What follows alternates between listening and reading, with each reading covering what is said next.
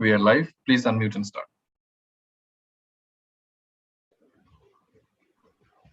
Good evening, everyone. On behalf of Endocrine Society of India, I welcome one and all to International Prediabetes Day. The number of people with diabetes rose from about 100 million in 1980 to more than 420 million by 2014, and the cost of treating diabetes and its cross complications is ever rising. To decrease the burden of diabetes, we need to effectively target the pre-diabetes stage, which gives us enough warning. And to understand these methods and the significance of the warning signals that we get, we have a host of experts here today gathered with us who will discuss how we do it. And to start the session today of International Prediabetes Day, we have with us Senior Consultant Endocrinologist, Dr. Harikumar, and Senior Consultant Endocrinologist, Dr. Saptarishi Bhattacharya. Thank you, Nalini. Good evening, everybody. Good evening. Yes, sir. We have with us our experts, Dr. KVS Harikumar, sir. Sir is a consultant endocrinologist in Meghna Clinics in Hyderabad, and sir has numerous awards to his credit, like Shakuntala Amirchand and Amundsen Oration Awards, J.S. Bajaj Oration Awards. Then he is a gold medalist as well from Endocrine Society of India, and sir has multiple research and publications to his credit. We also have with us Dr. Saptarishi Bhattacharya, sir. Sir is the Senior Consultant and Head Department of Endocrinology from Max Super Specialty Hospital, Patparganj, Delhi. And he's the Director of eHealth Diabetes and Endocrinology Center, Noida. And he has been the ex-President Society for Promotion of Education in Endocrinology and Diabetes. And sir has been the Scientific Secretary of the Endocrine Week 2020, and he has more than 50 publications to his credit in numerous national as well as international journals. Over to you, sir. Thank you, Nalini and Abba. Good evening, everybody. Welcome to the Pre-Diabetes Day. It's like the justice delayed and justice denied is always the famous adage which keeps saying. So we don't want to delay the treatment so that people develop diabetes. We might as well target it at this stage. And I hope the efforts put by the entire team, the fabulous efforts, will convert some of those pre-diabetes and choose the direction into the reverse rather than a progressive direction. Some of the places we want the reverse direction is more happy, and this is one stage. Request Saptarshi to say a few words before we hand over to the first session. Thank you, Dr. Harikumar. I think it's an unique opportunity to connect with all of you. So pre-diabetes often gets neglected. So it does not qualify to be in the category of full-fledged diabetes. So often we see a report of HbA1c of, okay, 5.9 or fasting blood sugar of 112. We'll just casually tell, okay, you don't have diabetes. So is it actually so? So can we take it so casually? Do we need to think about it more? Is it the right time to act? I think we need, it provides a window of opportunity and it's the right time where you can actually improve your metabolism, which is there and which predisposes you towards diabetes. So we'll be discussing all that over the next 4 hours. We have a galaxy of stars, and we also have good wishes pouring all over the world on the occasion of the International Prediabetes Day, which was conceived originally by Endocrine Society of India and also supported by SAFEs. So it's all good to connect with all of you together, and I hope next year we'll have a lot more organizations pitching in for this very important day, and we'll have a mega and brilliant event in 2022. I would now request the IT team to share the messages that has come across. Hello everybody, this is Dr. Arvind, the President of Diabetes India, giving you a message on the World Pre-Diabetes Day. 14th of August is being recognized worldwide as the Pre-Diabetes Day. Why are we talking about this? In fact, we have 24 million people with pre-diabetes in India. Close to 10% of them move to full-fledged diabetes. What has shown according to the clinical trials is a good lifestyle change, reduction of your weight, actually can reverse the pre-diabetes stage. Please talk to your doctor. The most important thing is to have a knowledge about the right lifestyle changes. Knowledge alone may not be sufficient. You need to have the right attitude to use that knowledge and follow it.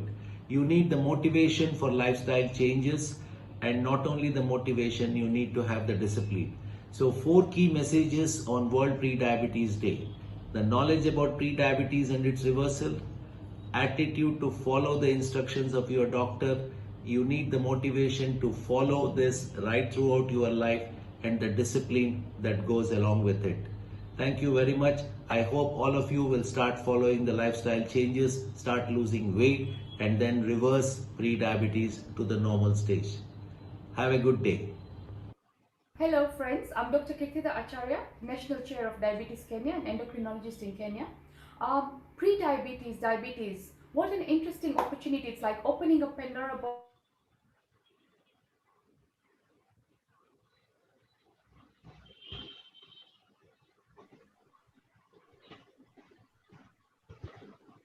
Can the IT team look into it, please? There is an issue with the video. Hello friends, I'm Dr. Kirtida Acharya, National Chair. Pre-diabetes, diabetes, what an interesting opportunity. It's like opening a Pandora box and changing the whole future of a patient. There have been so many interesting trials, pharmacologic trials, lifestyle interventions. It's really a balancing act, and we need to buy in with the patient what future, how they can change the whole landscape of the future by prevention of diabetes and its complications. Patients really fear all the complications of diabetes: chronic kidney disease, loss of limb, loss of eyesight.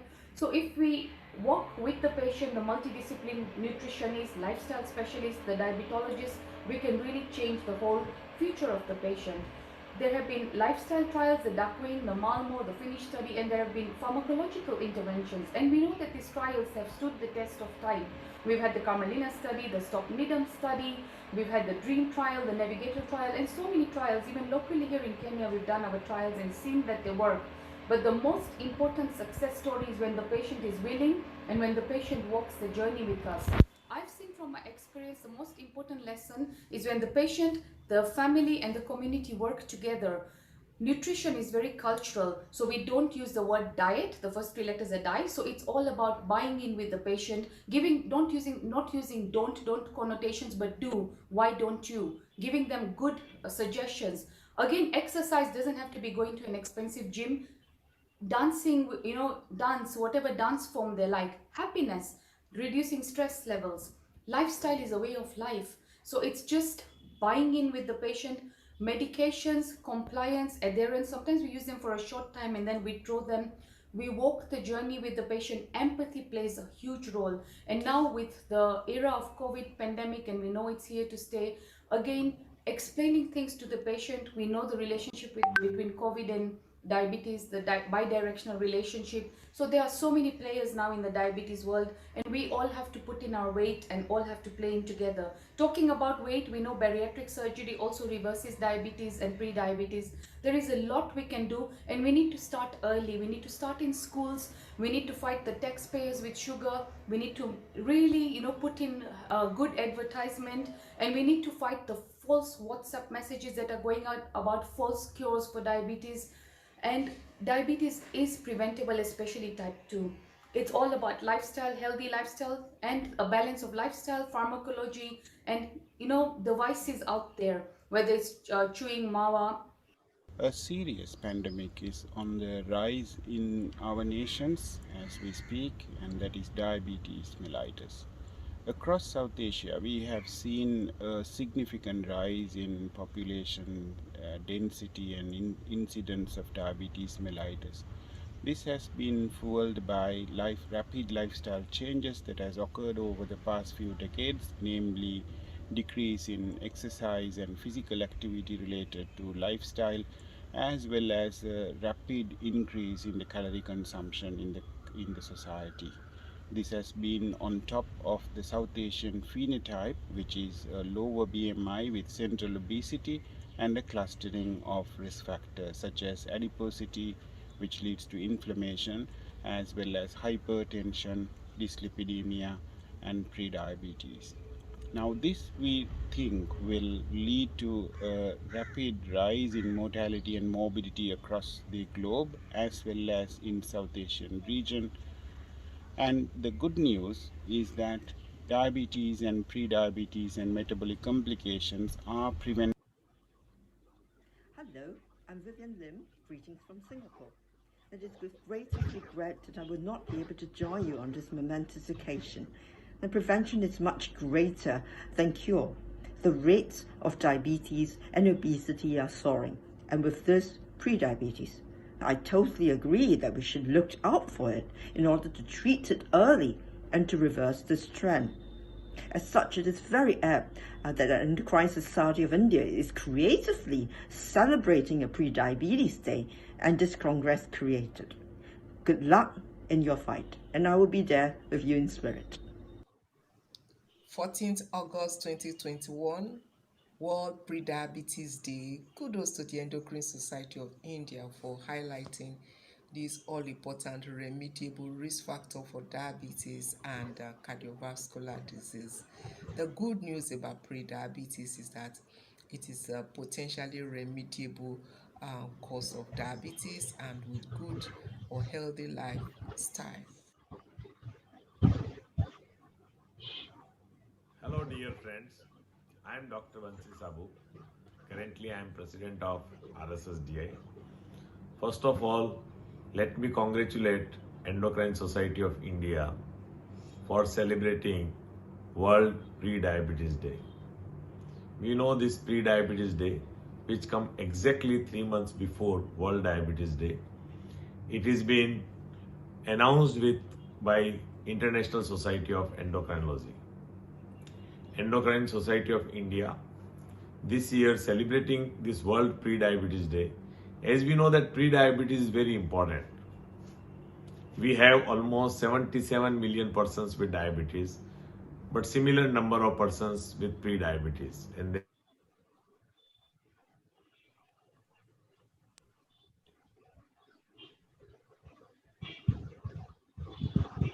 Thank you, the IT team, for sharing the videos. I would now request the Master of Ceremonies, Dr.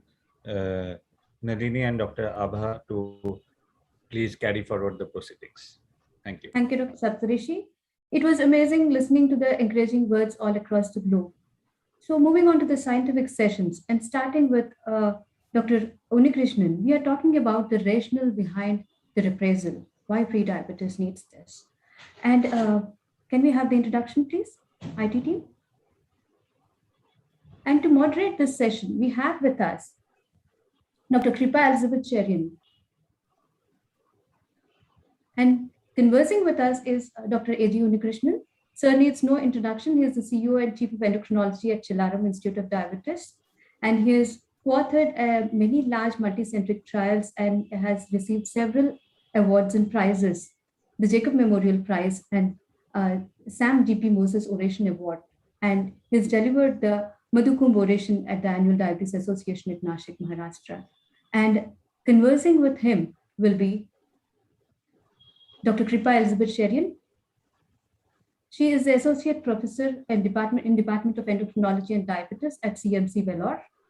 And she has over 69 publications to her credit, and research areas of interest involve bone and also transplant.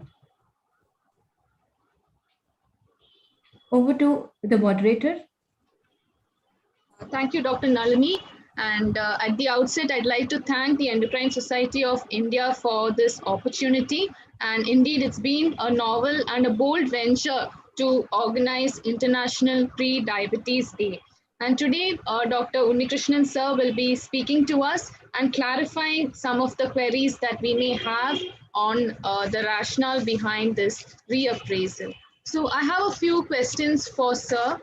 The first is that, sir, until the dawn of the millennium, impaired glucose tolerance was the only player in this label of pre-diabetes. And since 2010, the ADA has deemed it necessary to incorporate the IFG and the IGT as well. So do you think, sir, that this sort of disguises the differences in these subcategories? And if we were to plan intervention, how does it affect the interpretation of outcomes?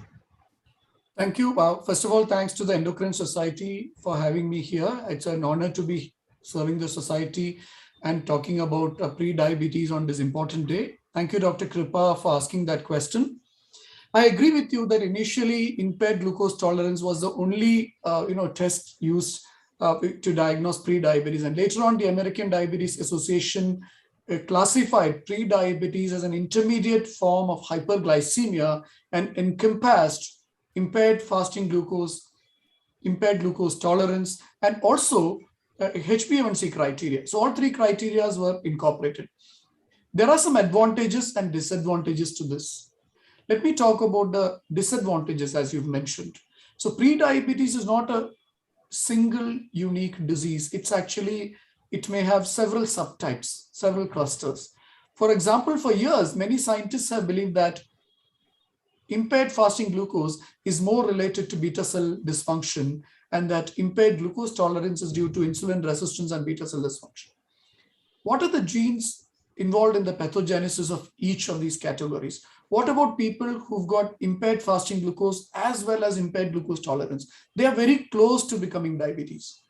And these are some of the questions that come up when you talk about clustering impaired fasting glucose, impaired glucose tolerance, and HbA1c criteria together. But there are also some advantages of this.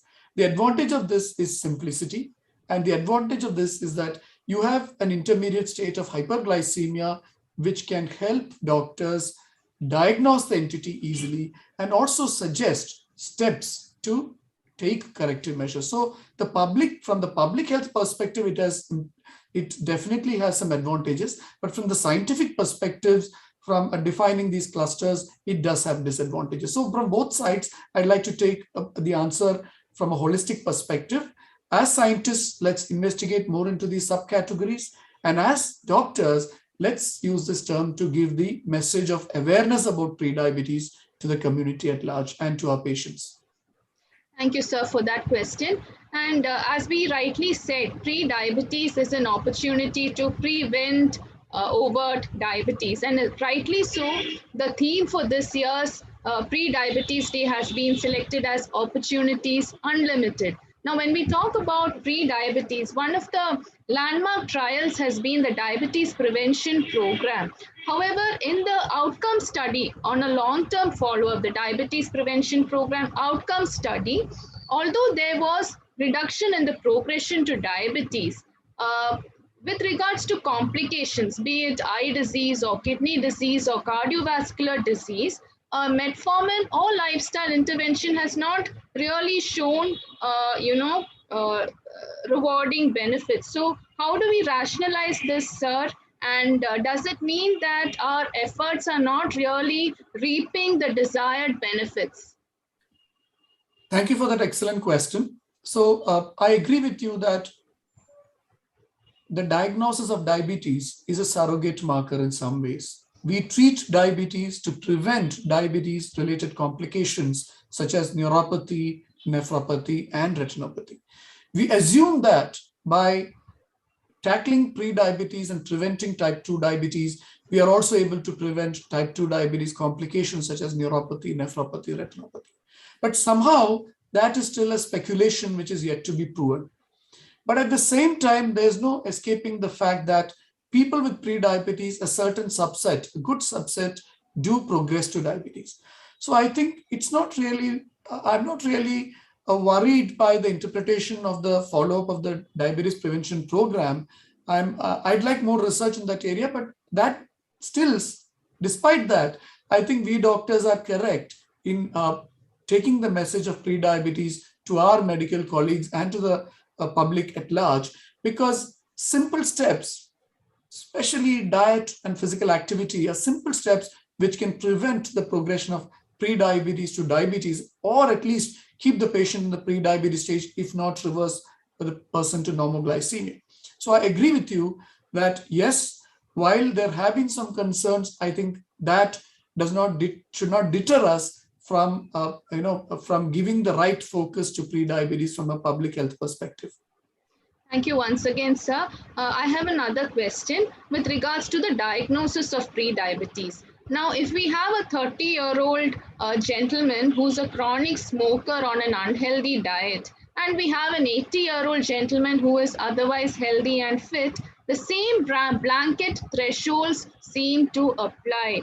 So how do we rationalize? Is a one-size-fits-all approach okay? Or do we really need to tweak the pre-diabetes label to make it more individualized? I completely agree that there is a lot of scope for bringing out a fresh guideline on pre-diabetes, looking at the clinical perspective. Now, a young gentleman, 30-year-old gentleman, requires aggressive lifestyle modifications to bring that HbA1c or bring that blood glucose levels to normal, because pre-diabetes, if it progresses to diabetes, it could be a problem. Whereas the diabetes, which the pre-diabetes in the 80-year-old person, remember Leaf group did a study from Europe where he clustered diabetes into several subtypes. And one of the subtypes he called as mild age-related diabetes, MARD. And he said that those people with 80 years old who have MARD, mild age-related diabetes, may not require aggressive treatment, and public health strategies should focus on younger people. In a very similar way, I'm not saying that that applies to pre-diabetes. It doesn't really apply to that. But if you want to speculate that concept and bring it to pre-diabetes, I agree with you that aggressive lifestyle modifications could be pursued in the younger person, while safety should be foremost in therapies given to the elderly person. So yes, your questions, all your questions are excellent, but this question particularly is excellent because you brought out a very clinical aspect of personalizing pre-diabetes management, and that's very important. Thank you, sir. Again, of late, there have been talks about, using the 1 hour post-load criteria of more than 155 milligram per deciliter to sort of diagnose individuals at high risk for progression. So what is your comment on this, sir? So I agree that 1 hour could be an important marker, but in my view, it is always a 2 hour postprandial that has been shown to have a strong link to complications. And also, we have more clinical experience while applying the 200 milligrams per cutoff. So I'll agree that yes, there is a move to look at the 1 hour more carefully. I think this requires validation and standardization across different populations before we take it as as an important established entity. Till then, let's stick to the current guidelines, which I think is more or less appropriate. But thank you for highlighting that important, scientific point.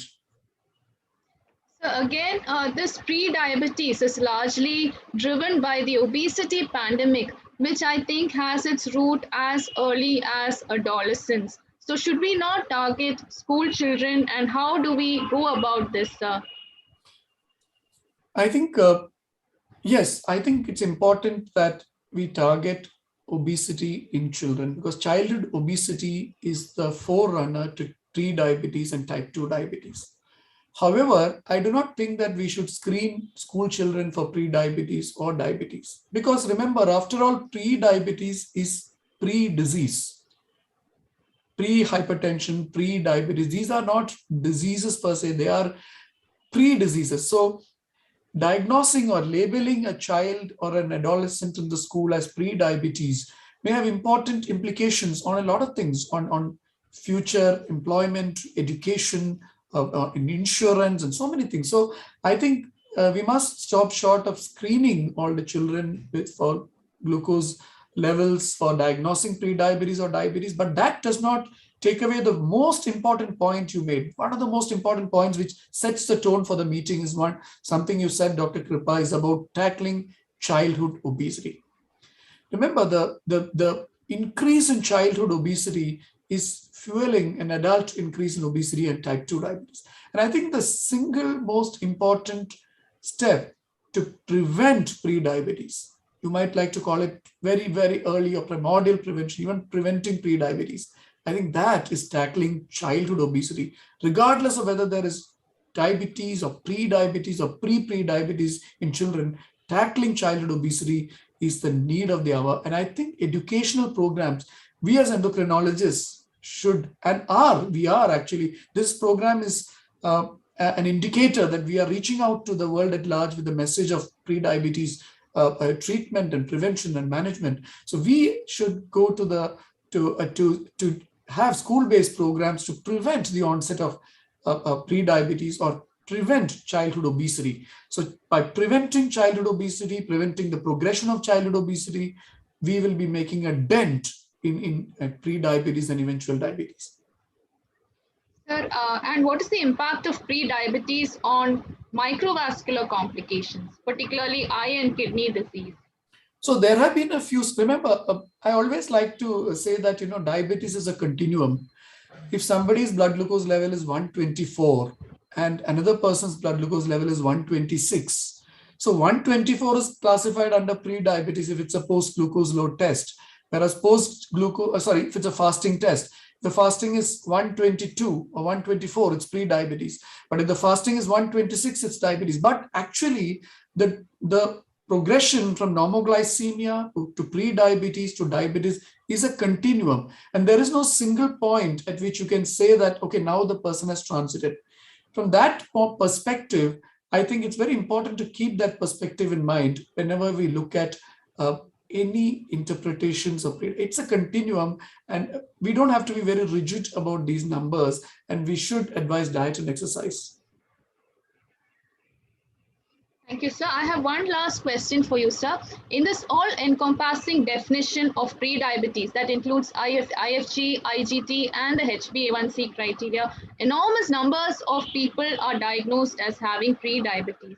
And this probably far exceeds the capacity of healthcare systems to respond through individual care. And how do we address this issue, sir, in a resource-constrained setting like ours? So I agree with your point, and I remember your previous question was on microvascular complications, and some studies have shown, microalbuminuria, retinal abnormalities, even in pre-diabetes. But as I mentioned, it's a continuum. So you need to treat even if the blood glucose levels are borderline. Treatment is with diet and exercise. As you rightly mentioned, the National Urban Diabetes Survey actually showed that about prevalence of pre-diabetes in India is about 14% of impaired glucose tolerance, if I'm correct.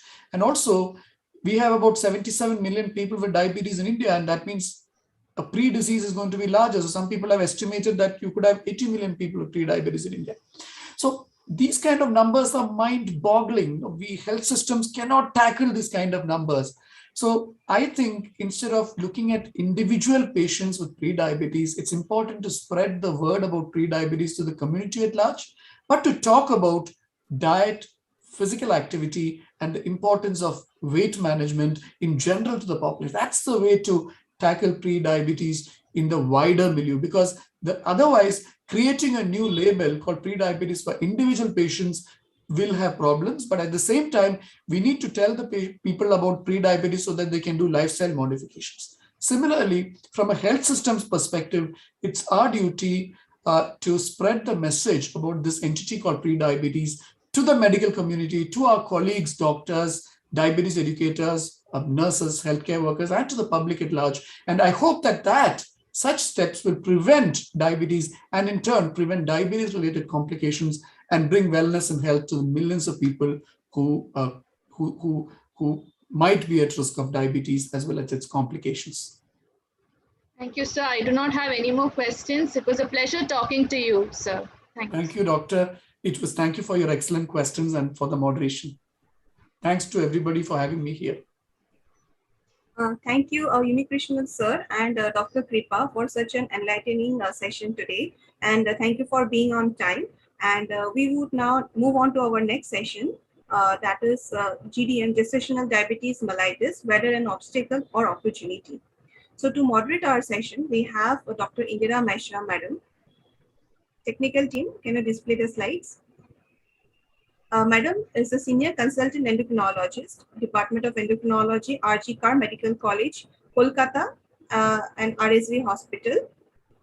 And we have expert panelists with us today. And we have Dr. Hassan Adin. Sir is Sir is a medical doctor and professor, and he has been the head of the Department of Endocrinology and Metabolism. Next slide. We also have with us Dr. Dina Shrestha from Nepal, and Madam is the consultant endocrinologist of Norwich International Hospital, Diabetes Research Center and Rehabilitation and City Polyclinic. And we also have Dr. Manas Pratim Barua. Sir is the promoter director, HOD, Department of Endocrinology from Excel Care Hospital, Guwahati. Over to you, madam. A very warm good evening to all present here. Thank you, organizers. Thank you, respected panelists and all present here. So for our topic today is gestational diabetes mellitus, whether it's an obstacle or an opportunity. As we know, gestational diabetes mellitus is diabetes that is detected, or hyperglycemia that is detected in the second half of pregnancy, which is not overt diabetes. Considered an obstacle and a challenge for many reasons, but we are trying to discuss today, can we actually convert this obstacle and find some opportune moments to improve the long-term health of the mother and the child. So we have it as a list of experts from all over the world. So first, my question to Dr. Dina Shrestha, ma'am. So I would like to know from you, do you really consider the diagnosis of gestational diabetes mellitus as a challenge? And what are the immediate challenges a lady and her offspring faces, and how may we address this? Good evening, everybody, and it's a pleasure to be part of this really, and especially with this topic, which I really like. Gestational diabetes has been my passion for a few years now. In my opinion, yeah, definitely if a patient is pregnant and if the patient is diagnosed with gestational diabetes, I would say that it is a bit of a challenge. It's a bit of an obstacle because it's not that it's like pre-diabetes where there's nobody at harm, you know. So we know that for the baby, the fetus, that when we have gestational diabetes, there is a risk of what we can say is fetal programming. That is the number one issue that we deal with.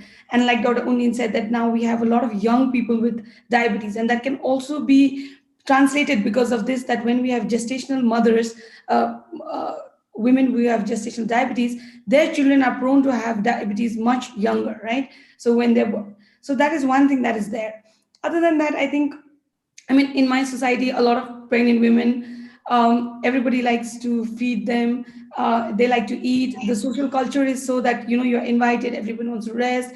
And any way to show your love and caring is through food.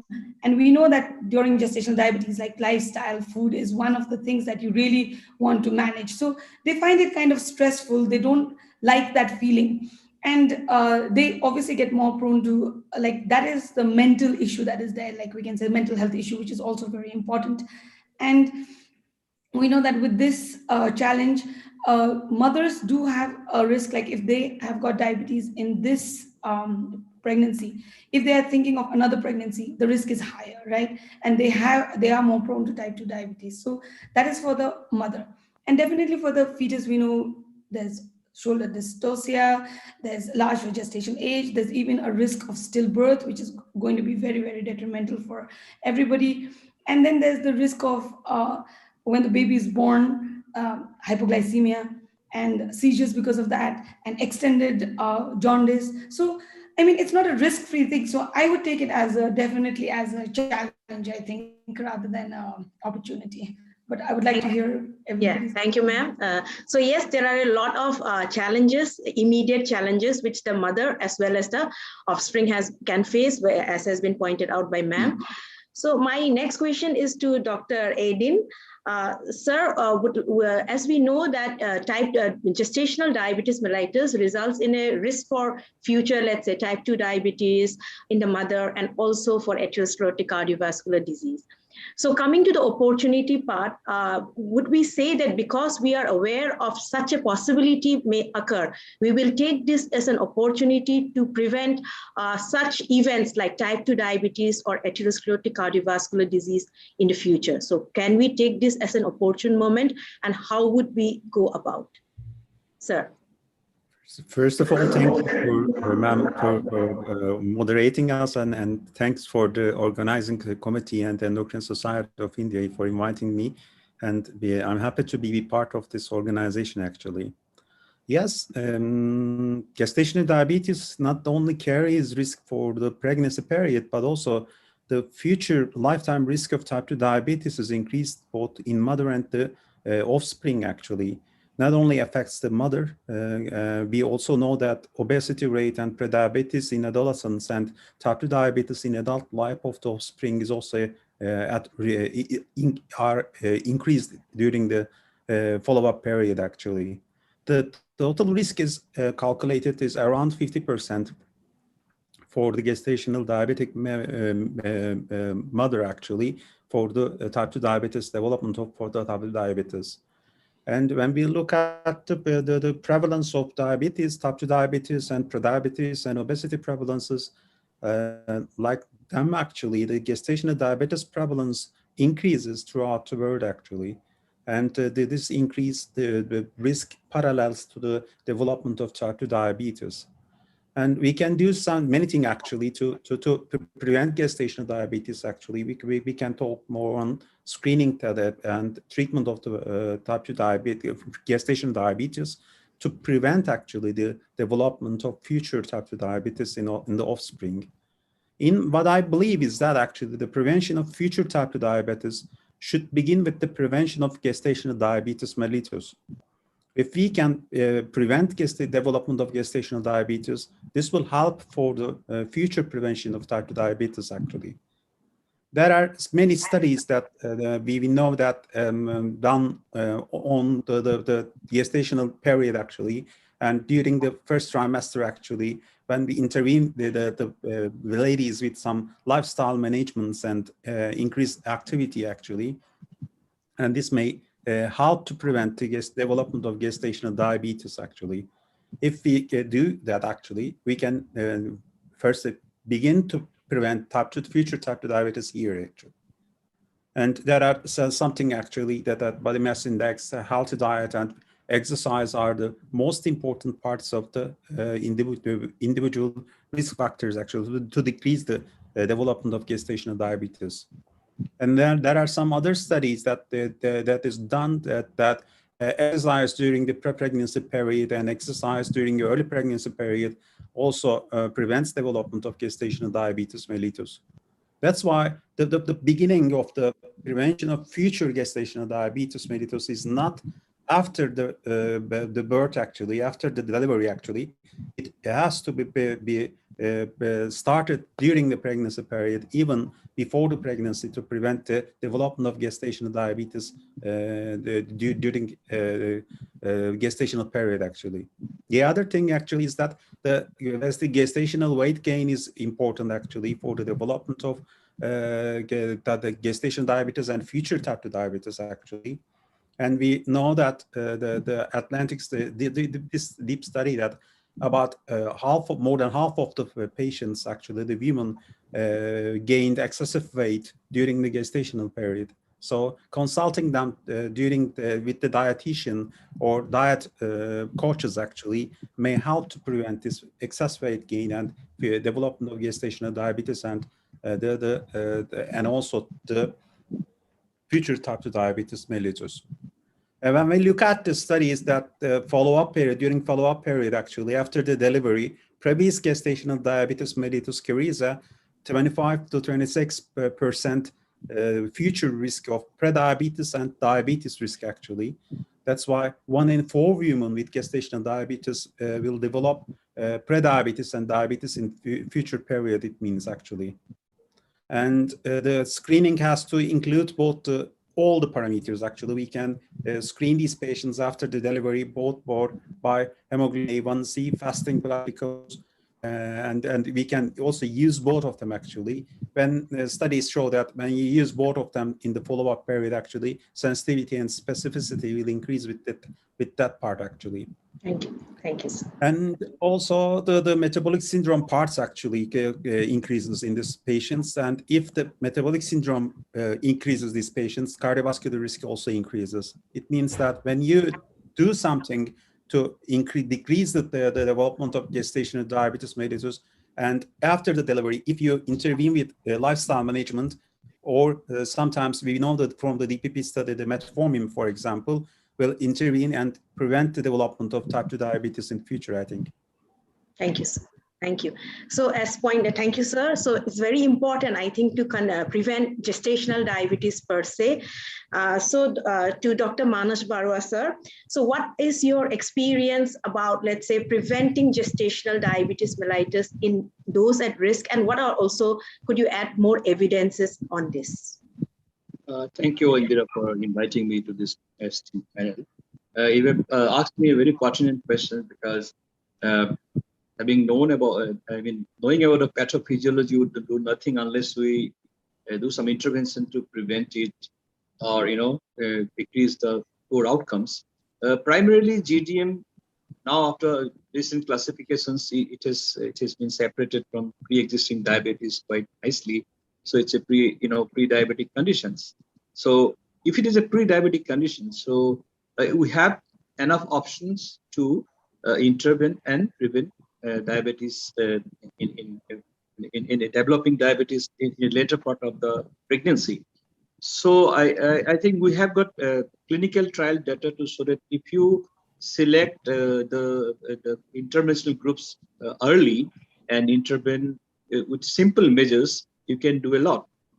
For example, the Redial study, which you in fact mentioned to me recently, that study is a nice study because one, it picked up patients with obesity and history of GDM. So there are two primary groups who are at very high risk of developing GDM, as per the definition, the later part of the pregnancy after 20 weeks. So you have to pick them up early, means you choose the high risk population, then start intervening pretty early, like around 12 weeks, 13 weeks, by simple lifestyle measures and giving them some goal, like for obese patients, they can ask them to not to gain weight. Of course, you cannot ask anyone to lose weight during pregnancy. That will be detrimental. But at least we can, up till second trimester, that same study and other studies have in a previous time have shown that not gaining weight till the middle part of the pregnancy will not be detrimental in obese people. So that can be advised. So not to gain weight and control a diet properly with consultation with nutritionists, then we should provide that facility to those people that can really bring down the GDM. And in that study itself, it was shown that there was a statistical lesser numbers of people developing GDM in the later part of pregnancy. Of course, that was a small study that didn't show any outcome. Outcome measures, when the study was not primarily aimed at looking at the outcome measures at the end of pregnancy. It was not powered in that manner, but then it was enough to show that the incidence of GDM in the later part of pregnancy is prevented by intervening early in the early phase. So, and then apart from obesity and previous history of GDM, we have got host of other conditions which we can easily point out the risk involved in the particular patient reference. Patients like patients having strong family history, bad obstetric history, pregnancy-induced hypertension in the previous years. So any history of impaired glucose tolerance in the past which was not followed up. So host of other conditions you can pick. And in fact, in Asian population, we can say that most of our patients at least after the age of 30 would be at a high risk. So I think so intervention at the early phase would be early. Of course, here you need the help of obstetricians because they are the one who are going to advise the intervention or refer the patients for proper counseling to endocrinologists or diabetologists. I think a coordinated approach is very important so that we can pick them up early and intervene early. Yes, sir. Thank you. So pick them up early, intervene early, so the GDM itself is prevented. Now, coming to Dr. Dina again, let's come to the opportunity part first. So the thing is, I think many of us have read and experienced that women with GDM or gestational diabetes are more teachable or motivated during the pregnancy because they're concerned not only about themselves, but about their offspring also. And so what is your experience? And also, how would we carry this forward to the later years and also to the next generation? Ma'am. Thank you so much. really the tricky part. Like we always read that how, these gestational diabetic mothers are so good with it. And, they're like you said, they're easy to learn, they adapt, and which is so true. It's fantastic. Like, in our clinics, how we see that we've been dealing with a patient with type 2 diabetes for so long and they don't make any changes. And here you get a GDM patient and she's wow. You tell her, I give you a week, control your diet, and like Dr. Manash said, like concentrate on your proteins, decrease your carbs.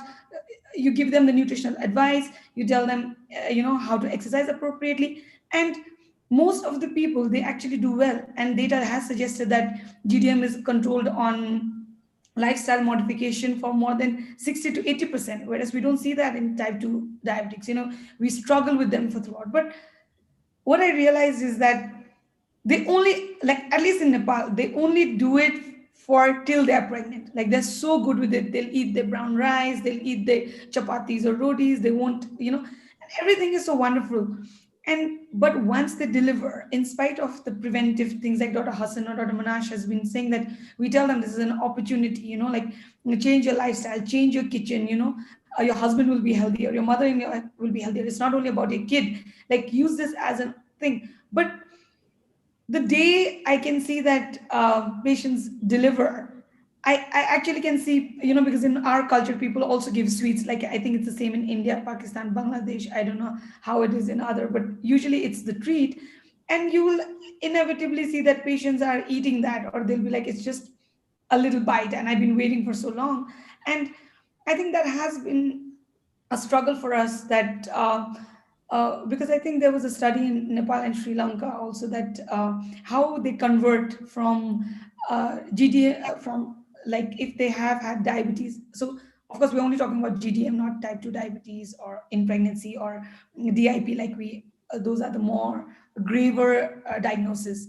But I felt today like literally GDM was like the pre-diabetes to, we can say, the way pre-diabetes is to type 2 diabetes, GDM is to DIP, right? So, but it has been difficult for me to tell them that, no, like the sugars have gone away, because they have that sense of hope, because we know that once they deliver and we check the sugars, miraculously the sugars have gone away, and somehow they feel they're cured.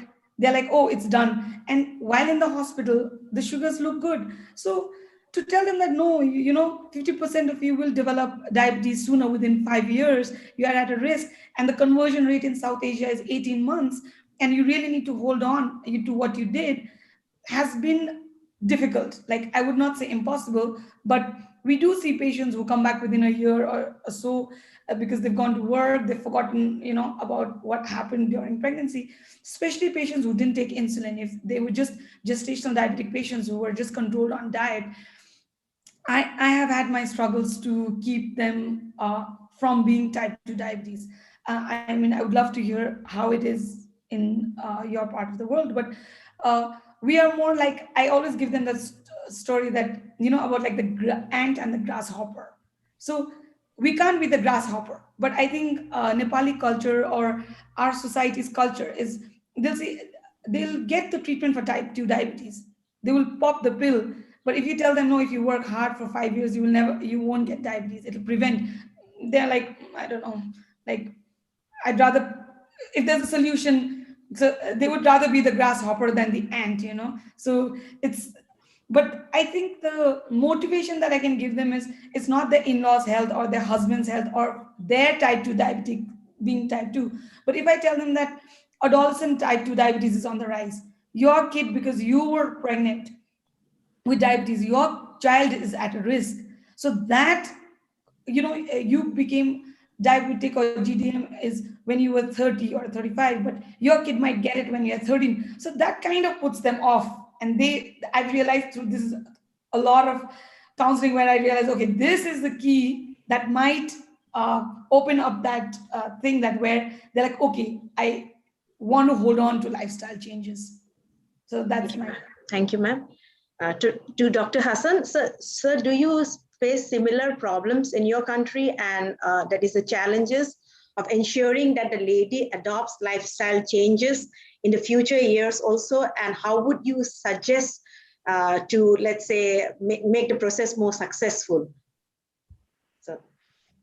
Mm, Actually, as I listen to the talks, actually, I see that the problem is same in all around the world. Actually, the same problems in Turkey. Actually, we face the same problem, and the prevalence rate in Turkey actually about 16%. 1 in 7%, the 1 in 7 lady that is pregnant has a gestational diabetes in their pregnancy period. Actually. And after the delivery, actually, we suggest all our patients to do oral glucose tolerance test after 3 to 4 months, actually. But I can say that only 1/3 of our patients come back for the oral glucose tolerance test, actually. And we calculated in our study, in one of our study, that the 10-year risk for the type 2 diabetes in Turkey is around 35% for these ladies, actually. And lifestyle management may prevent it. We all know that 40 to 50% is effective for preventing for the development of future type 2 diabetes in these patients.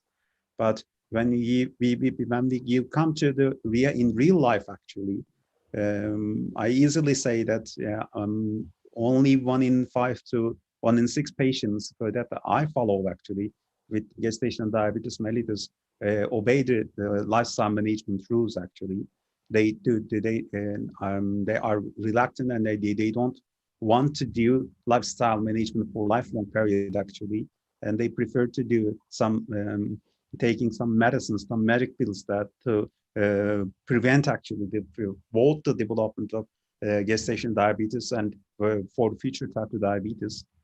And most of the physicians in Turkey, actually, when I see, actually, if the patient has a prediabetes after the delivery, actually, they commonly use metformin in the treatment, actually.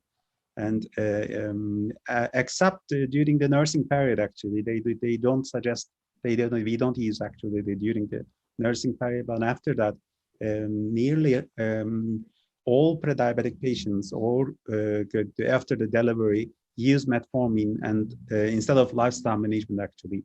But I prefer to, on the side of doctor, actually, the lifestyle management. But it is very difficult for a person to do a lifelong lifestyle management, actually. Yes, yes, I do agree. So coming to Dr. Manush, so sir, then do you use pharmacotherapeutic agents like metformin to prevent, let's say, diabetes in those with pre-diabetes and had a history of GDM? Or do you just use lifestyle modification? So your mic is off.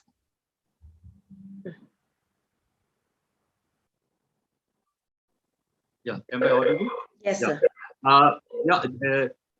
Unfortunately, I being an endocrinologist, I don't get to see the post-GDM patients that often. I think in my society in India, because we have got esteemed colleagues from other countries also, I would like to tell you that there are probably two big problems here regarding any intervention as a primary preventive tool for any disease. First, say, for example, diabetes, GDM, in a post-GDM scenario.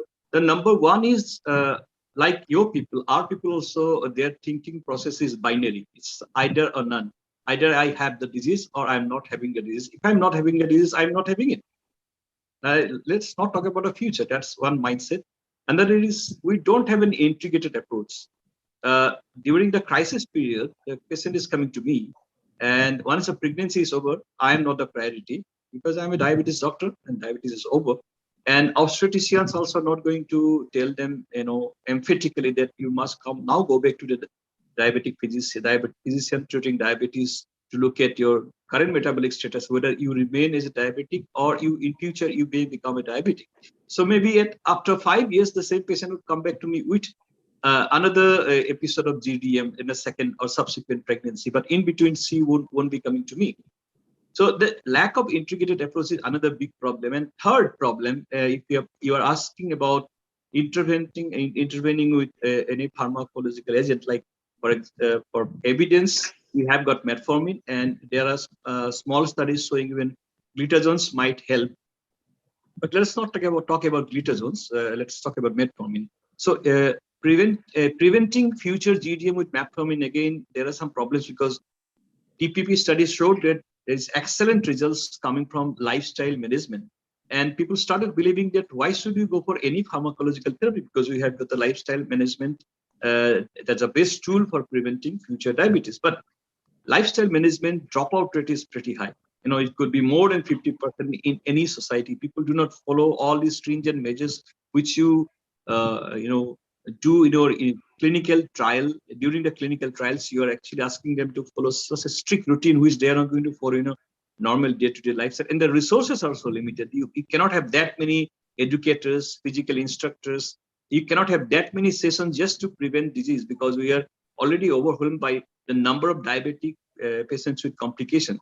So I think because of these complex issues, any intervention either with lifestyle management or with drugs like safe drugs like metformin, you say it's difficult. But if the patient happens to come to me regularly, if I have the sense, of course, I'm using metformin in all pre-diabetic patients for prevention because there are ample evidence that the follow-up will be better with metformin, the outcome will be better. Thank you. Thank you, sir. Thank you, Dr. Hassan. Thank you, Dr. Dina and Dr. Manash for the excellent thoughts you have shared on this topic. Thank you, organizers. So I think we may consider gestational diabetes mellitus, even if it's an obstacle, at least as an opportunity, as a moment where the patient can develop lifestyle changes that can be carried forward to the next generation and also to the future years. So thank you very much. Thank you. Thank you. Thank you so much. After the very informative session on gestational diabetes and whether it is an obstacle or an opportunity, we move on to prevention and intervention of prediabetes. Let us see what our neighboring nation has to say. It is the Indonesian perspective. And to speak on this, we have Dr. Ketut Swastika. And to chair this session, we have with us Dr. Andrew Yuloko from Nigeria and Dr. Sambit Das from India. IT team, can we have the introduction slides, please? Professor Andrew Yuloko is the professor of medicine and consultant endocrinologist from Bayero University, Nigeria. He is the Secretary General of EMSN and also holds several eminent positions. He has several publications, over 75 peer-reviewed publications, and his research areas of interest are diabetes epidemiology, education, care and prevention, and obesity and related disorders. And the second chairperson we have is Dr. Sambit Das. Next, please. IT team, next, please.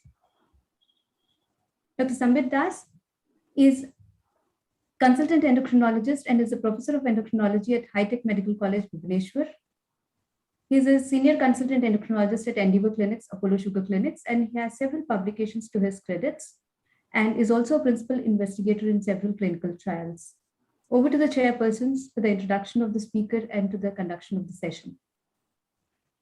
Thank you, Nalini, for that kind introduction. And at the outset, I must congratulate and thank Endocrine Society of India for this wonderful concept of observing the Prediabetes Day on 14th of August. So I, with my co-chair, Dr. Andrew Uloko, so we are very happy to introduce our speaker, Dr. Ketut Swastika from Indonesia. And we have been actually discussing about what is pre-diabetes and all, and we all know that interventions are important, but we have discussed about the lifestyle intervention, we have discussed about the medicinal intervention or the pharmacological intervention, and now we'll listen from Dr. Ketut. So may I request Professor Andrew to kindly introduce the speaker. Okay. Thank you very much. Good afternoon from Nigeria. I don't know if it's good evening in your location in India right now. The speaker today is Dr. Ketut Swastika. He holds an MD, an internist consultant endocrinologist, PhD holder, a professor of medicine. He is the head division of endocrinology, diabetes, and metabolism of internal medicine in the faculty in the University of Dengasar Bali. He is a guest professor at Kobe Women University at Kobe, Japan since 2011 till date, and is the president of the Indonesian Society of Endocrinology in years 2018 to 2021 and 2021 to 2024. He is published and presented in more than 150 international publications and meetings since 2010. He's serving as an editorial board member and reviewer of several international journals. His research interest is mainly in the area of obesity, type 2 diabetes, and risk factor for cardiovascular disease. Please join me to warmly welcome Dr. Q. Thank you, Professor Uloko, and also Dr. Das. And we also thank you and a great honor to us, to me, that invited in this, I think, a very important meeting about the pre-diabetes to celebrate the Pre-Diabetes Day by Endocrine Society of India. I will share my screens. Fine. I will talk about the prevention and intervention of pre-diabetes in Indonesia. Firstly, I would like to talking about the prevalence. Okay, could you hear my voice? Yes, sir. Yes, sir. You're audible, sir. Slideshow. Okay. On the top, on the left corner, you have play from Okay, the start slideshow. Okay, button. sorry. Yeah, okay. Thank you Okay, so much. I would like to talk firstly about the prevalence of obesity, pre-diabetes, and diabetes in Indonesia. And we're talking about the obesity. Obesity prevalence is increasing year by year. I think based on our research in by Ministry of Health from 2007 and 2011 and finally 2018. Prevalence of the obesity in adults and also in the children's increasing sharply year by year. I think around 1/3 of patients in adult patients having obesity, and 20% of children aged 5 to 12 years also have overweight and obesity. Of course, this one the appearance to be a big problem for our country. And then the prevalence of obesity also related or parallel with the prevalence of the pre-diabetes in our countries. You know that any increasing supply of the IGT from previous study and the latest study 2018, and then by this prevalence, IDF Atlas showed that Indonesia having the numbers third in the world or the absolute number of pre-diabetes in adults.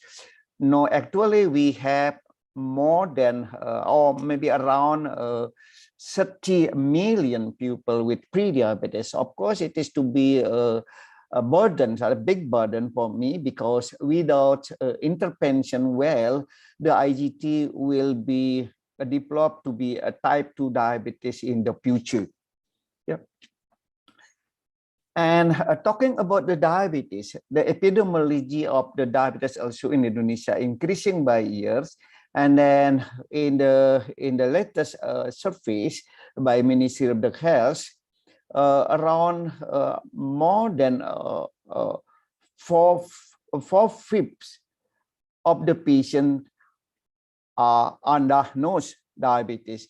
So you can imagine that undiagnosed diabetes to be a big problem, because almost the patient will be come to the clinic or the hospital by complications. And by the latest data of Indonesia, and the IDF Atlas showed that Indonesia having the absolute number of diabetes number 7 in the world in adult patients.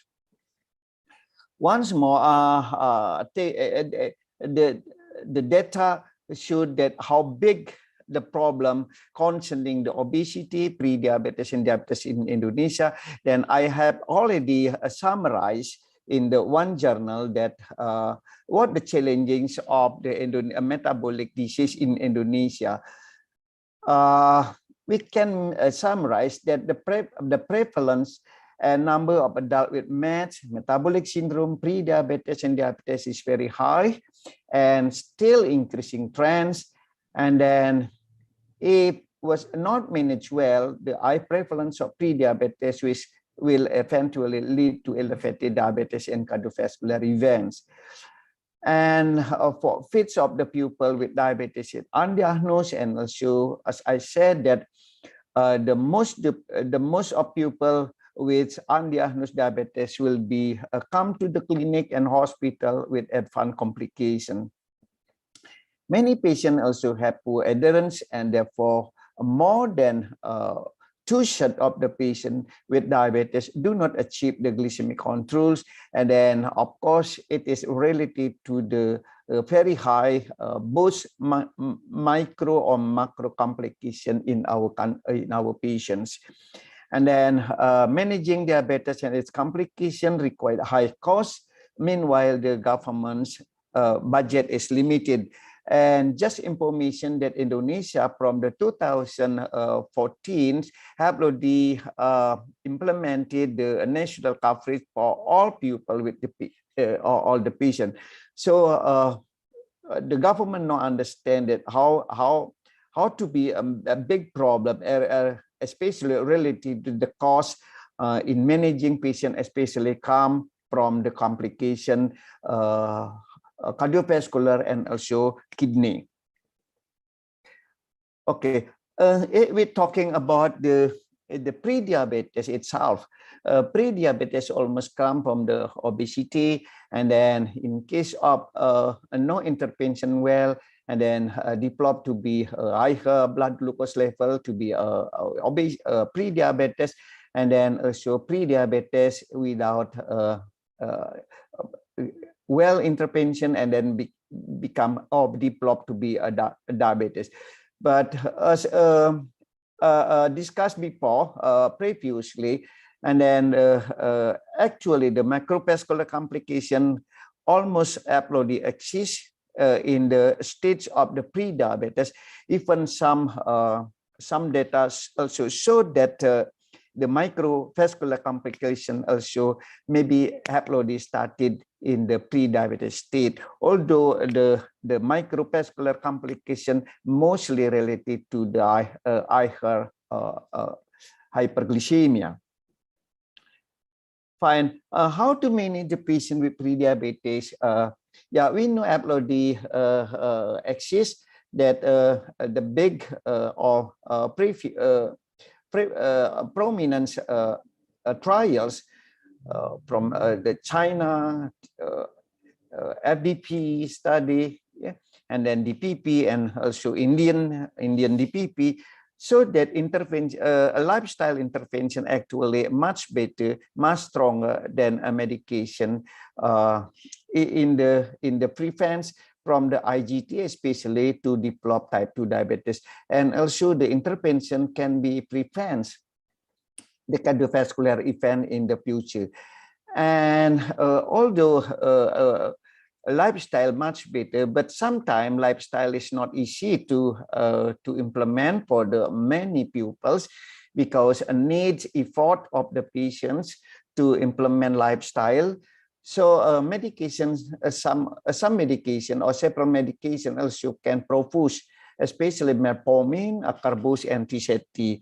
And then finally, by so many trials, so that these medications also have effect for the prevention of diabetes from the IGT. So many organizations, yeah, ADA, EST, or I think maybe Indian, Indonesian, beside lifestyle, there's several medications also proposed to be used for prevention from the pre-diabetes to diabetes. And our government, our Indonesian Diabetes Association also already proposed of the guideline how to prevent from the pre-diabetes to be diabetes. And then lifestyle, of course, still to be a focus first. and then a first line. And then in case of the lifestyle modification still not achieve the target or fail to achieve the target, I think a medication like metformin and acarbose can be proposed. And in our countries, metformin and acarbose have already approved by Indonesian Board and Food and Drug Controls. And then our government, especially the Ministry of Health, via the Directorate of the Non-Communicable Disease, now I think maybe recently focused on to how to treat interference of the obesity and the pre-diabetes. And then we recently always discussed to develop the programs and then start to socializations, education for the population, and also for the primary care physician, that how to manage the patient with obesity and the pre-diabetes by several times conducting of the webinar, for instance. I think that's all my presentation. Thank you very much for your attention. Thank you very much, Dr. Ketuk, for a wonderful presentation. This presentation is quite brief and straight to the point and conveys a lot of information. I must commend you for putting up a lot of evidence and a lot of information in the area of prevention of diabetes and the experience from Indonesia. Before I open this for comments and discussions, I want to recap that you have rightly observed that the rising prevalence of obesity in children and adolescents underlies the rising prevalence of pre-diabetes in Indonesia. And this actually is the picture in most of our countries and in our practice. You have also talked about the importance of lifestyle in the prevention of pre-diabetes. I think this is baseline, whatever intervention it is. And then quite interesting to note that Indonesia uses metformin and acarbose as recommendation for prevention of diabetes in populations of people with pre-diabetes. And so I must commend you for that excellent presentation, Dr. Ketuk. I don't know, my co-chair, do you have comments before we entertain discussion on this topic? Yeah, thank you, Dr. Ketuk, for that nice and brief presentation and completing it before time. So as you have discussed and you have given very nice data, and you have also told that in Indonesia you are using metformin and AGIs for prevention of, for giving in pre-diabetes for prevention to progression to type 2 diabetes. So what's your experience with the AGIs, basically, acarbose and all? Yeah, actually the metformin is almost proposed the first, yeah, in our countries. And then, but anyhow, you know that in our country, now implement the national coverage for nearly all of the populations. So the not medication is the first line, but the lifestyle still focus. So our government via Ministry of the Health now have a planning of the programs, and then involving of the not only primary care physician but also a caregiver in the villages, yeah, and then how to manage the patient with diabetes, the obesity and the pre-diabetes, I think primary detections, yeah, detection of the pre-diabetes in the villages. And then not allowed to use the metformin or medication first. But metformin actually have already approved by our government also in case lifestyle modification at least 6 months, yeah, not achieve the target. But acarbose, I think maybe acarbose is still relatively expensive. So the metformin still, I think maybe only medication in case of lifestyle medication fail. Yeah.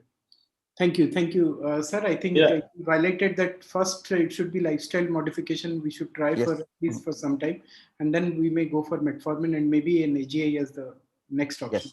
So I could see Dr. Nalini very anxious for finishing this in time. So thank you, Dr. Ketut, and thank you, my co-chair. So we'll end the session over here. Thank you again. Yeah, Nalini. Thank you. Thank you so much for the question and ending the session. Just a brief comment that I don't know what the experience is, the use of thiazolidine because if you see the study he projected, the DREAM study recorded that up to 60% prevention of pre-diabetes to developing diabetes. So what's the experience in the different parts of the world, knowing that thiazolidine are less favored now in the treatment of diabetes, as we all know. And I don't know if you could comment on that. And then the frequent side effects of acarbose as a prandial regulator, the GI side effects, how amenable and how commonly is this used in Indonesia? I don't know. I just want to have your experiences. Thank you. So maybe some brief answer by Dr. Ketut, and then we'll wind up. Okay. TCD actually is maybe couldn't use in couldn't allow to use to our government, especially who covering from the national coverage insurance. Yeah.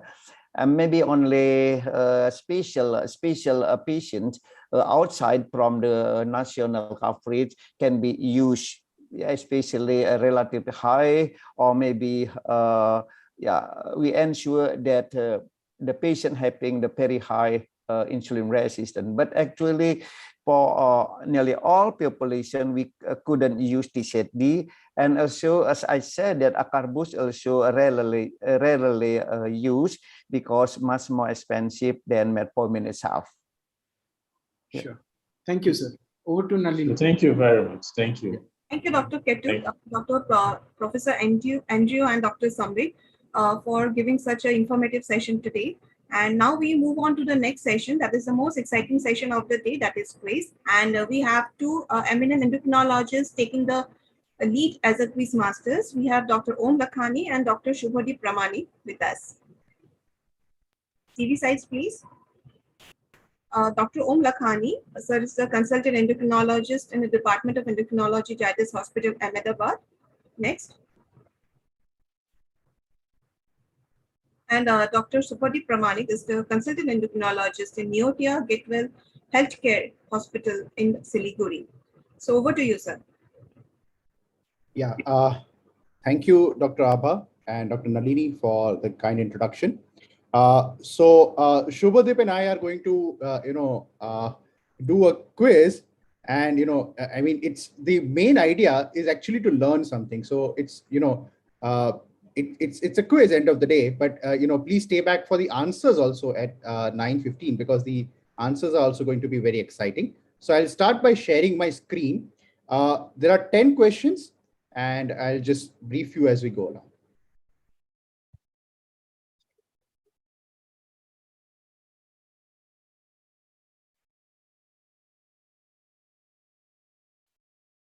Yeah.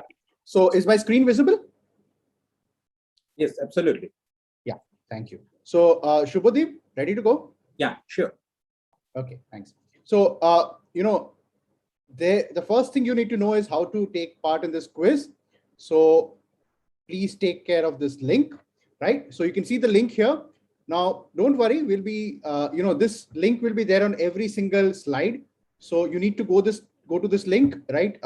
Follow this link exactly as it is written. So it's https form.jotform.com/Zydus-endocrinology/quiz. Okay, so you need to follow this link. Here, when you follow this link, I'll show you what you'll see. If you have a mobile device, you can also scan this QR code. This link and this QR code will be there on every single slide which you are going to show. So don't worry if you missed this out, right? We'll move on to the next slide. So when you open this link, you will find initially some relevant details. which will be there. So you need to enter your name, your email address, your phone number. Please enter this correctly, because if you happen to win the prize, we should be able to contact you to give you the prize. So it should be very important. So please fill in your details properly, and you have extra 5 minutes. This quiz is actually 10 minutes. We have extra 5 minutes in this session to fill on all these details. Okay. And this is what the question would look like. So this is a trial question. You can answer this as well if you want, but no marks for this. There is a next button. So in fact, as soon as you select your answer, you don't need to press the next button to move on to the next slide automatically. But you can, if you want to skip this, you can just click on the next, and you can always go back to the previous question. So if you feel you want to change an answer, please go back to the previous question also, right? This is what is the last page. And when all the questions are completed, you can go to the last page where there is a submit button. You need to rate the quality of quiz and then click on submit. Don't forget to click on submit. If you don't click submit, your answers are not going to be recorded. So please take care. And this is the link to the quiz. Once again, I'm telling you, this is the link to the quiz. So you can follow this link to the quiz, and this will be there on every single slide. And you can see the QR code on the left. Now, if you open this in your mobile phone, this is what it will look like. The next buttons are here. The previous buttons are here on the bottom. And you can clearly see again, similar, you can very easily log in to the mobile also for this quiz. Okay, so I hope these things are clear. And again, don't forget to press the submit button in the end. Once all the questions, you have answered all the questions, you click on the submit button. Okay, so quiz is live, so you can start, and we'll also be, asking the questions online here as well. Okay, so the rules of the quiz: you have 10 plus 5 minutes to complete the entire quiz. You get 5 minutes extra for completing the initial formalities, name, details, etc. Now it's a multiple choice question. Every question has a single correct answer. There are no negative markings. Now the top 2 people with the maximum correct answers will be eligible for a prize. And in case of tie, the person submitting first will be chosen as winner. So time is of importance.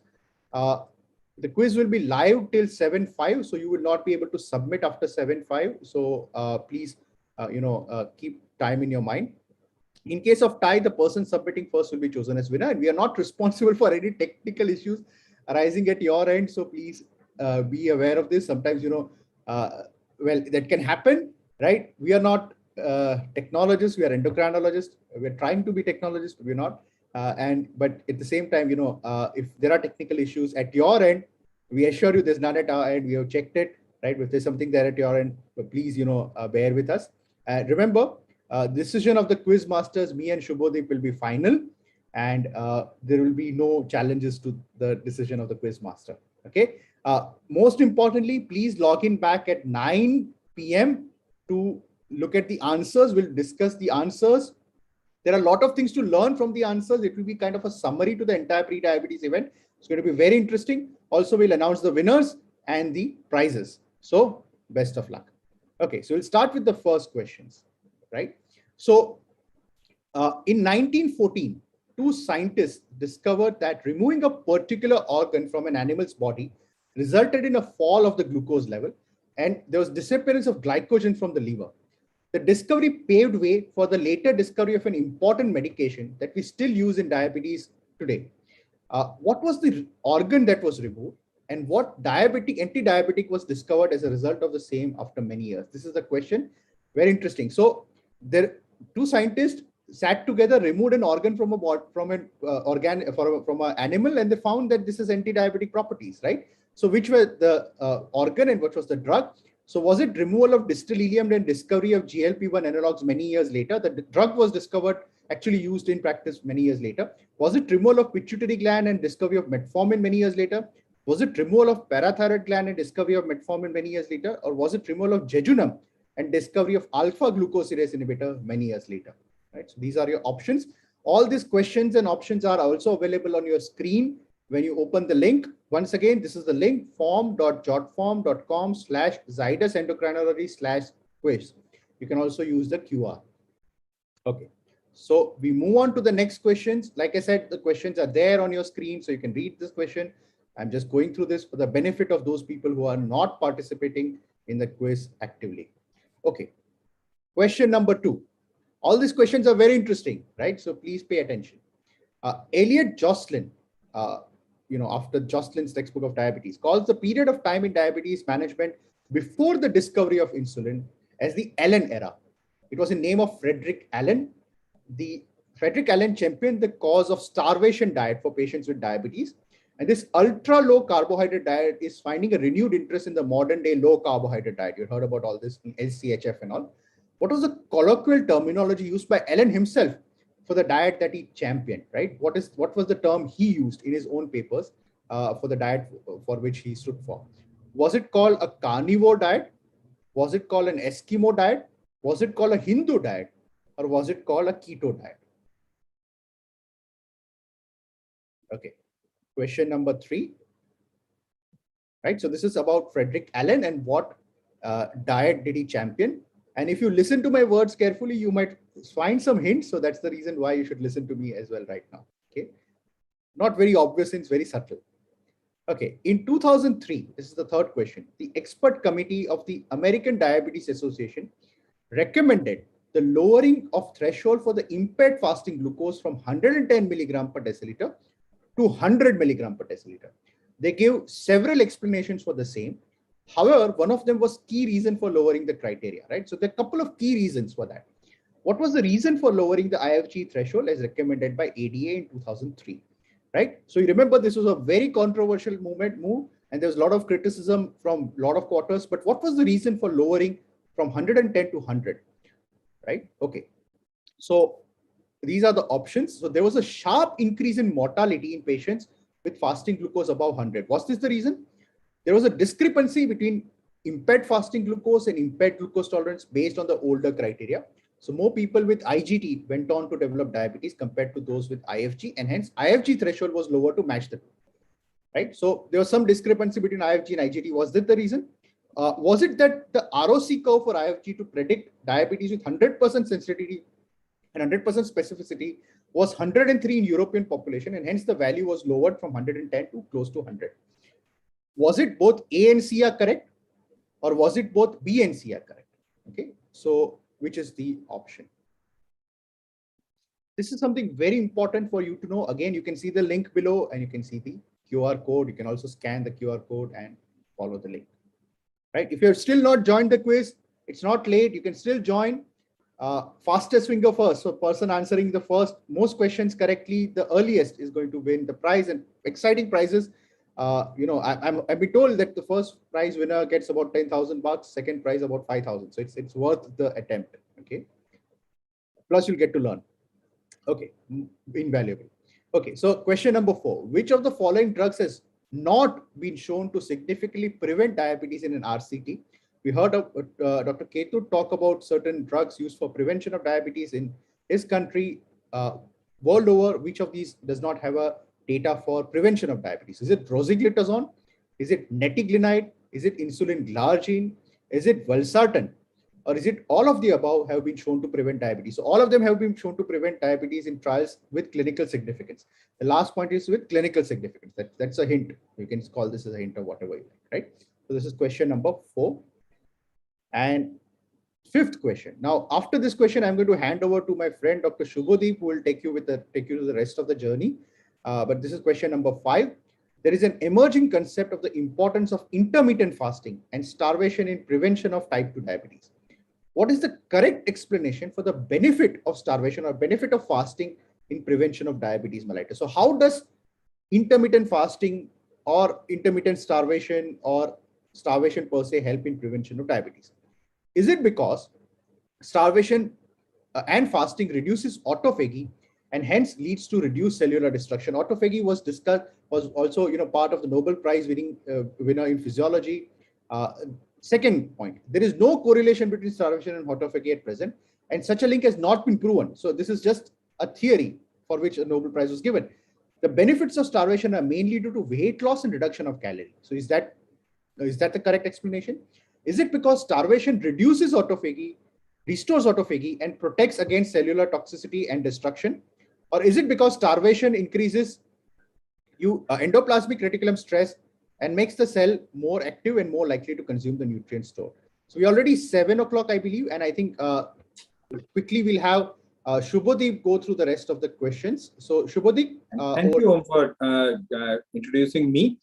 I think I'll take 2 to 3 minutes to complete the rest of the 5 questions because my questions are somewhat straightforward with simple one-liner question. The number 6 question is, which one is considered as an increased risk for development of diabetes from pre-diabetes?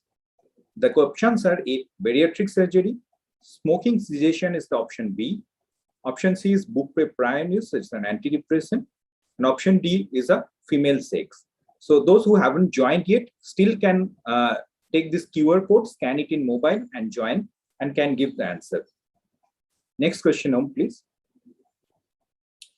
According to the ADA guideline 2021, that's the most recent ADA guideline, what should be the target weight loss for diabetes prevention?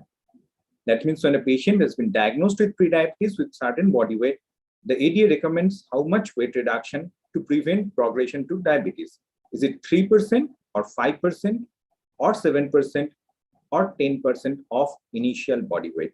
I'm not talking about any evidences, what the ADA guidelines do recommend. That was my question. Next question, please. The lifestyle modification trials, the DPP trial, we already all know this is the largest trial for prevention of development to diabetes, but there is an Indian DPP as well. But it has been shown that lifestyle modification was more effective than metformin in the original DPP trial, but it was similarly effective in the Indian DPP trial. So what is the explanation that metformin is more effective in Indians to prevent development of diabetes? The options are A, Indians are more sensitive to metformin. B, the lifestyle intervention was less intensive in Indian DPP. Indian DPP was a longer program, was the option C. And the progression to IGT to diabetes was higher in Indians. So some of the facts may be true, more than one fact may be true, but what is the reason why it was a negative trial? That was my question. Next question, please, Om. In D2D trial, everybody knows the supplementation of vitamin D was tried to see whether it prevents development of diabetes, but it was again a negative trial. It didn't show any improvement. So what is the plausible reason for that? Number 1, the dose of vitamin D was low.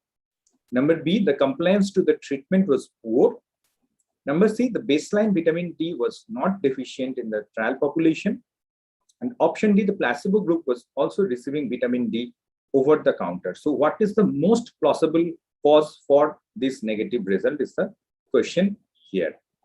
Last question, please. In an overweight individual with at least one risk factor for diabetes, what should be the ideal age to start for screening for diabetes? It's again, you have to answer as part ADA guideline 2021. So it should be a 25 year of age or 18 year of age, or it is as low as 10 years of age or onset of puberty, which is earlier, or it is option D, 10 year of age or onset of puberty, whichever is later. So these are the options. I think we have completed the 10 questions. Thank you very much for attending the quiz. But please don't go away. Stay back for the answers at 9:15 p.m. And we'll be discussing the answers. And believe me, the answers are more interesting than the question itself. So I hand over to you, please. Yeah. Thank you, Shubhadeep. So I think that was an excellent quiz. I think we can praise ourselves for that. So thanks, Shubhadeep, for the wonderful questions. And I joined back at 9 o'clock. Okay. So it's about 9:10. So we'll be the way we are going with Dr. Nalini pushing us around, I think we'll be exactly on time, I believe. So there's still 4. That was an amazing quiz indeed, Om. That was amazing. So quiz indeed. Back to Dr. Nalini. Thank you so much, Dr. Om and Dr. Shubhadeep. Moving to the next session, we are dealing so much with prediabetes, and we often see that HbA1c is measured. So how good is HbA1c as a measure to understand diabetes? What are the caveats in measuring HbA1c? Let's converse this with Dr. Sujay Ghosh, and in conversation with Dr. Sujay Ghosh is Dr. Ipsita. Dr. Sujay Ghosh is DM Endocrinology and FRCP from London, Glasgow. He's the chief editor of Oxford Handbook series, and he has several publications to his credit. And discussing with him would be about the caveats of HbA1c. And to do this, we have Dr. Ipsita Mishra.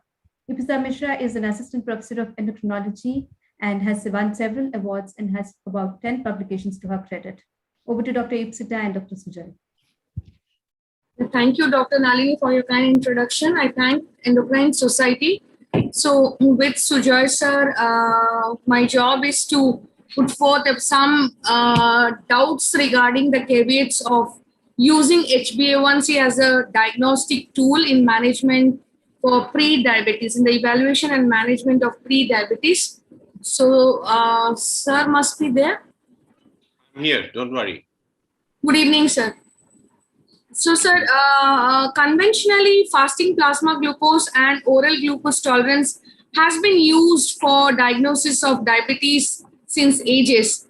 But when was HbA1c included in the diagnostic criteria for diabetes? And what was the probable rationale for being included as a diagnostic criteria for diabetes? Thank you, Ipshita. Good evening, everyone. Good evening to all our friends across the world, wherever you are, especially friends from the safe East countries. And a very happy Independence Day in advance to all of us in India and Pakistan. And thank you for that question. And, you know, we were DM trainees at that point of time when we were taught that, you know, HbA1c might be having some role in the diagnosis of diabetes as well. It was only in 2009 that the International Expert Committee thought that, you know, HbA1c should be recommended as one of the key measures to diagnose type 2 diabetes. And it was only in 2010 that the ADA guidelines first had HbA1c as a diagnostic criteria. The year later, the WHO also kind of went along with what the ADA had suggested in terms of including A1c as a diagnostic criteria. Now, it took a long time actually to first of all gather evidence that HbA1c levels are strongly correlated with complications of diabetes.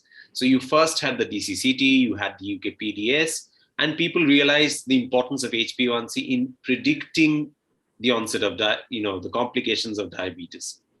But there were several challenges before it actually got incorporated as a diagnostic tool. And in that, the first thing was the assay of HbA1c and the standardization of the same to start with. And, you know, essentially, why are we looking at a cutoff for diagnosis? We are trying to look at a cutoff for diagnosis because we want to predict complications. And, you know, it would have been wonderful if we had great concordance with all of these diagnostic criteria, whether you're using fasting glucose, postprandial glucose, random glucose with symptoms and HbA1c. Unfortunately, life is not that simple. And in the quiz also, you heard about the discrepancies of lowering the fasting glucose levels because of certain things. I think this quiz is probably still going on or off, I don't know. But that was a challenge. And what happened essentially was a very large body of evidence was collated to look at the relationship between HbA1c and complications.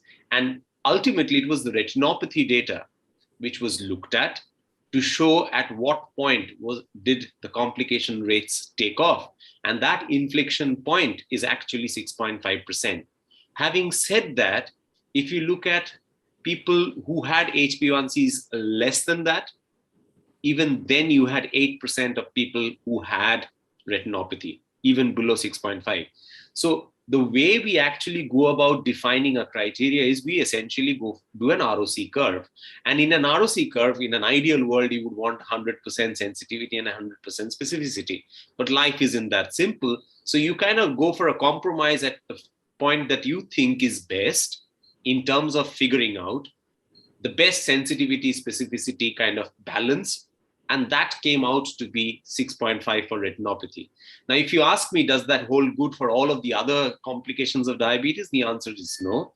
And the challenge predominantly is not just because, you know, maybe at various levels of glycemia, the complications occur, but the way we actually define or detect those complications are also very complicated.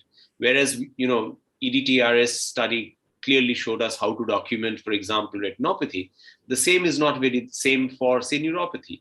I might say I want to do a corneal confocal microscopy to define neuropathy. Somebody might say I want to do a clinical monofilament test to say whether someone's got neuropathy. So that's the basic kind of rationale under which we came up with this diagnostic criteria for defining the so-called 6.5 as defined by the IFCC method as the diagnostic criteria of type 2 diabetes, or diabetes for that matter.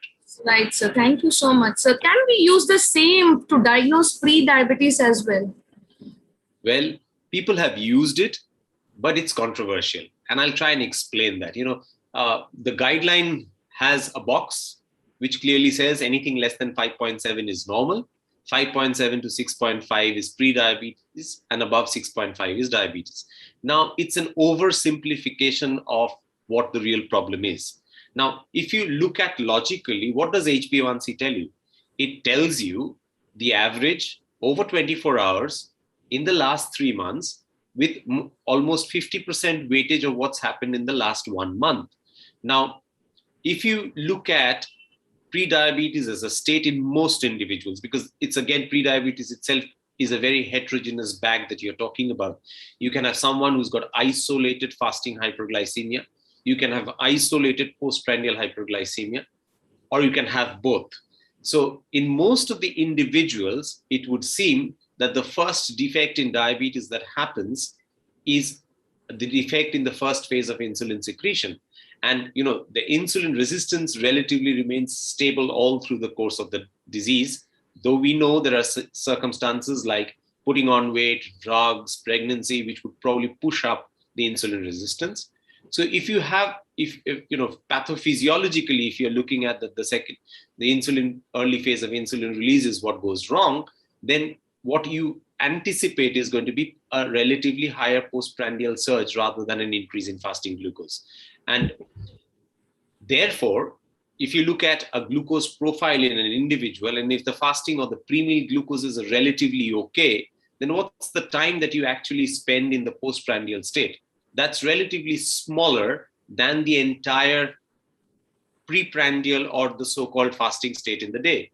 So if to start with, the postprandial glucose just starts rising a little bit with the pre-meals being normal, how sensitive is such a test going to be, which actually influences the HbA1c? So the HbA1c might not actually rise that much. And one of the challenges and the problems that we face when you are using A1c as a diagnostic tool for diagnosis of prediabetes is that it's a relatively low sensitivity test. So if you have someone who's got an A1c more than 5.7, then it's probably much more specific. But if you look again, the concept of the ROC curve, if you try to improve the sensitivity, the specificity goes haywire. So essentially, it's a poor sensitivity test, but a relatively good specificity test in terms of diagnosis of prediabetes. Rightly said. Absolutely right, sir. Sir, as you have already told that sometimes it can so happen that there can be normal fasting sugars, there can be normal postprandial sugars, but most of the time in OPD, we find patients who have a HbA1c range beyond 6.5 with all these normal values. So does it really overdiagnose diabetes per se? And in that context, does it overdiagnose pre-diabetes also? Right. I think, you hit the nail on the head that if you look at what contributes to fasting glucose predominantly and what contributes to postprandial glucose predominantly, I think all our DM trainees and the junior boys would, agree that essentially in the fasting state, the glucose levels are maintained by the liver predominantly with gluconeogenesis. Whereas in the postprandial state, it all depends on how sensitive your skeletal muscles and adipocytes are in terms of taking up the glucose levels. And of course, the beta cell secretory capability, particularly the first phase of insulin secretion. So you might have a situation where someone has predominantly fasting hyperglycemia because maybe at the level of the liver, things are more resistant, because having insulin resistance does not mean it's an all or none phenomenon. There might be grades of insulin resistance at different tissues. On the contrary, if somebody's got bad insulin resistance at the level of the skeletal muscle of the adipocyte, might have postprandial hyperglycemia.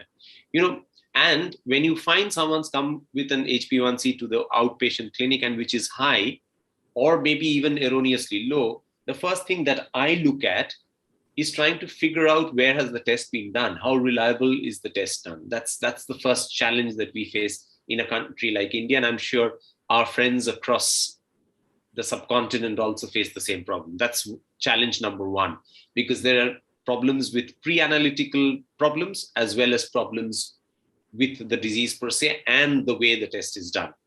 The second thing is often people will take time, or maybe they have had a screening A1C test due to part of a health package or something of that sort, and the A1C is shot up and he's got a fright and started controlling his glucose levels and or at least his diet or exercise, and by the time he's done a fasting and a postprandial, the glucose levels might be lower. In most of the circumstances, it's the other way around. It's underdiagnosing rather than overdiagnosing.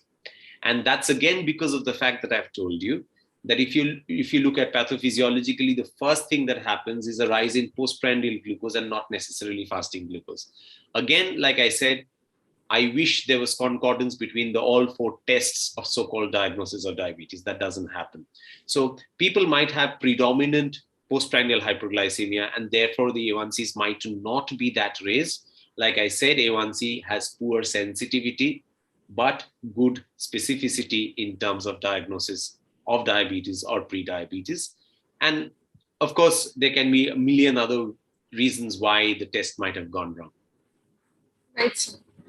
Sir, next I would like to ask that HbA1c, as you had already told, that it correlates with the occurrence of retinopathy in diabetes in microvascular complication, set of microvascular complications. Similarly, can we use HbA1c in the pre-diabetic range to predict the occurrence of any form of microvascular or macrovascular complications? Right.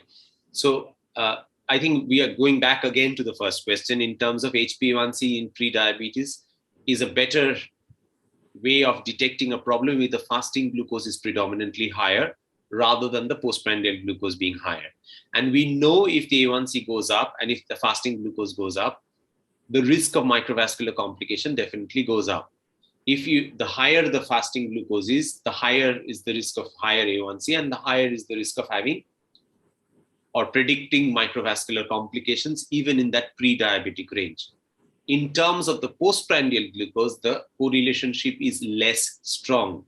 And, had it been IGT per se, or raised postprandial glucose, that is a stronger predictor of the cardiovascular disease and the macrovascular diseases. So in terms of the correlationship, if you look at the microvascular risk is more strongly correlated rather than the macrovascular disease risk, though the macrovascular disease risk starts even before the diabetes stage in most of the individuals. So in a patient with pre-diabetes as defined by HbA1c, I would actually want to look at a formal fasting glucose and a formal oral glucose tolerance test. And if I find that the fasting glucose is raised, I know this guy's microvascular complication risk is probably higher. And if the postprandial is higher, not only is the microvascular disease risk higher, the macrovascular disease risk is also significantly higher. Absolutely, sir. Absolutely. And so we know that HbA1c value is influenced by multiple causes which influence the results of HbA1c, starting from various factors until the assays. So can you just briefly enumerate some of the conditions where we can get erroneous results of HbA1c? Right. Some of you might be knowing the history of how HbA1c test first started in clinical trials. That was with the DCCT. And, every result that you see that's reported it says at the bottom that it is DCCT aligned.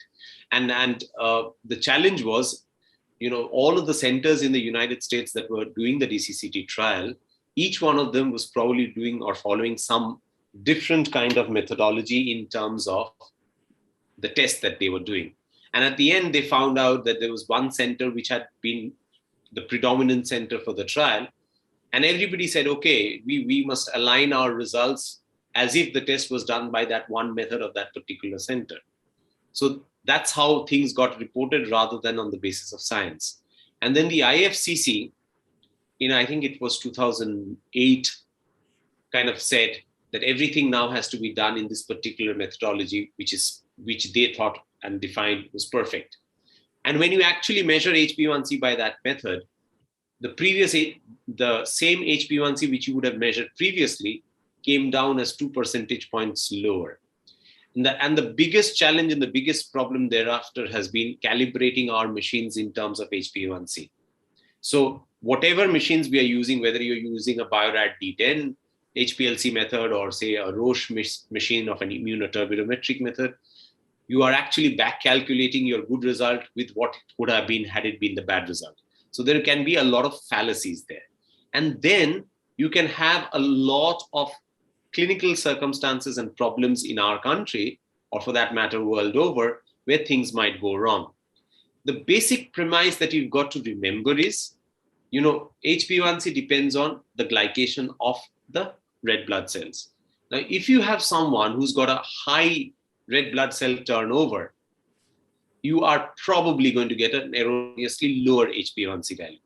And if the hemoglobin stays in the system longer, the HbA1c will be higher erroneously. That's because it's getting glycated for a longer period of time. So if you just remember these two things, that it's the hemoglobin turnover, or how long is the hemoglobin staying in the circulation, is what defines which way the problem will go. For example, somebody having iron deficiency anemia, the hemoglobin, whatever red blood cells are there, they're going to stay in the system for a longer period of time and erroneously give a higher value. On the contrary, if you have someone who's got a thalassemia or a hemoglobinopathy or hemolysis of any sort, the red blood cell lifespan is shortened. So it's going to be inappropriately low. For example, somebody's got a blood loss, acute blood loss due to some circumstances, has received an acute infusion, blood transfusion because of some reasons, has got chronic liver disease, and then there are certain drugs and hypertriglyceridemia. On the contrary, the ones where it will be higher will be iron deficiency anemia, vitamin B12 deficiency anemia, alcoholism, and again, certain drugs, and including chronic renal failure.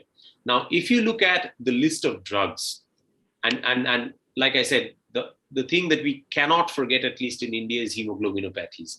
For example, the part of India that I come from, that's Eastern India, the heterozygous trait of hemoglobin E and hemoglobin E beta is as high as 8% of the adult population. So that's pretty high in my state. So that's one thing that we have to keep in mind. And in terms of the drugs, it's mostly falsely low. And these are individuals where there is hemolysis of some sorts. For example, using of dapsone, ribavirin, and vitamin E, vitamin C, and aspirin in varying doses. The other endocrine problem that we don't talk about, which might interfere with your hemoglobin A1C assay, is thyroid disease. So if you have hypothyroidism, your A1C will be erroneously higher. And if you have hyperthyroidism, your A1C will be erroneously lower. And that could be almost to the tune of 0.4%. And that's again because of the red blood cell turnover. That's the basic explanation. The other thing is, if you're looking at from one ethnicity to the other ethnicity, you can have this concept of slow glycators and the fast glycators. So that could be one reason. For example, the Afro-Caribbeans, they are very different from us in terms of that. And age of the individual, ethnicity, all of these could actually influence the way A1C changes, even without changes in glycemia. Absolutely, sir. So well said, sir. Thank you so much.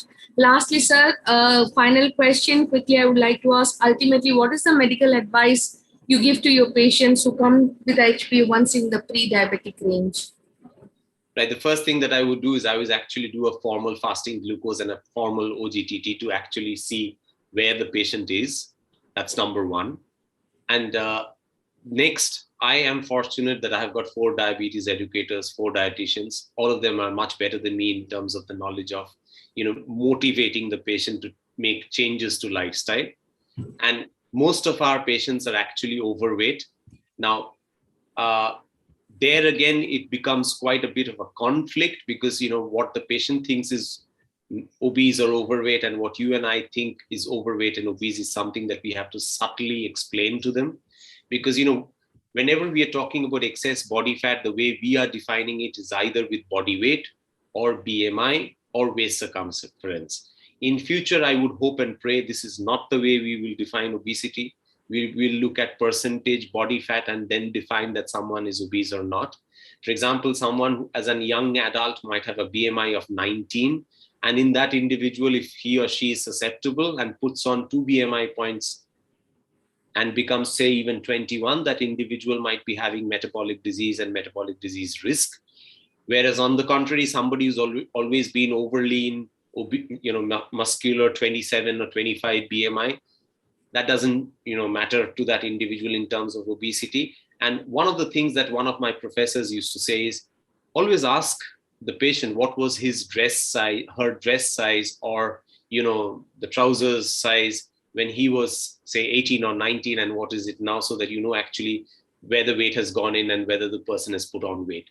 So getting a clear-cut perspective that you've got excess fat in your body, wherever it might be, is something that you need to explain to the patient very clearly, categorically, and that's what you're targeting. And, we were talking about the percentage of weight loss that's recommended, that's about 7%. Ideally, if the individual is younger, it might be possible to lose much more weight than that. It all depends on what's here, what the patient is thinking about himself, how motivated he or she is. So weight loss is an important issue, and in that, diet is much more important than the exercise bit, because what I try to tell my patient is 1 tablespoon or 1 teaspoon of oil is 45 kilocalories. And, we are in a meeting like this, in 1 hour, you spend 150 calories doing nothing but listening.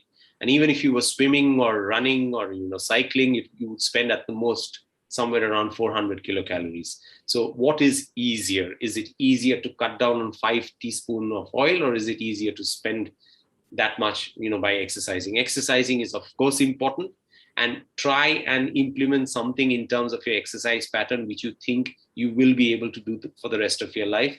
Don't just go and buy a treadmill, because after a few days, you'll be hanging your wet clothes on them. That's what happens in most of the circumstances. So having a, exercise physiologist and a programmed exercise program, and of course about the diet, and talking more in terms of the practical terms of the portion sizes, the plate rule, the thumb rule, the hand rule is much more important than all those figures that you tend to write down, 25 grams of this and 50 grams of cereal. It doesn't work that way.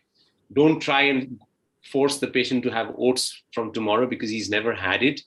And, everybody makes the patient gorge, stuff like that. So diet, exercise, lifestyle, quit smoking and tobacco in any form, and look for the other risk factors of metabolic syndrome, whether there's dyslipidemia, whether there's hypertension, hyperuricemia, and all of that. Screen for that.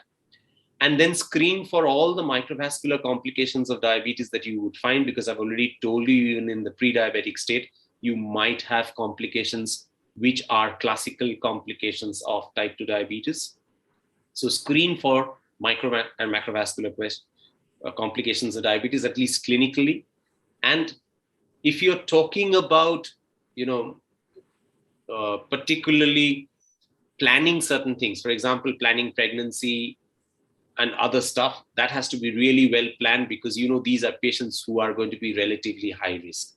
I think the last bit that you would want to talk about is the diet, is the drug therapy. Now, that's very controversial. If you look at each of the guidelines, they're all very different. If you look at the ADA guideline, it's different from the AACE guideline. AACE is perhaps more pharma driven, and therefore perhaps much more liberal in terms of talking about use of drugs. I think I would be very hesitant to start drug therapy in someone who's pre-diabetic for the hyperglycemia per se, because, people tend to take the shortcut. They will take the metformin, the glucose comes down, but they're not going to lose weight. They're not going to exercise. They're not going to change their lifestyles. And the ADA talks about use of metformin in high-risk groups, particularly with BMI more than 35 or other macrovascular disease or other stuff. The AAC does talk about GLP-1s as well. It does talk about pioglitazone as well. It talks about acarbose as well. But less of the drugs, the better, because Shubhadeep in the questions already taught us that in the DPP study that lifestyle was far better than drugs. Thank you, sir. Thank you so much. With this, we come to the end of this session. I hand over it to the organizers right now, Dr. Avamoni or Dr. Nalini, please take up. And Dr. Nalini, I'm so sorry I took 8 minutes extra. I'm so sorry for that. That's always wonderful listening to Dr. Sujoy. Abba. Thank you, Dr. Sujoy and Dr. Ipshita for the elaborative session. Now we will quickly move on to our next session. That is, what are the predictors of progression from pre-diabetes to diabetes? So to moderate this, we have Dr. Priyambada Tyagi, madam, and she's the Associate Consultant of Max Hospital, Patparganj, New Delhi. And to discuss this, we have our expert panelist, Dr. Sanjay Karla, sir. Sir doesn't need any introduction, but sir is the consultant endocrinologist of Bharti Hospital, Karnal, and a visiting professor in Rishikesh. And he's the immediate past president of Endocrine Society of India. And he's also the vice president of South Asian Federation of Endocrine Society. Next slide. And we also have with us Dr. Zoel Rodriguez Saldana, and sir is the general director, Multidisciplinary Diabetes Center from Mexico. And sir has multiple publications and chapters to his credit. Over to you, madam. Thank you, Dr. Abamani, ma'am. We all know that type 2 diabetes is a huge societal burden because of the complications which are associated with it. And even though it can be treated and the complications can be delayed or avoided with diet, exercise, regular medication, and screening, but it is important to identify those at risk. And it is also important to identify how we can reduce the progression. So in this regard, the ESI initiative of organizing this Pre-Diabetes Day conference is worthy of a huge applause. And I would like to thank the organizers for making me a part of it. Now we have two eminent faculties and speakers with us today, and I have a few interesting questions to ask them. Welcome, Dr. Kalra and Dr. Joel. So my first question is to Dr. Joel. So patient-centered and personalized management of diabetes is the ultimate goal. It is dependent on family history and genetics. So, sir, would you comment on how family history and genetics are important in progression of pre-diabetes to diabetes?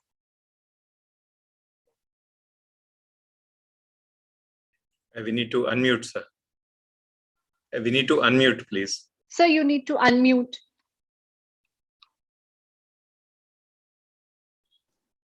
Sorry about that. Once again, it's a pleasure to meet you. Good evening to all. Oh, well, it's an interesting question.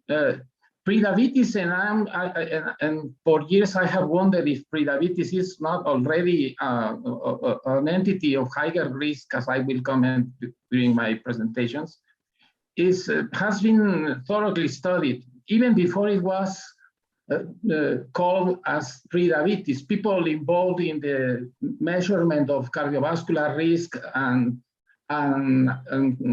negative health outcomes have looked at the natural history of cardiovascular risk factors or innate or acquired attributes. Regarding pre-diabetes, several studies about the role of polymorphisms have been carried out. Probably the most thorough was published in 2007 in Diabetes Care. It was made by the group directed by Christina Meni, in which they showed a series of biomarkers related to the risk of pre-diabetes. Recently, two reports published in PLOS ONE also analyzed other markers, but in terms of to try to specify or to target one particular phenotype, I think that the most important currently is the G6PC2, as a link between fasting blood glucose and the appearance of or the occurrence of pre-diabetes. Metabolomics have also been looked carefully and have and as I think have been shown more evidence relating the risk of pre-diabetes. And regarding family history, we need to go back to the basics and to recognize the importance of the Bogalusa study in Louisiana from Dr. Berenson, who showed who practically described the natural history of cardiovascular disease in a population in which children had biologic measurements and anthropometry for decades, and they showed accurately the year when glucose intolerance started, the year in which this lipidemia began, high blood pressure. And the most important part is that they showed that everything starts with a 1% change in the body mass index between children from families with cardiovascular disease and children without. Bogalusa's study was like a landmark in the description or the identification of the importance of family in the appearance of diabetes and subsequent categories of glucose intolerance. Going back again to the markers, as I told, I think that the markers related to glucose phosphorylation have been the most important. But I made a thorough review during these days to find something solid. And I don't think that there's still another one besides G6PC2 that could be considered clearly associated. Okay. Thank you, sir, for this. Dr. Kalra, sir, excess risk for progression from pre-diabetes to diabetes is multifactorial, which should be considered for preventative surgeries. So would you shed some light on the role of gender and ethnicity in determining the rate of progression? Thank you, Priyamvada, for that question. And thank you, Dr. Joel, for that wonderful introduction. So the rate of progression of pre-diabetes to diabetes is multifactorial, like you said. There are many environmental factors which contribute to that. But gender and ethnicity both are important. Ethnicity is important. We know that as Asian Indians, we have a much faster progression from pre-diabetes to diabetes. And the window of opportunity is very narrow for us. We're also aware that the rate of complications or the speed of developing complications of diabetes is much faster in us. This is because of both insulin resistance and insulin deficiency. There is a secretory defect as well. Gender is also important, and this is a factor which is not highlighted by many reviewers, many authors, many experts. But women actually in India have a much faster rate of progression from pre-diabetes to diabetes. So this is an even more important window of opportunity that we must catch. Apart from all the other factors that contribute to progression, there are environmental factors. Women are not able to access avenues for physical activity so easily. And they are also susceptible to gestational diabetes mellitus, which may worsen the overall metabolic milieu of the body. Thank you, sir. Thank you so much. Next question is to you, Dr. Joel, sir. So because IGT and IFG have different underlying pathophysiology, so it is likely that the efficacy of the preventative treatments that we use would differ. So, sir, my question is that are lifestyle interventions and drug therapy like metformin equally efficacious in both IFG and IGT?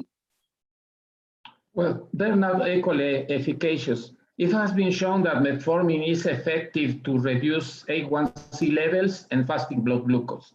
Actually, years ago, as you remind, there was a study focused on diabetes prevention based on the use of nateglinib, the Navigator study. The Navigator study was targeted specifically for postprandial blood glucose, taking into account the mechanism of action of secretagogues.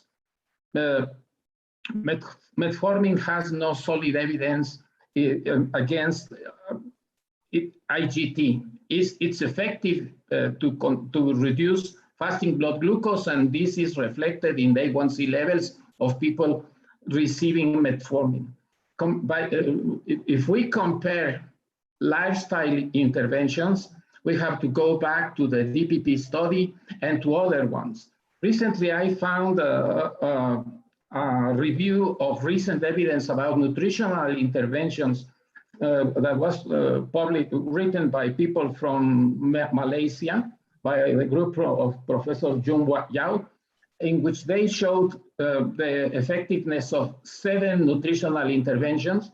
And for each one, they showed a larger, a higher level of impact when you consider or when you added exercise to any kind of nutritional intervention, whether it was glycemic index, eating nuts, increasing the amount of fiber. So the most effective intervention for prediabetes continues to be lifestyle, whether added to medications or to any kind of nutritional intervention. Okay, thank you, sir. I think this is a point which all of us should remember in our clinical practice while we're treating patients. Dr. Kalra, sir, what is the role of comorbidities like hypertension, hypercholesterolemia, and obesity in the rate of progression? And another important thing is, when should we escalate the level of interventions? So these comorbidities and also risk factors, they have multiple roles for us as physicians. Number one, they help us in risk stratification. If there are more comorbidities and other risk factors also, like smoking, sedentary lifestyle, a family history of diabetes or of premature cardiovascular disease, premature ASCVD, that means the risk is higher. So we stratify the risk. The second is threshold of intervention.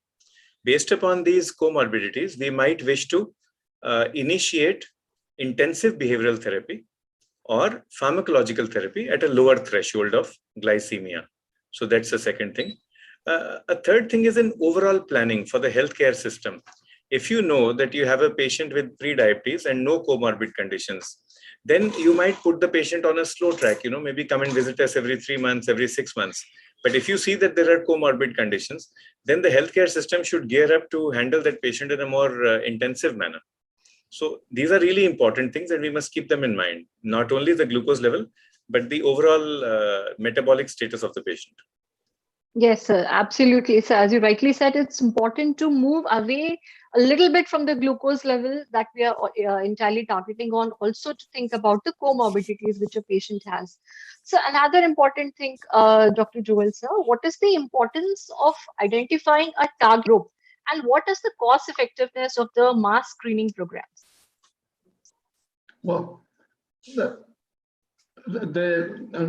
currently, and I will explain that in our practice, in the opportunities that we have to communicate, we think that metformin is the most effective intervention for prediabetes. The results of the DPP study were compelling, and the numbers 57 versus 31 are very clear in terms of the effectiveness of lifestyle changes or the use of metformin. Many years ago, George Alberti said that that lifestyle changes to prevent diabetes are politically correct, but that they make no sense in the real world. And they don't make sense in the real world because lifestyle changes are, as Melanie Davis once claimed, are uphill interventions. Making lifestyle changes is extremely difficult. I am currently seeing patients in the office at this time, and despite having people very successful, people with A1C levels below 6, most of the people are not able to do that. And the awareness about prediabetes is still very low in the general population. So trying is important, explaining is important, but metformin is the way to go. Some years ago, last year, there was a discussion about the use of metformin for prediabetes between Mayer Davidson and Bill Herman in diabetes care. Mayer Davidson showed his arguments, but Bill Herman disclaimed all of them. Metformin is effective, is safe, is cheap, it's cost effective, and all these claims are evidence-based. Yes, sir. Thank you, sir. Thank you so much. Dr. Kalra, sir, last question. The interventions which are required are very intense and they require a firm commitment on part of the patient, family, and the doctor also. Would you like to talk about some behavior modification strategies that you have found useful in your practice? Thank you. And I'd like to compliment Dr. Joel for what he just said, we can easily make out that the mindset of the Mexican physician is quite similar to that of the Indian physician. And I think our priority is the way in which we think that is exactly the same. So I'd like to compliment and thank Dr. Saldana for that. It is actually very tough to motivate patients. Even more so in pre-diabetes, because usually pre-diabetes will be an asymptomatic state. Each patient has his or her own motivational cue. You have to find a motivational factor. Allow me to share two models which help me in my practice. The first is fishing. Take a history, take a 360-degree history, and just keep on fishing for motivational cues. In some people, the motivational cue may be subjective. In more emotional patients, subjective would be maybe in me. And let's say I speak to a lady and I say, let's help you manage your pre-diabetes so that you can prevent diabetes, so that 20 years from now, you will be dancing at your grandson's wedding. So now the picture is of the grandson's wedding. Our psychology colleagues use the word vivid imagery or guided vivid imagery for this. Right? So this is one example. Yes, sir. Find a subjective cue. Other people have objective cues. They are more objective, more rational. They are not very emotional kind of beings, though you would rarely find them in Mexico and in India. So there you would need numbers, maybe a microalbumin number, a triglyceride number, a waist circumference number, or a body mass index number. And you say, see, this number is 30. We have to bring it down to 27. And the way to do it is good glucose control. So you find a cue, objective or subjective. The second model I would like to share with you is a 2x2 model. This is what I use, and we have borrowed it from multiple psychology theories. So there are multiple theories for motivation. I would request all of you to read them in detail. One expert we have amongst us is Dr. Saldana. Another one we have is Dr. Nitin Kapoor, who's an expert on that. Nalini is another expert. She has motivated me to lose weight and to exercise. Dr. Nalini is from Hyderabad. So the 2x2 factorial is, there are some people who are motivated by a need to achieve. Others are motivated by a fear of failure. You have a boy who is scoring 88% in class. You tell him, if you don't study, you're going to fail. He's not going to listen to you. He knows he won't fail. But you tell him need for achievement. You go and get that gold medal, score 99%. He will work harder. Another girl, she is scoring 38% in class. And you tell her, study harder so that you can get a gold medal. She will laugh at you. She'll say, no chance, not in this life. So for her, it's a fear of failure. Look at your patient, identify, is it a need for better health, a need for a longer life, or is it a fear of getting disease? And choose your words accordingly. Most of the time, we would want to be salutogenic instead of being pathogenic. Be wellness-oriented instead of being disease or complication-oriented in your thoughts, in your words, and your action in the OPD. So I said I would share a 2x2 factorial. So this is the first two, need for achievement versus fear for failure. The second is, within the same patient, what motivates the patient? Is it selfish motivation or altruistic motivation? Altruistic motivation means a motivation when you are doing good for somebody else. So supposing I am selfish, then you will talk about need for achievement or fear for failure in me as an individual. But if you feel that I'm an altruistic personality, then my doctor will say, then Dr. Priyambada or Dr. Joel will say, take care of your pre-diabetes so that you can help your family. You can do better at work. You can be a support, or you can be an asset to India or to Mexico or to the entire world. That is altruistic. Or need for failure or fear of failure. Again, if it's selfish personality, take care of yourself, otherwise you're going to fall ill. But altruistic, madam, please take care of yourself, prevent diabetes so that you are not a burden upon your daughter-in-law or upon your son. We want your son and your daughter-in-law to be healthier and happier, and you are the key to that health and happiness. These two models which I use in my OPD, I hope they help all of you. I think it's such an interesting take on a very simple topic, and I think all of us benefited greatly from it, sir. So lastly, just a small take-home message from both the faculty members. Dr. Joel, sir. I think that my message would be to go to basics. The pre-diabetes was originally described in 1952 by Dr. Jackson in South Africa.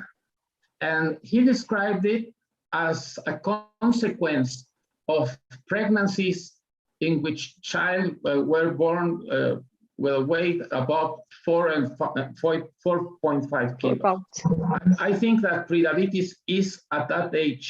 I think that prediabetes and the epidemic of diabetes that Professor Simet announced years ago are in the next generation. The numbers of gestational diabetes in Mexico are extremely alarming, and nobody has put has paid the adequate attention. A recent report in Mexico showed a prevalence of 30% of gestational in Mexico. A child born from a woman with gestational is going to have type 2 diabetes. And that woman is many times starts with diabetes in pregnancy. I think that the trenches, the battleground of prediabetes is in the next generation, and we should be very keen and we should increase the awareness amount of gynecologists, among pediatricians about prediabetes. I think that's the battleground. Thank you, sir. Thank you so much. Sir, Dr. Kalra, sir, last few words. Let's go to the battleground, which Dr. Joel has just described, and let's beat prediabetes before it can conquer us. Dr. Joel is the editor-in-chief of The Diabetes Textbook, published by Springer. Sir, maybe it's time now to edit a book on prediabetes, and we'll call it the Prediabetes Textbook. We shall. Thank you so much. Thank you both the faculty members for gracing us with their presence. Back to you, Dr. Nalini ma'am. Thank you so much, Dr. Priyamvada. After the excellent words of wisdom from Dr. Kalra and Dr. Joel, as Dr. Saptarishi initially said, progression rather than regression is better only in pre-diabetes phase. So how do we regress diabetes? How do we prevent its progression? What are the dietary interventions? To deal with this aspect, we have three experts with us. Dr. Abbas Reza from Pakistan, Mrs. Shilpa Joshi from India, and Dr. Ratna Saraswati from Indonesia. And to moderate this session, we have with us one of the experts in this field, Dr. Nitin Kapoor. Dr. Nitin Kapoor is a professor of endocrinology from Christian Medical College, Vellore. And he has numerous awards to his credit and more than 130 index publications. And he'll be moderating this session. And next slide, please. And the experts we have are Dr. Abbas Reza from Pakistan. He's the ISC Executive Committee member, and he is the ISC educational editor as well. And he's the immediate past president and founder member of CEFIS from 2017 to 2019. And he is the founder and past president of ACE Pakistan chapter and past president Pakistan Endocrine Society, past member board of directors and founding member of board of directors, Friends of Mayo. And the second expert we have from India is Mrs. Shilpa Joshi. Next, please. Shilpa Joshi is the director of Mumbai Diet and Healthcare, practicing dietitian and diabetes educator, and is a vice president and honorary secretary. And she is also a master trainer for diabetes conversation maps and course director for several education programs for the educators. She is the educator of educators in terms of diet. And the third expert we have, next slide please, is from Indonesia. We have Dr. Ratna Saraswati. She is a medical doctor and faculty of medicine in Udayana University in the 1996. And she is a consultant endocrinologist since 2011. And she is also, she holds several educational qualifications to her credit. And over to the experts and to the moderators for the session. Thank you so much, Dr. Nalini, and it's indeed a pleasure to be here. But at the onset, I'd like to thank the Endocrine Society of India for having me here and moderating this galaxy of experts for this session. And so far, we've really discussed in great depth the rationale behind prediabetes, talked about gestational diabetes. We spoke about HbA1c, its relevance, and the predictors. of prediabetes. And I think now we are changing gears towards management, talking about treating prediabetes. In this particular session, we are going to talk about the diet. And so starting with my first question, and if I may request Dr. Abbas Raza to answer that. And as we all have learned that diabetes is a chronic disease, it's a disease which often cannot be cured, it can only be controlled. And that's what has been the notion over the years. But today, with emerging evidence, we've been looking at evidence to say that diabetes can be reversed, and so can be prediabetes.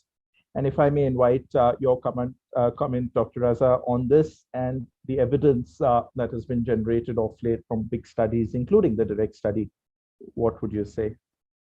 So thank you very much to the organizers for having me here at the meeting. And thanks, Nitin, for asking a very relevant question when we talk about the pre-diabetes, the pathophysiology of pre-diabetes, as well as how it gets converted into diabetes over years. And I think that's the most important part of it, just knowing the pathophysiology. And I know Dr. Sanjay and other speakers have very nicely put together the pathophysiology. I think the three pillars of diabetes or pre-diabetes management, the diet, the exercise, the lifestyle modification, and again, the medication. When we talk about curing diabetes, honestly, although it's a term that we use all the time, but I always use as a double-edged sword. On one side, as you are optimistic, you could be giving a message that this is what you should be aiming for. But on the other side, I see a lot of people whose blood sugar gets better, and again, they assume that it has been cured, and they never follow up as far as curing of diabetes goes. So I think this is a term that we should be using with very careful wording. But as you addressed the diet part of it, we always talked about the diet intervention and how it can have an impact. And I think we always spoke, we had a lot of data to support that the diet and exercise would work, but sometimes we got lost in convincing people just because we didn't have enough data. And I think the direct study, not only the direct study part one, but the 24-month follow of that study has taught us a lot of lessons. Number one, let me just throw that at the audience as well, that we always thought that the lifestyle changes, the diet changes cannot make an impact. And if you look at the direct study, which is a very heavy, which is very well written and executed study, showed that in the first year, 46% of the people who were on dietary changes, which was about 800 to 900 calories, were able to get their diabetes into remission. And remember, these were relatively newer diabetic, were not taking insulin. And about 24% of them got about 15 kg weight loss or not. And I always was very skeptical if they were able to maintain it. Are we going to get the numbers to almost 0 or 10% if we follow them up in about 12 more months?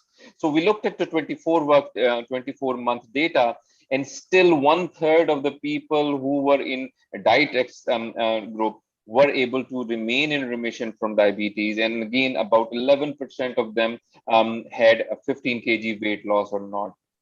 But one thing that we tend to forget, even people who got converted into diabetes after a dietary change, only 40% of them were taking medication after 2 years. So the impact was lasting, although they were converted into diabetes by testing, but they were mostly controlled by diet and exercise.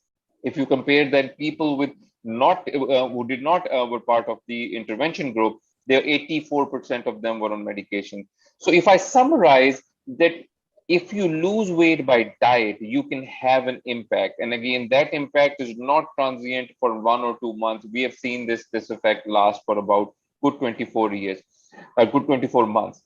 And one important point, I think, before I leave for the next question, is that in the intervention and non-intervention group, people who have lost 10% of their weight were getting 64% of them were in remission. So again, no matter how you lose your weight, how you intervene, the diet makes an impact in taking care of their blood glucose. And again, I think that's a lesson that we have learned now, that with the diet, we have to manage our diabetes. And one last thought before I leave, exercise does make a big difference.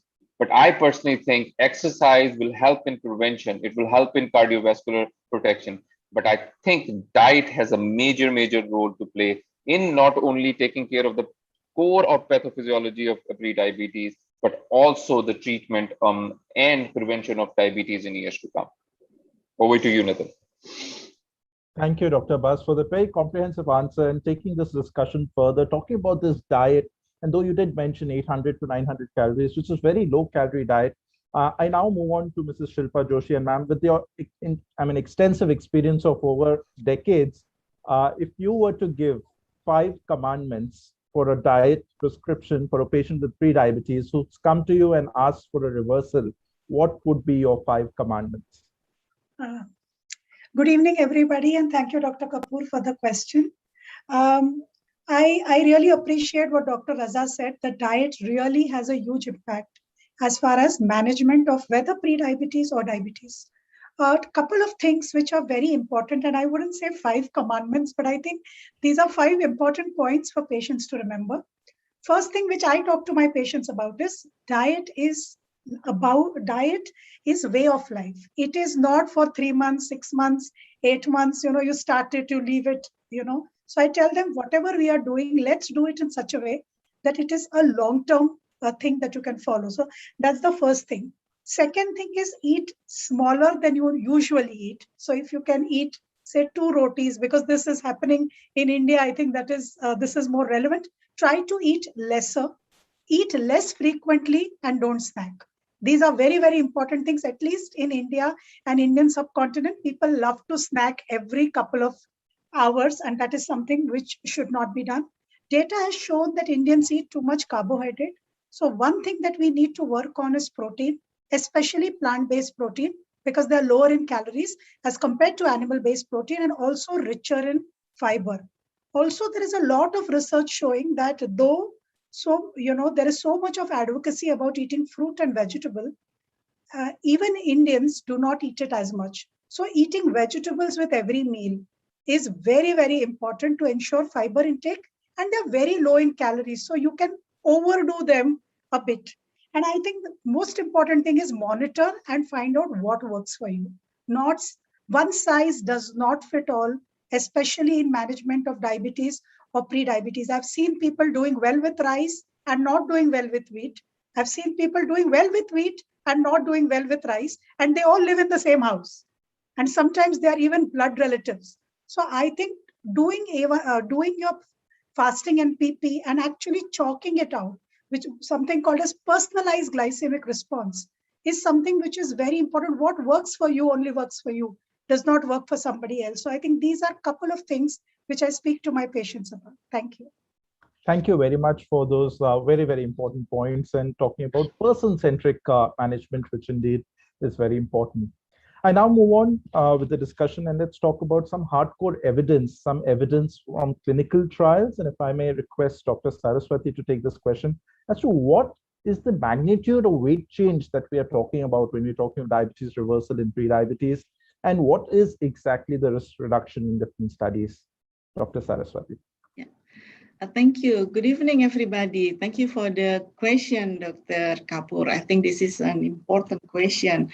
And as we know now that the genetic and environmental change and also lifestyle change may involve in increasing of type 2 diabetes. And we know that it must be not a genetic problem, but must be lifestyle changes and also the environmental change that involve in the increasing number. And what we know from the study is the obesity is the most important one. And from the natural pathway of the diabetes from normal to pre-diabetes and diabetes, we can do act at many stages of prevention. And diabetes prevention program have shown us that lifestyle change can reduce and can delay the diabetes. What does it mean with lifestyle change? Part of it is weight change reduction. how much is that? That's the point to be addressed. Yeah. From the diabetes prevention program, we know that lifestyle modification targeting 7% of weight reduction, at least, if it's possible, more than 7%. Of course, this will also along with the change of the physical activity, doing physical activity more than 150 minutes per week. And now the next question is about the what kind of factors that may give a big impact to the reduction. We should not only focus on the weight reduction itself, but also reduction of the other factors.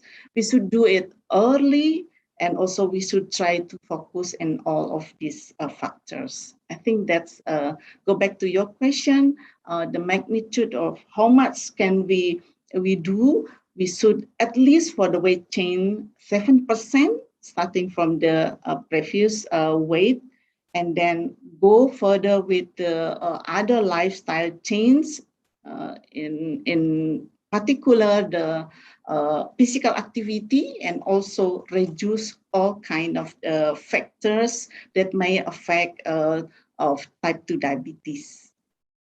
Thank you, Dr. Saraswati. And in keeping with time, we are running a bit late. So maybe 3 more quick questions for this session. And I go back to Dr. Abbas. And Dr. Saraswati did mention about the diabetes prevention program and the weight loss, the importance. But Dr. Raza, if you could shed some light as to how ethnicities play a role. Why is it that we in South Asia probably don't respond as well in reversal of prediabetes as in the Caucasians? So Nathan, I'm in a very good company, and I think both the Dr. Shilpa Joshi and Dr. Ratna Swasati has already mentioned very clearly, and I'll try to summarize what we have learned from these diabetes prevention trials. As I would call pre-diabetes a wake-up call. And usually when I look at the blood glucose values or A1C values, which are in the range of pre-diabetes, I usually tell my person who's sitting in front of me with those blood results that this is a wake-up call for you to act now, rather than just a number of blood glucose. But because we know that the window of opportunity from converting from pre-diabetes into full-blown diabetes is a very narrow one for our population. And we knew that, and I think Indian diabetes programs have also shown it to us very clearly. We Asians already know that we have a higher insulin resistance and a lower BMI. We have more metabolic disorders. If we look at the Indian diabetes prevention program, the conversion was strong. It was very strongly positive.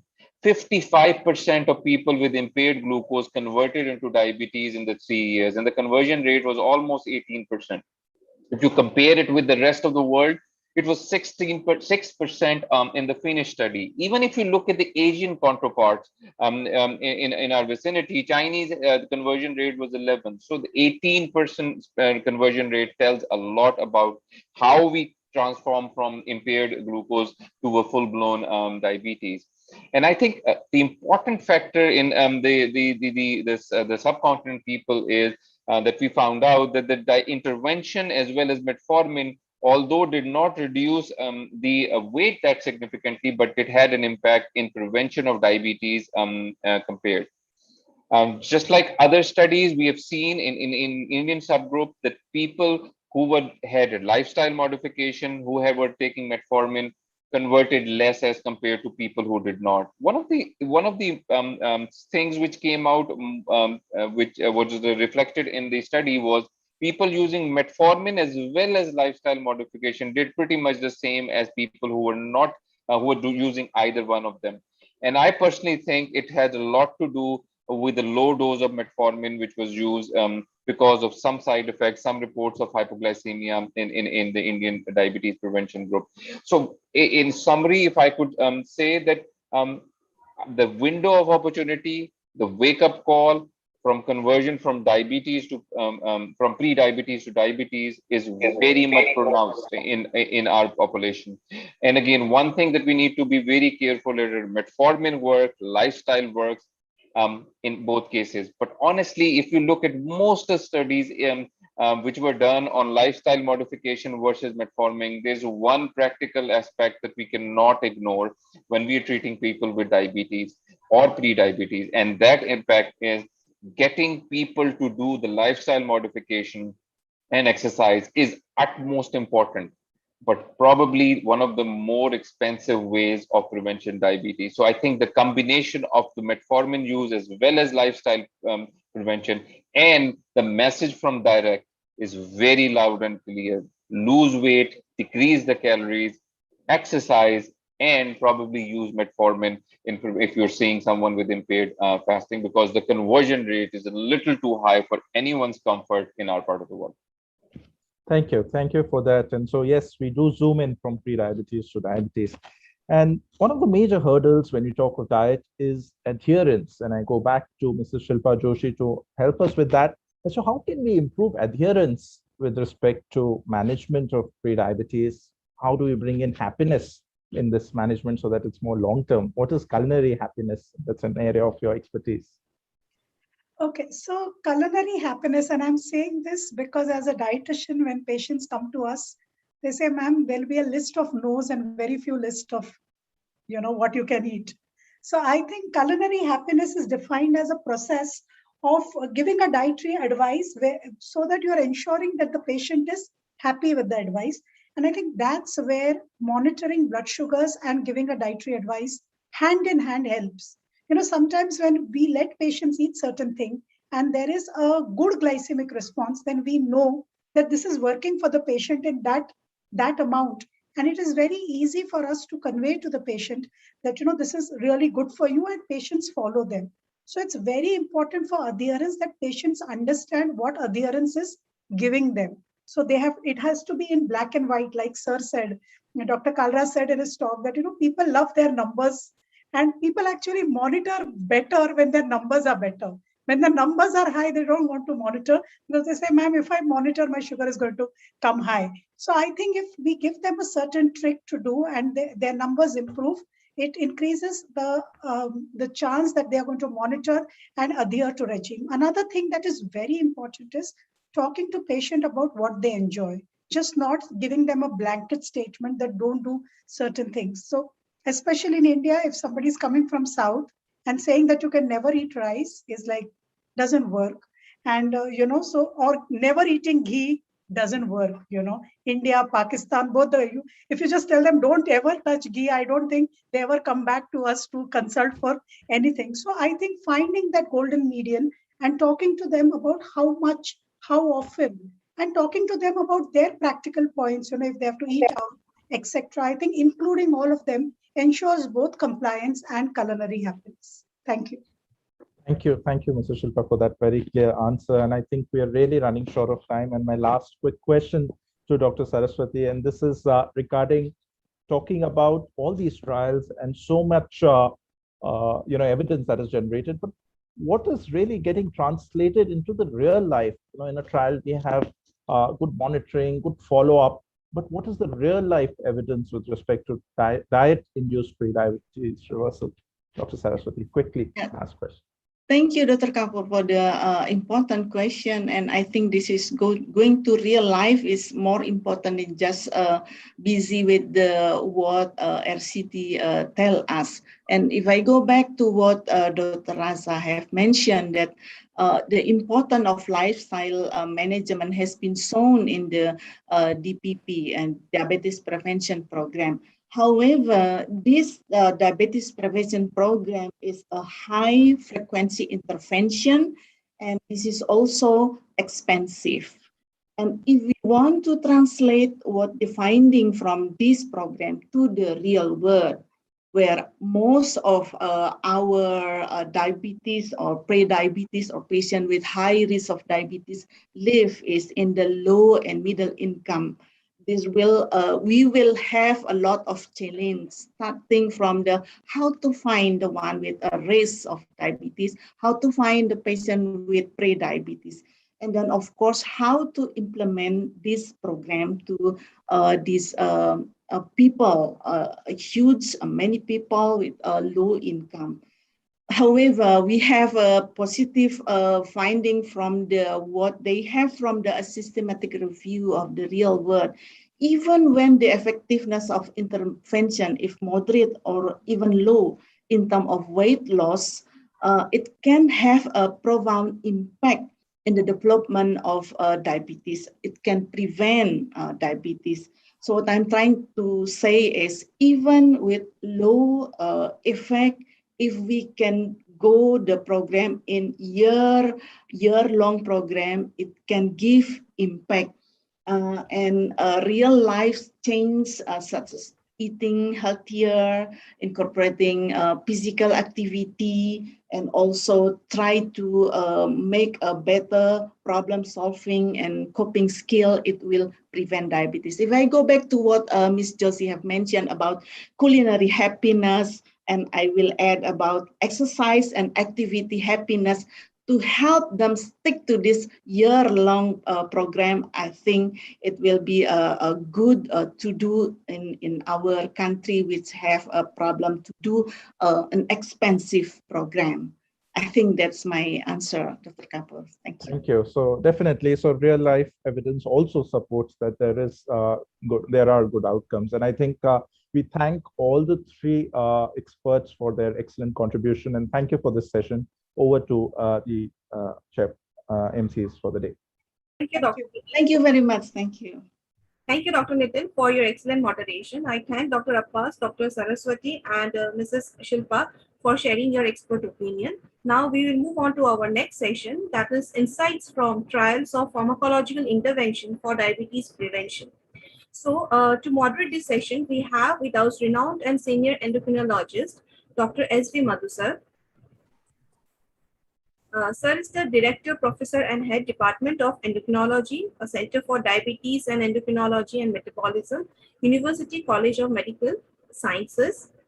And Sir has been the past President of Endocrine Society of India, and Sir is the past President of RSSDI. Next slide.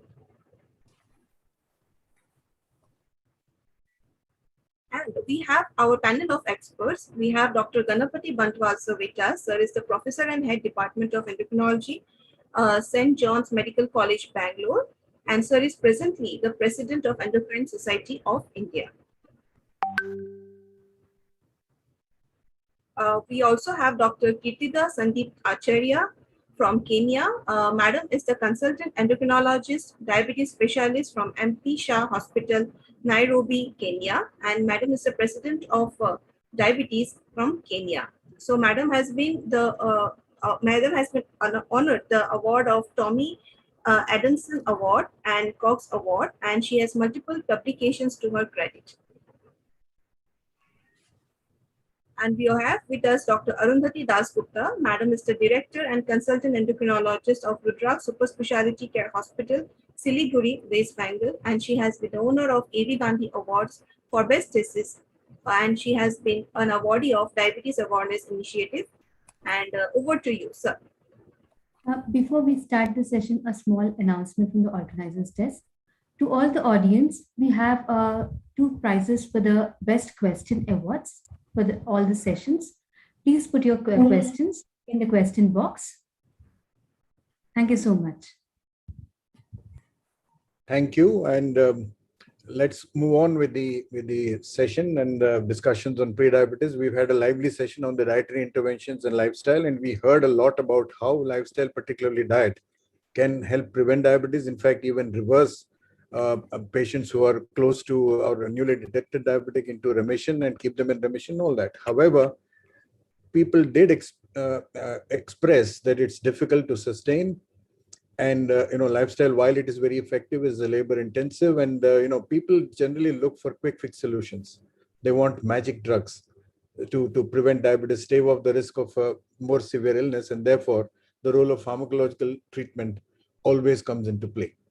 And to discuss we have an esteemed panel as has already been introduced, and we'll discuss over the next 20-22 minutes about what is the role of pharmacological therapy. Do we have any effective agents to stave off diabetes in a pre-diabetic situation? And at the end, sum it up by saying, vis-a-vis lifestyle, where do we stand in terms of pharmacological treatment?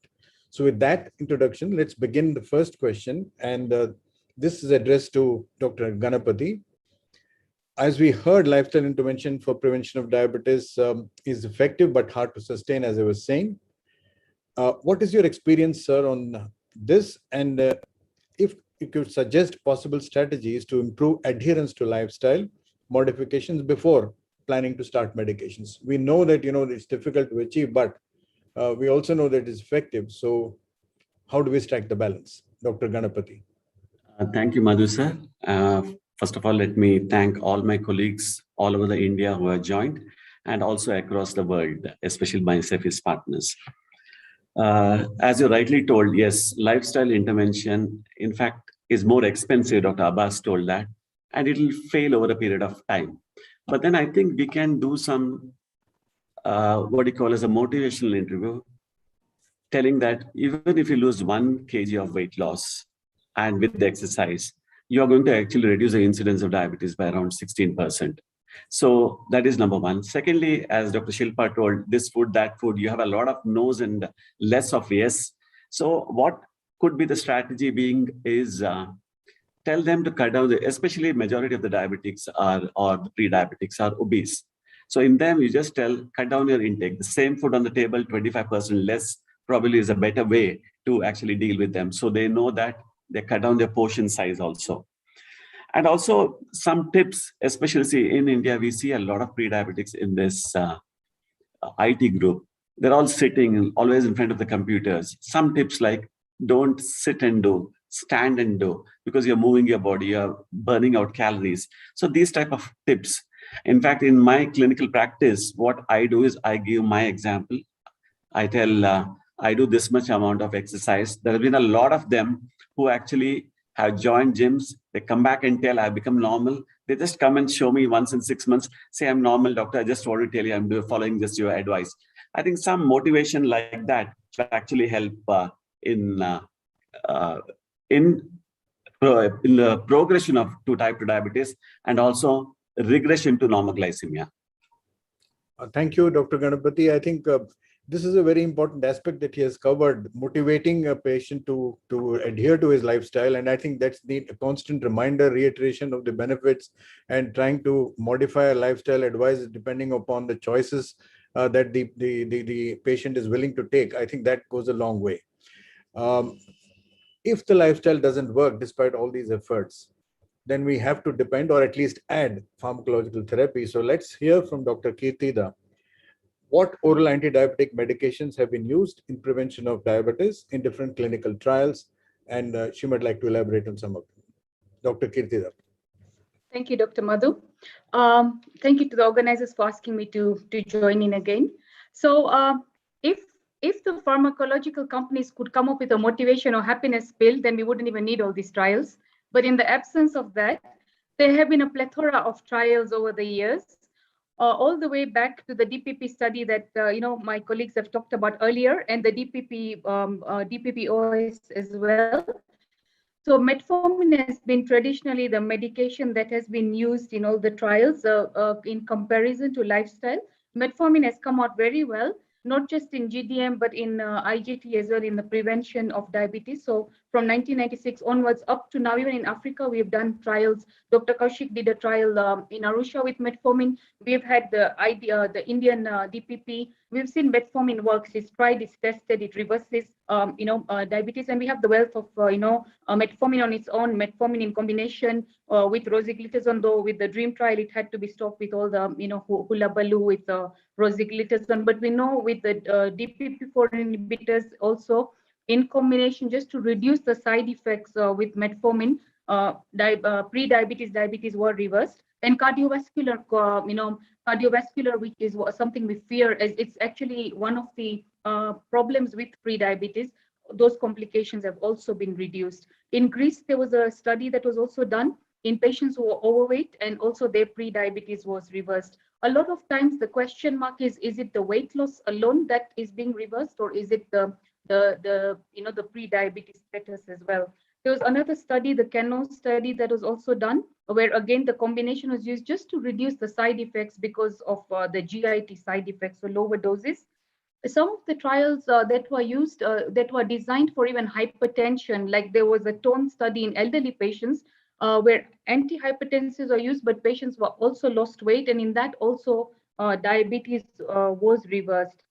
One of the interesting questions, at the moment, SGLT2 inhibitors have not been licensed for pre-diabetes, but it's a question that, we would like to maybe discuss at some point, whether they will actually come into the space of future control. Of course, there's also the Navigator trial and other trials where netaglinide and postprandial sugar control in the whole prospect of pre-diabetes, and we have a whole a pharmacological armamentarium of what we can use to prevent diabetes, and we have very pharmacological agents do work, but many patients, when they don't have diabetes, they're pre-diabetic, don't actually want to use pharmacologic agents.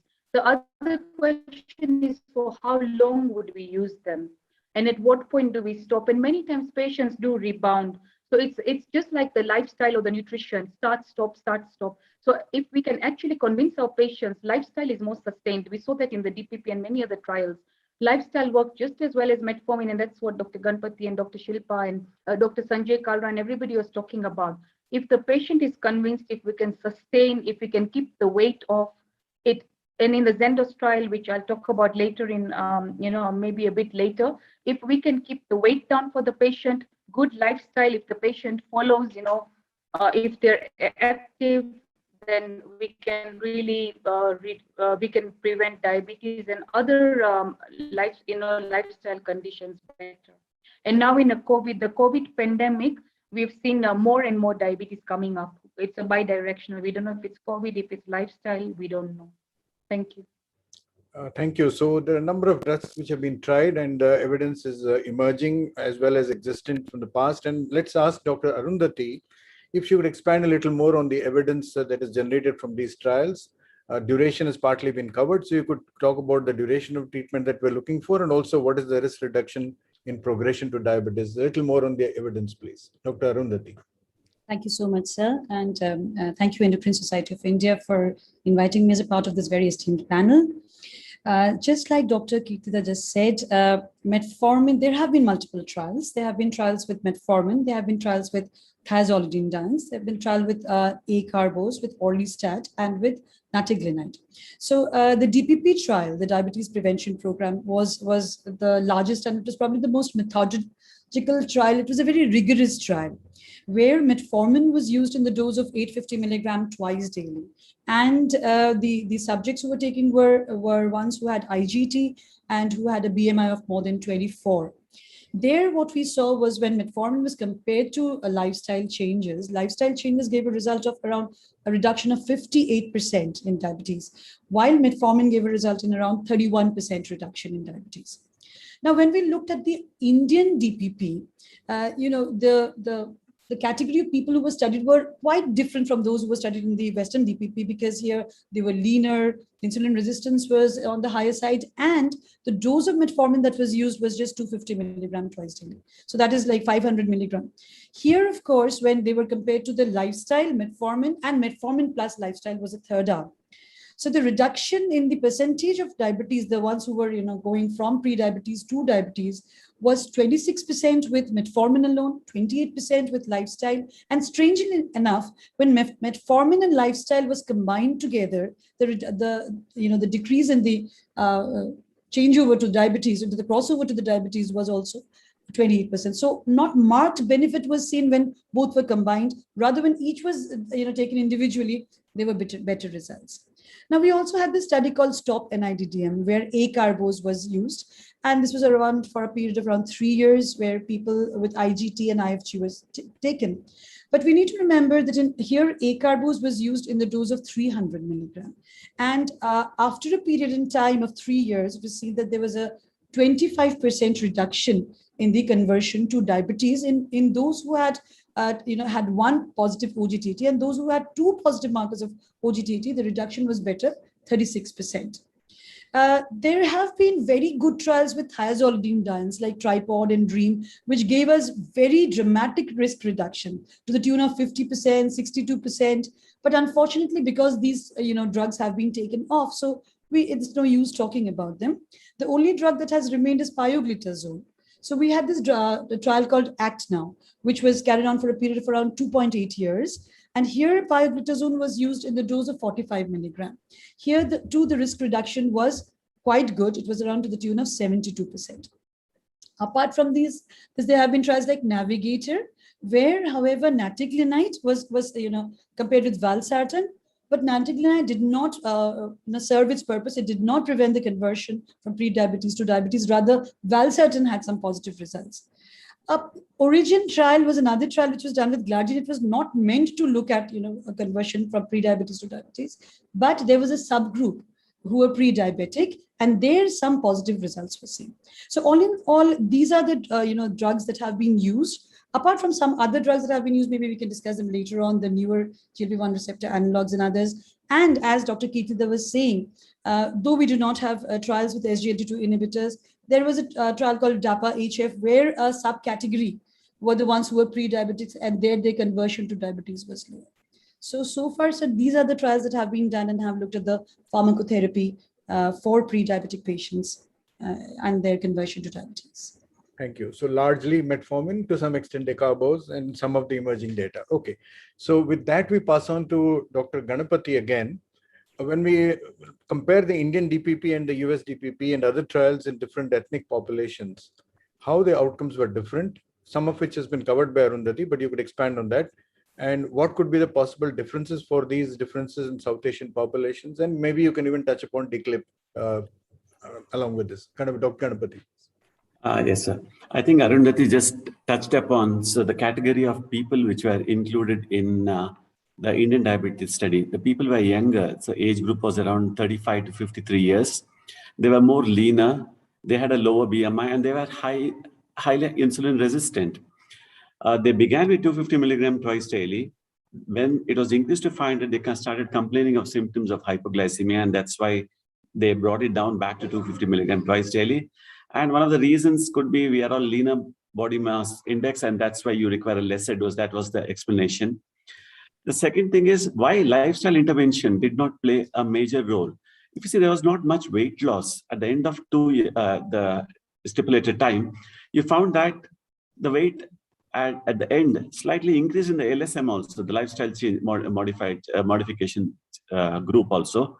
In controls, it did definitely increase. So that is another difference. And thirdly, they included all middle-class patients, and they're already doing good physical activities. I would say moderate to severe intensity, but they were already doing it. And that could be one of the reasons why they did not even find, when you combine lifestyle change with metformin, they did not get the additional benefit.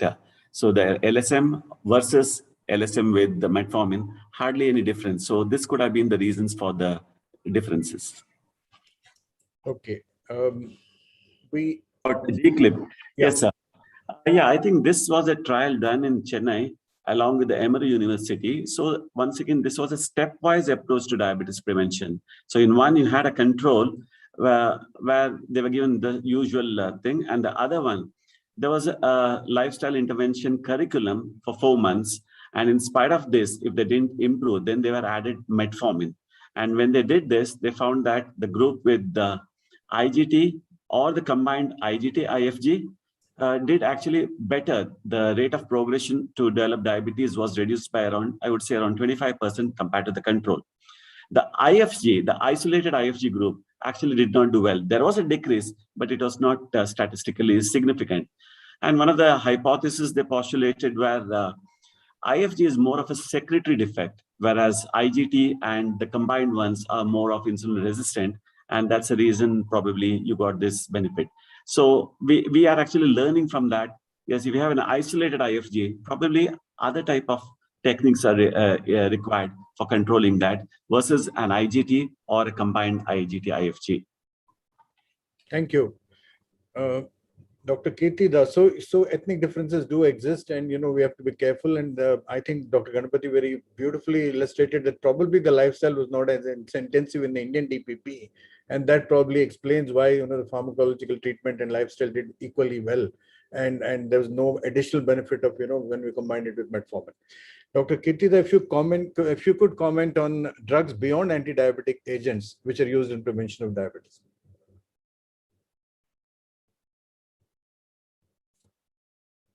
You're muted. You're muted. Okay. Sorry about that. One of the very good trials or medication that has been used is the use of orlistat in the Zendos trial. So here with weight loss, there was good glycemic control and also improved lipid profiles. So huge number of patients, over 3,000 patients, 3,305. And in the patient in the arm in which patients were on orlistat, there was a 6.2% vis-a-vis 9% reduction from the IGT group, IGT conversion to diabetes using orlistat. So statistically significant, the p-value of 0.0032. And this was again, this has been published a long time ago in 1998, and there was another write-up recently in the Journal of Obesity and Metabolism in 2019. So that is an old study. And then there are other medications that have been used, the phentermine with topiramate combination. This is actually an anti-epileptic medication also used for migraine. So the CONQUER study, again, significant weight loss and prevention of diabetes as well. And it was extended as a sequel in the sequel trial as well. And again, statistically significant reduction, conversion to diabetes from pre-diabetes. So that is another medication that is also used to prevent, to reduce, to help fight diabetes or reduce diabetes. Then there is another, there's another combination that can be used, naltrexone or buprenorphine acid. And there are four different trials that have been used, the core 1 to core 4, with mixed result. Like Dr. Ganpati said, this actually helps more in reducing fasting sugars rather than HbA1c. So that would be interesting in this cohort of patients where fasting sugar is a problem rather than HbA1c or pre-diabetes. So it will be interesting to read up more on this particular molecule. But sometimes tolerance has been a problem. So we have to look at which type of patients we can use this particular molecules on. Then liraglutide, the GLP-1 analog with the scale study, 3 milligrams. If cost is not an issue, very good results. And also we see not just normoglycemia, but beta cell preservation, better insulin sensitivity, fatty liver, and also this medication has been used, has benefits also in so many other areas. We need to look beyond diabetes to psoriasis, other inflammatory conditions. So very interesting molecule, cardiovascular benefits. We are all aware of what GLP-1 analogs do.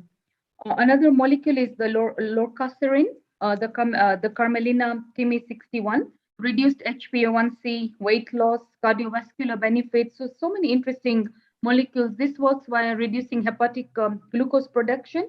Arundhati already spoke about the Navigator trial with where valsartan provided better benefits than nataglinide. So they're really, the whole horizon, every day there are new medications and new trials. So outside of the anti-diabetic agents, there are other molecules which are giving us, interesting results in terms of prevention of diabetes.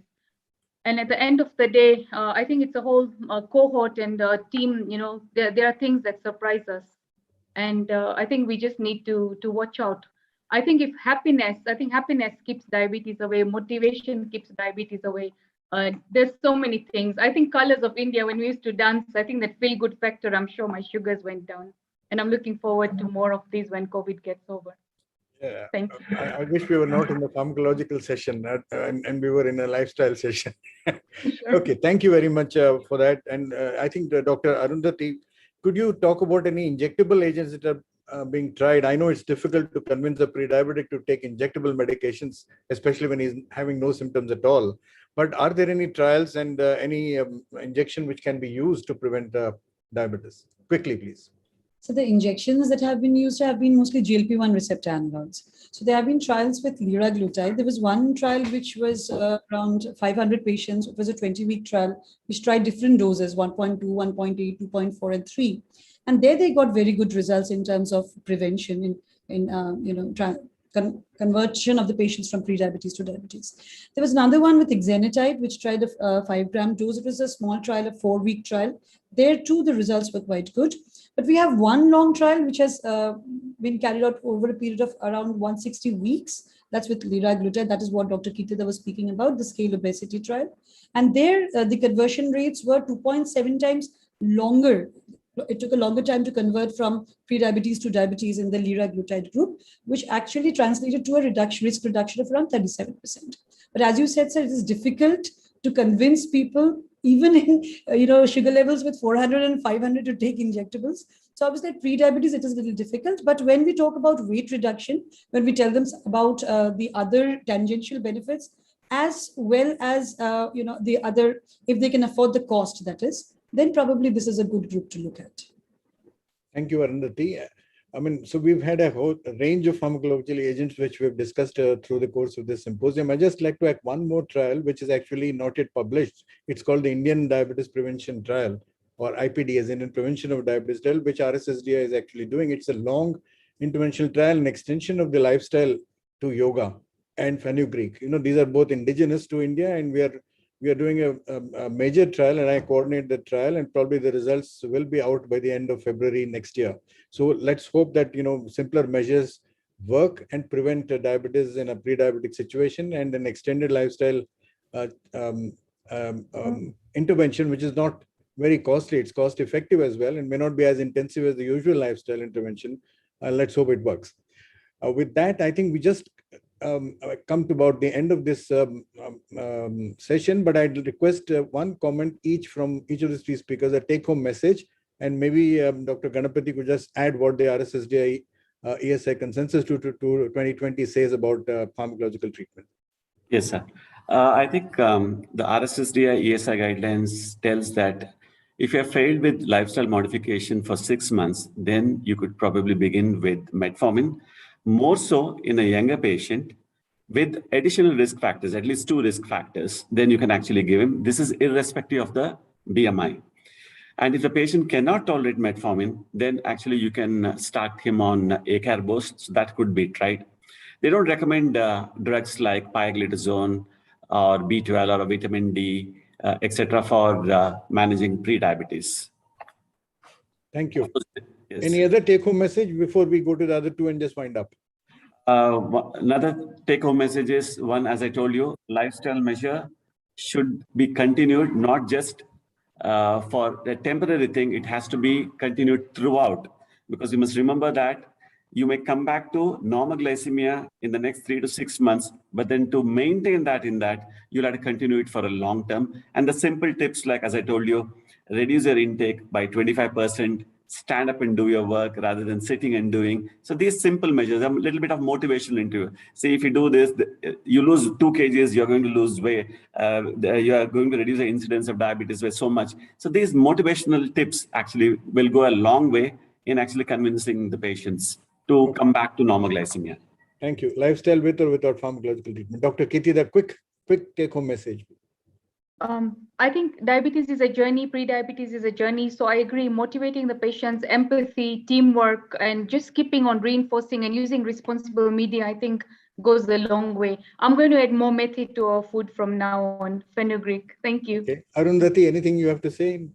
I think we follow our precedent, but I'll just, one thing is the pre-diabetes is also a spectrum. So one end of the spectrum where the BMI is high, the higher end of HbA1c, both IFG, IgT, a strong family history of GDM. These are the patients probably where we would go on to pharmacology a little earlier than the others. Okay, so we've had a lively discussion, and just a winding up comment before we hand it over to the organizers. So we all talked about preventing diabetes in pre-diabetes, but there are studies, and even we have published just now, that pre-diabetes has vascular complications almost as much as a newly detected diabetic. So do we need to prevent pre-diabetes? A big question mark, and we leave it this with a thought for all of you. Thank you. Thank you. Thank you so much, Dr. Madhu sir. It was a really insightful session from all the experts and you.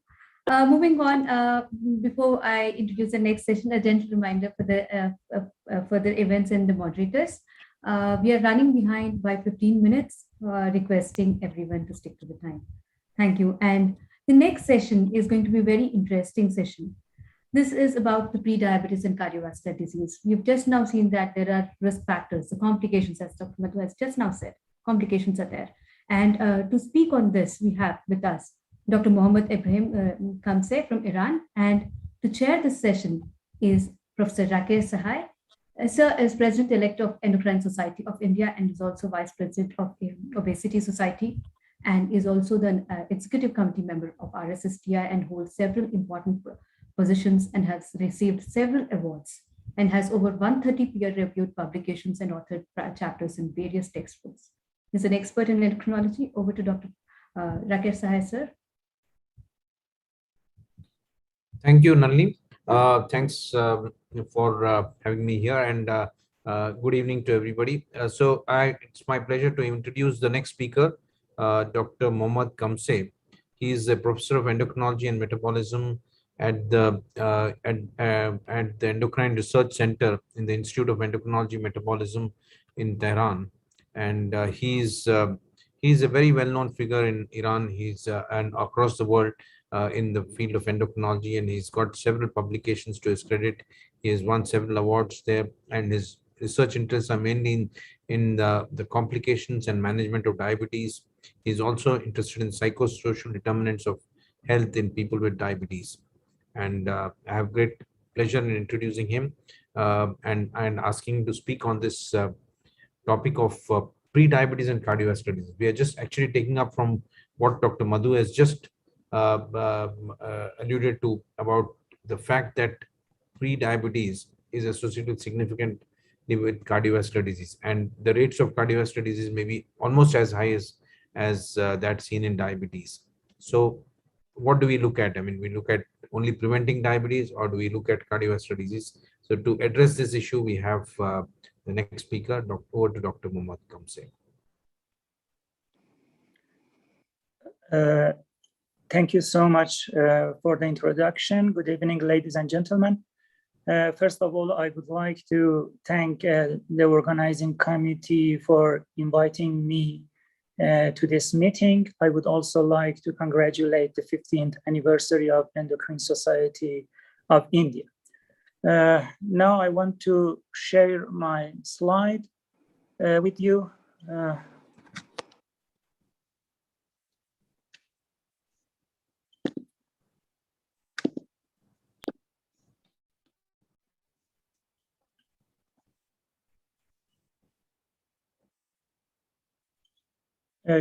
Could you see my slide? Yeah, your slides are visible and we can hear you. Okay, so my topic today is about prediabetes and cardiovascular disease. This is my conflict of interest slide, although for this presentation, I have no conflict of interest to declare. First, I will focus on the association between prediabetes, atherosclerosis, and myocardial dysfunction. Then I move on to cardiovascular burden of prediabetes, and finally, the impact of reversion from prediabetes to normal glycemia on cardiovascular outcomes will be discussed. Let's start with prediabetes, atherosclerosis, and myocardial dysfunction. Current criteria for impaired glucose tolerance, impaired fasting glucose, and HbA1c based prediabetes will identify different prevalences for prediabetes and will identify different people. As you can see here, if the international expert committee group HbA1c criteria is used to diagnose prediabetes, the prevalence of prediabetes is just over 4%. On the other hand, if the ADA fasting glucose criteria is used, the prevalence is more than 40%. So you can see that using different criteria, will result in different prevalence of prediabetes. And the more important thing is that these people are not the same. This difference in using different criteria for diagnosing prediabetes also has a great impact on the complications of prediabetes. For example, for the hazard for cardiovascular disease is highest with the International Expert Committee HbA1c criteria of 6.0 to 6.4, followed by the HbA1c, ADA HbA1c criteria. You can see here in this slide that the ADA and WHO fasting blood glucose has the lowest incidence and hazard for cardiovascular complication. These also apply for all-cause mortality and chronic kidney disease. Increasing fasting plasma glucose and the prevalence of arterial stiffness is shown in this picture. As you can see here, the association of increasing fasting plasma glucose with arterial stiffness is statistically significant in the highest quartile, the Q4, with the fasting plasma glucose between 6.2 to 7 millimole per liter with an odds ratio of 1.8. In the lower quartile of fasting plasma glucose, there is no statistically significant association between prediabetes and arterial stiffness. Apart from the absolute number of fasting plasma glucose, the more important thing is the temporal pattern of fasting plasma glucose in relation to the arterial stiffness. Here you can see compared with moderate stable fasting blood glucose during follow-up as a reference group, the elevated stable group, upper line in purple, has the highest odds ratio for development of arterial stiffness, followed by moderate increasing fasting glucose in light blue. On the other hand, low stable fasting glucose and elevated decreasing fasting glucose during time has no relation between arterial stiffness. In addition, prediabetes is associated with microvascular dysfunction. Here you can see in the model 4 that is a fully adjusted model for the traditional cardiovascular risk factors. Prediabetes is associated with microvascular dysfunction even after adjustment for traditional cardiovascular risk factors. But what about the cardiovascular burden of prediabetes? Prediabetes is associated with subclinical changes in major end organs. Here you can see distinct lesions in white matter of cerebral cortex of a subject with prediabetes compared with a healthy subject. In addition, subclinical changes in cardiac function has been shown with prediabetes.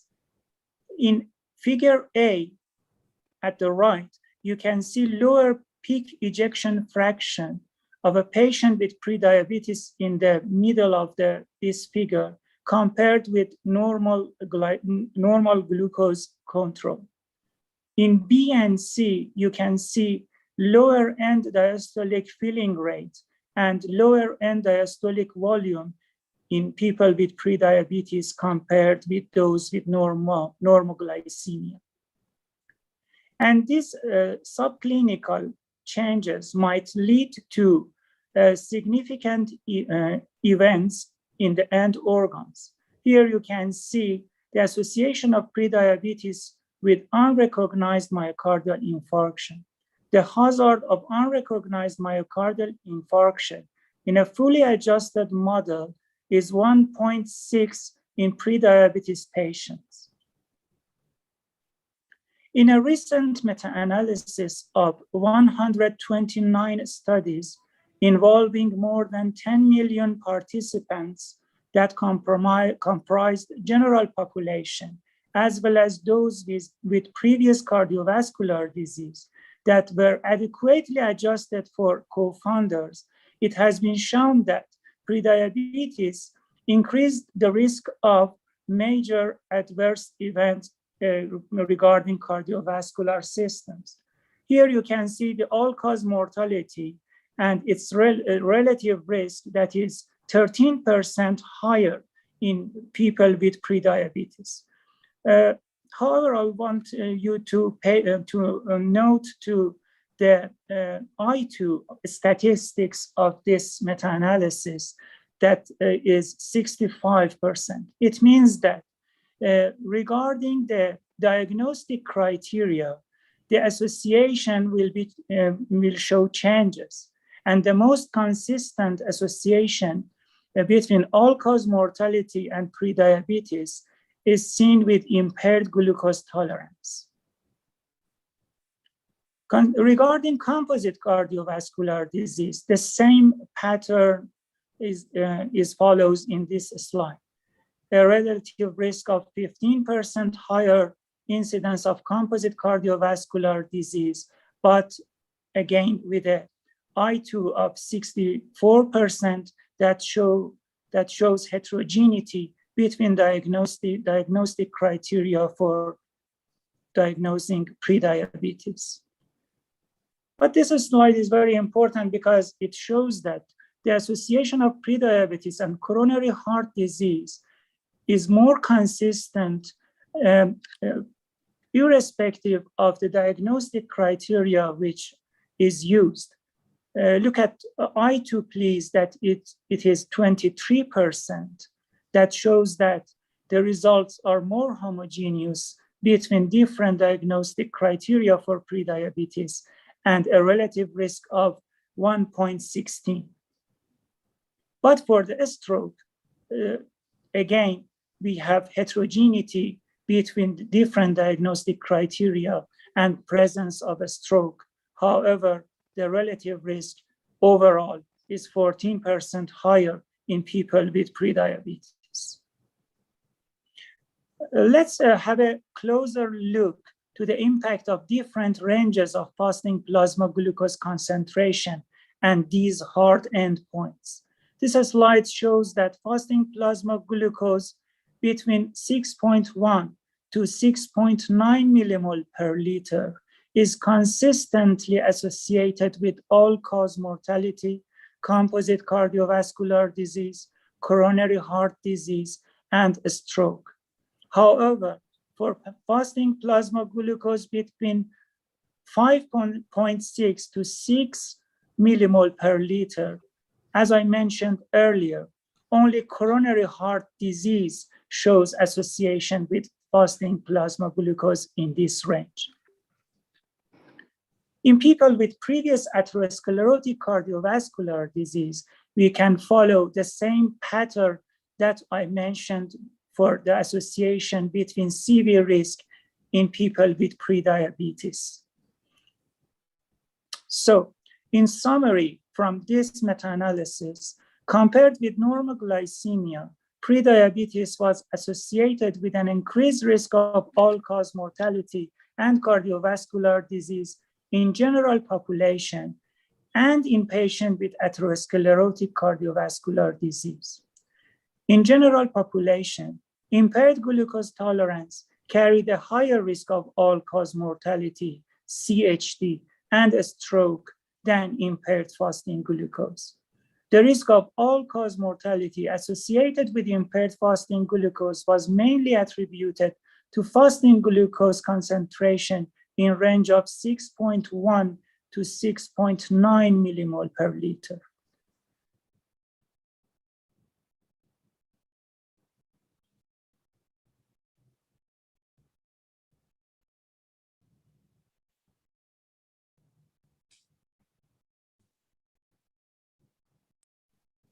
Technical team, can you just look into it?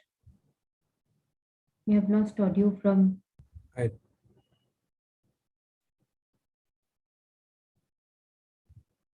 think we are not able to hear Dr. Mohammed Ibrahim. but I think he has concluded the presentation showing that that cardiovascular risk is definitely increased in patients with prediabetes, and he has very elegantly shown us all the data that is available, showing the correlation between different stages of prediabetes, as we've seen that a greater association of postprandial glucose levels, the 2-hour postprandial glucose levels with the development of cardiovascular disease, a greater association with that as compared to, and also he showed us how different criteria used by different organizations have an impact on the risk of cardiovascular disease. We'll just wait for a minute. Is he joining back again?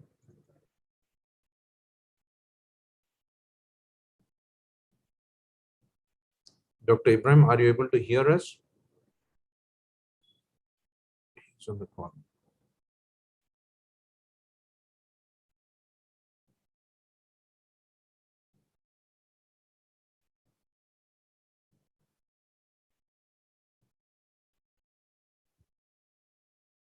I think he's not able. I think he's offline, sir. Yeah, We're unable to reach him.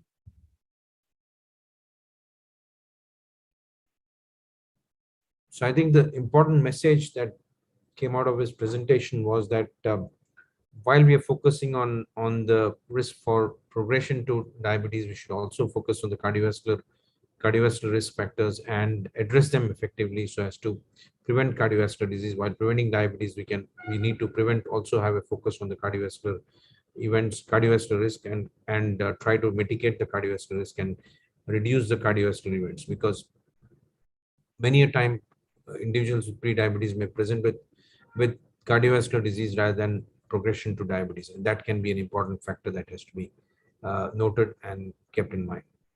So I think with those few words, I would like to end this session and hand over to the organizers to go on, because we are slightly behind schedule. Thank you, sir. Thank you, Rakesh Sahai, sir, and Dr. Mohammad Kamse for giving us this such an excellent learning experience. So we will move on to our next session, that is like exercise for prevention of diabetes. So today we have with us an expert to speak on the topic, that is Dr. Sherry Goldberg from USA, and to chair this session we have our chairpersons, Dr. Uzma Khan from UK.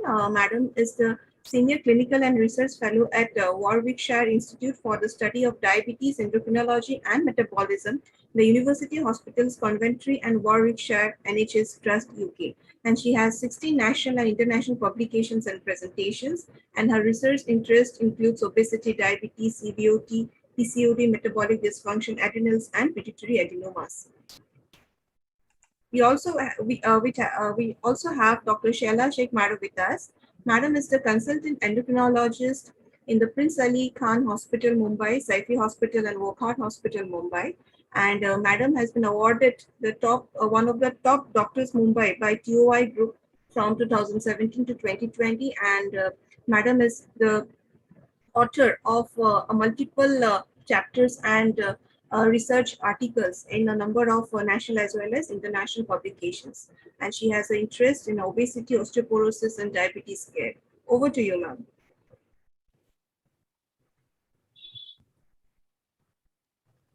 Warm good evening to each and every one of you. Thanks a million, first of all, for making us a part of this meeting. Uzma, over to you. Hello, everyone. Good evening. It's a pleasure and I'm honored to be invited by the Endocrine Society of India for today's session. And it is definitely a very important session on prediabetes. We know with increasing incidence and prevalence of type 2 diabetes and obesity, we need to act earlier and try to address whatever we could. And we have already discussed diet and exercise and diabetes prevention studies, and we have enough evidence on diet and exercise. And it's a great pleasure to invite a leading expert on diabetes and exercise, Dr. Sherry Goldberg. She is Professor Emerita Exercise Science at Old Dominion University, Norfolk, Virginia, US. She was awarded the 2016 American Diabetes Association Outstanding Educator Award. She's fellow of American College of Sports Medicine. She has numerous publications. She's authored 12 books, 34 book chapters, and many refereed journals, articles, and research abstracts. And she runs various education programs for fitness and healthcare and for healthcare professionals. She has research interests in diabetes and exercise disease prevention and healthy aging. And we would like to hear from her. Over to Dr. Goldberg. Thank you. Appreciate so much being invited to share some of my expertise with you this morning. Let me get my slides up and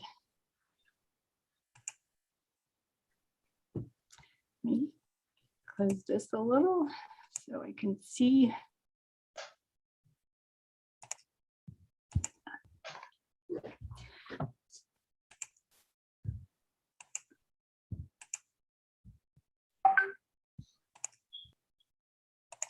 Okay. Technical difficulties. So I'm not going to tell you guys anything that you don't already know today. I'm especially when it comes to the prevalence of diabetes around the world and particularly in your region. So as you can see, these are recent data from the IDF, and the increase is great. And particularly in your area, the increase is going up even faster. And so I'm sure everyone there is really interested in how to stem this tide before it overtakes all of us. Again, some more stuff from the IDF showing the epidemic, 20 million, and particularly in your region, how many people actually are being diagnosed with diabetes now. So, as you also know, since you're the Endocrine Society, most people have type 2 diabetes, and I do a lot of work with type 2 and type 1 diabetes. But in particular, what's interesting, even when people have type 1 diabetes, they can get some of the characteristics of type 2, which are almost like having prediabetes, which is largely characterized by insulin resistance.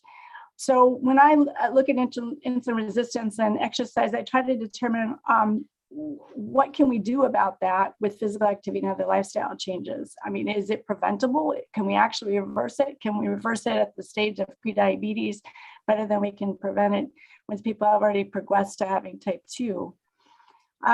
So there are a number of factors that contribute to this. This is sort of a short list. And the ones that we have a harder time managing are aging, because we're all aging, genetics, and then there's underlying inflammation that we know is associated not only with insulin resistance, but with cardiovascular disease, the progression of type 2 diabetes, hypertension, and so forth. But what I'm going to focus on more the manageable lifestyle things, such as eating, body fat, how and where we store it, and physical inactivity. So we've got our donuts. I don't know if you eat donuts in India, but we've got our excess fat stored specifically in a really bad place in the visceral fat, and a lot of people just being physically inactive. So when we talk about lifestyle modification, it's multifactorial. Dietary improvements obviously a part of it. Weight loss for most of these programs that I'm going to mention has been a goal of the interventions. Increased physical activity and certainly maintaining those changes. I've heard some of you talking about that today already, that you can't just do the 6 months and lose the weight, but you're going to have to keep it off. So what do we do to do that? And I'm not going to go through all of these studies, but I wanted to mention that there have been quite a few studies all around the world looking at lifestyle modification and how that might be able to prevent onset of diabetes. So I'm going to just focus on a few of those and then move on to ones in your region. So we know out of China that when they did a lifestyle intervention study, they found that diet only could produce some reduction in diabetes risk. Exercise by itself, I don't know why this is a little lower with diet plus exercise.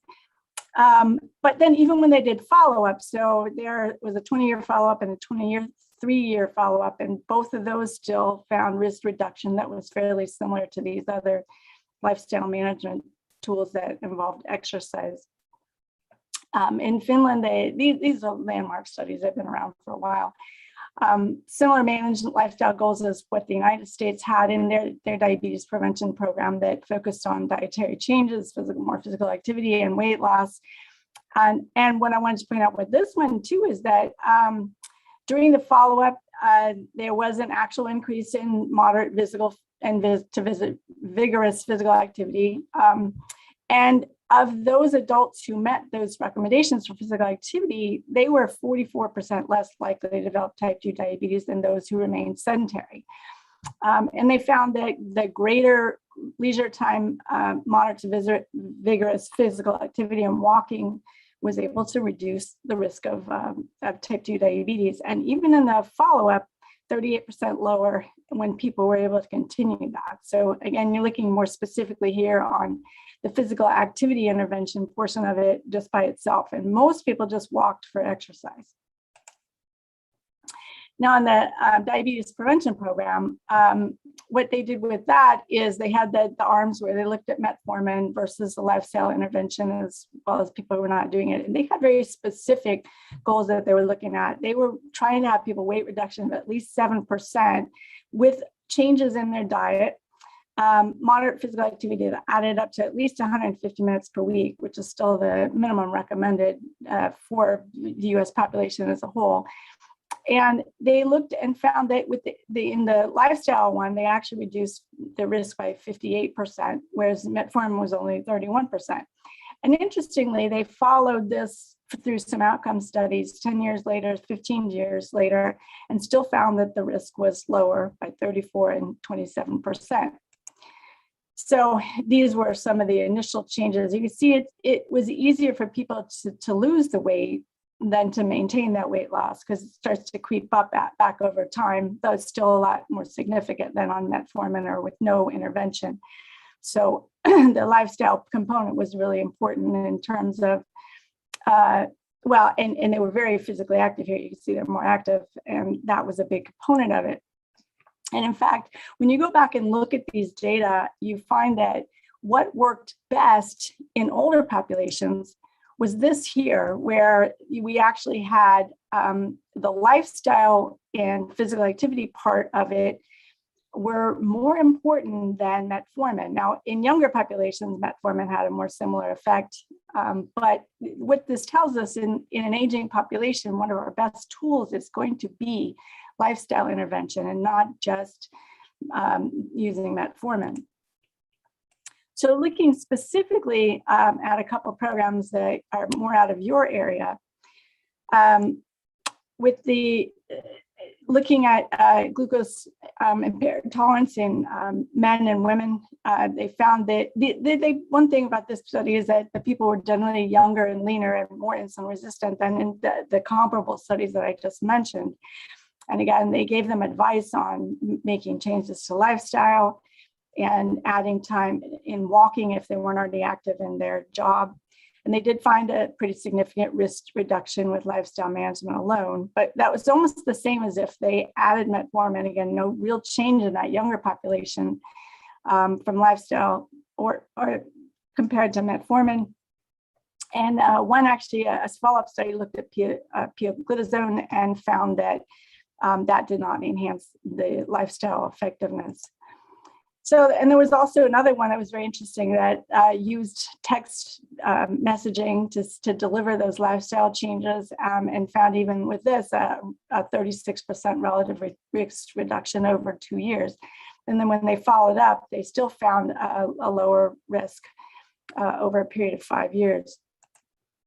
So I always have to say, how important is each one of these components? And I've talked to some of the investigators on the US DPP, and they say, well, obviously all of them are important. But I like to think that this one is actually one of the most important components. Of course, I'm a little biased.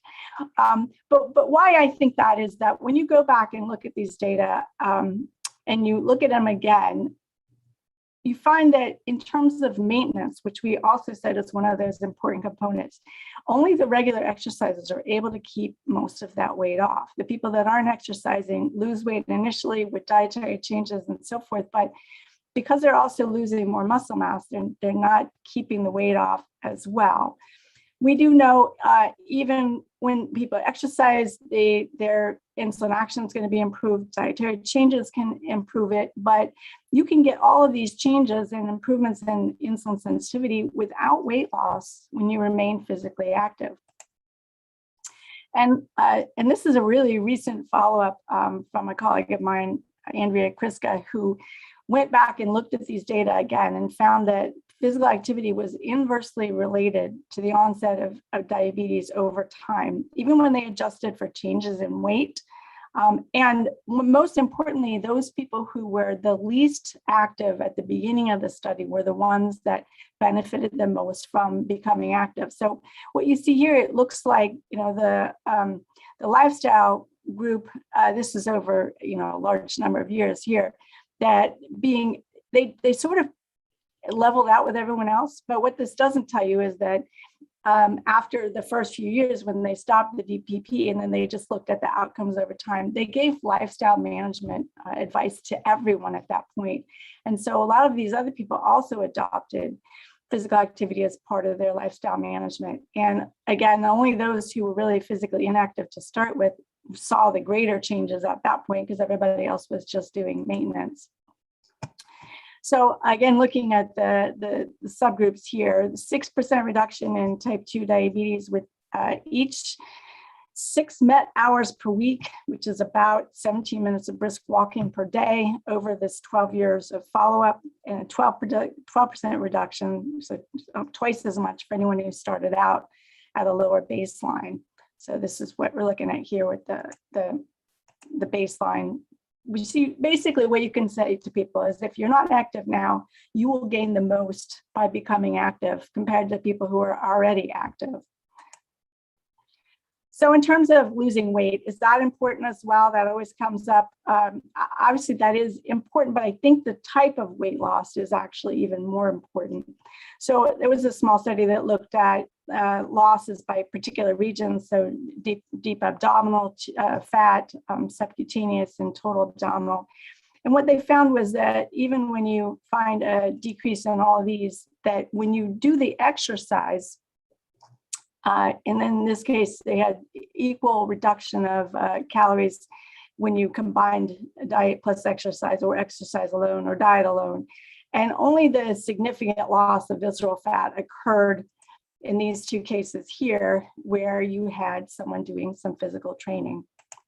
And the same thing when you look at resistance training, you get, again, this was a small study that looked at older men. They looked at the fat loss and by region, and found that even though insulin sensitivity went up 40%, 46%, fasting glucose went down, and even though they were eating more, what they found was that where they lost the fat really had a big impact. So this shows the total abdominal fat losses. And what's interesting is, you know, when you look at these individual data points versus just the means, you'll see that every single one of these people lost abdominal fat. And every single one of these subjects also had an increase in insulin sensitivity. So there seems to be some disruption of normal metabolism when fat is stored viscerally, because it also gets in areas where it shouldn't be, like the pancreas and the liver and other organs. So to sort of round out why I think exercise is so important, this looks like cutting through a piece of meat with a bone in the middle, but basically it's a CT scan looking through the middle of someone's thigh in both cases. And so what you see is the bone, and then you see the muscle around that, and around that is the subcutaneous fat depot. What you see when people are inactive or in certain disease states is that you get a lot more fat infiltrating the muscle, and obviously more subcutaneous fat, but by itself, that's not going to cause metabolic disease. In fact, storing it beneath the skin is a good place compared to in the center of muscle or in the center of the abdomen. So the quality of the muscle and not just the quantity really matters. And that's, again, where exercise comes in. So one of the things that I've been told over the years is that the insulin sensitivity is just automatically going to decline with aging. And this was a study that looked at people who have remained athletic. So this was a younger population and an older population. What they found was, in terms of the glucose disposal and insulin sensitivity, there was no change with master athletes, athletes who were older, assuming that they stayed active. And then compared to normal weight individuals and obese, again, there was no change just based on aging alone. It was the change is more down this way based on whether somebody is physically active, because this group down here gets to be sedentary. And then you see a big decrease when you lose the physical activity component. So a lot of people also try to lose weight just going on a diet and not doing any physical activity. And I would advise strongly against that, because typically when you lose weight, you're going to lose some muscle with total amount of fat loss. Muscle is composed of water and other components, not just, and so the fat mass is completely separate. But really what has recommended that is not that the loss not exceed more than what usually we say is 1 to 2 pounds per week. So about 1/2 to 3/4 of a kilogram for every 4.5 kilograms that are lost. So physical activity helps prevent some of that. And I'll show you an example of a recent study that even showed that, where it looked at protein synthesis and muscle. So when you do resistance, even when you're doing weight loss through diet, if you're doing aerobic exercise, resistance, or combined, the only ones that end up being significant in this study were resistance training, which recruits a lot of fibers that might not be recruited otherwise in muscle and helps preserve those, and combined training. So that's really important in terms of being able to retain muscle mass with weight loss. And also, we always tell people to watch out that if you're expecting to lose a lot of weight quickly, when you start exercising, you'll be disappointed, because what you see even in the first month that you're exercising is you're building muscle, you're expanding out your blood volume, you're increasing your muscle storage capacity for carbohydrates, you're increasing your total blood volume, and your body fat's going down, but you may not see much change in scale weight over that month period. But what you do find is that your clothes are fitting a little bit differently. So in conclusion, I believe, and I think the research backs me up, that type 2 diabetes may be preventable, or at least you can delay its onset for a period of time. We know that type 2 diabetes and prediabetes are both characterized by insulin resistance that we can lower with lifestyle management. Sustaining those changes, and particularly, I think physical activity are really important to lower the risk of diabetes over time, because even when you look at the DPP and the weight loss, there is some weight regain over time without necessarily increasing the risk of developing type 2 diabetes. And although lifestyle changes can lead to weight loss, physical activity is really critical for maintaining that weight that's lost afterwards. And again, physical activity of any type is going to be really important in order to lose the right type of fat if someone is able to accomplish weight loss. So what should everybody be doing? All of these things here. Get moving with aerobic activities, doing resistance work to retain muscle mass, working on flexibility, and basically practicing balance with people who are aging to avoid falls and injuries. Just moving more all day long. A lot of the research now is focusing on breaking up sedentary time with activity breaks, short breaks every 30 minutes to an hour, and just being more active every day. And thank you. Thanks, Sherry. That was really lucid. And I was just wondering, what should I tick on that list that you gave in the previous slide as to what we should be doing? I also fall short of that. I think the only person who really does it is Nalini out here, to be very honest with you. Well, what's interesting is that when people ask me, they say, I don't have time. If I only had to add in one, because I say you need aerobic, you need resistance, you need flexibility training, you need balance training, and you need to move more all day long.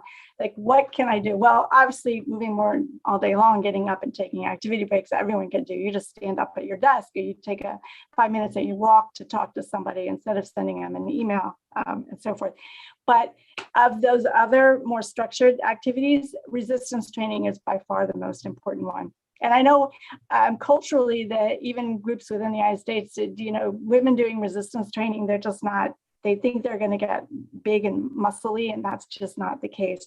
What we're talking about doing is just even doing activities that using your own body weight as resistance. So you don't even have to leave home to be able to do those. You can do chair sit-ups, you can do wall push-ups, you can do just, lunges and various things that allow you to work and retain that muscle mass as you're aging, because we're all losing it slowly over time. And all you can do is fight as hard as you can to retain as much of it that you can as long as possible.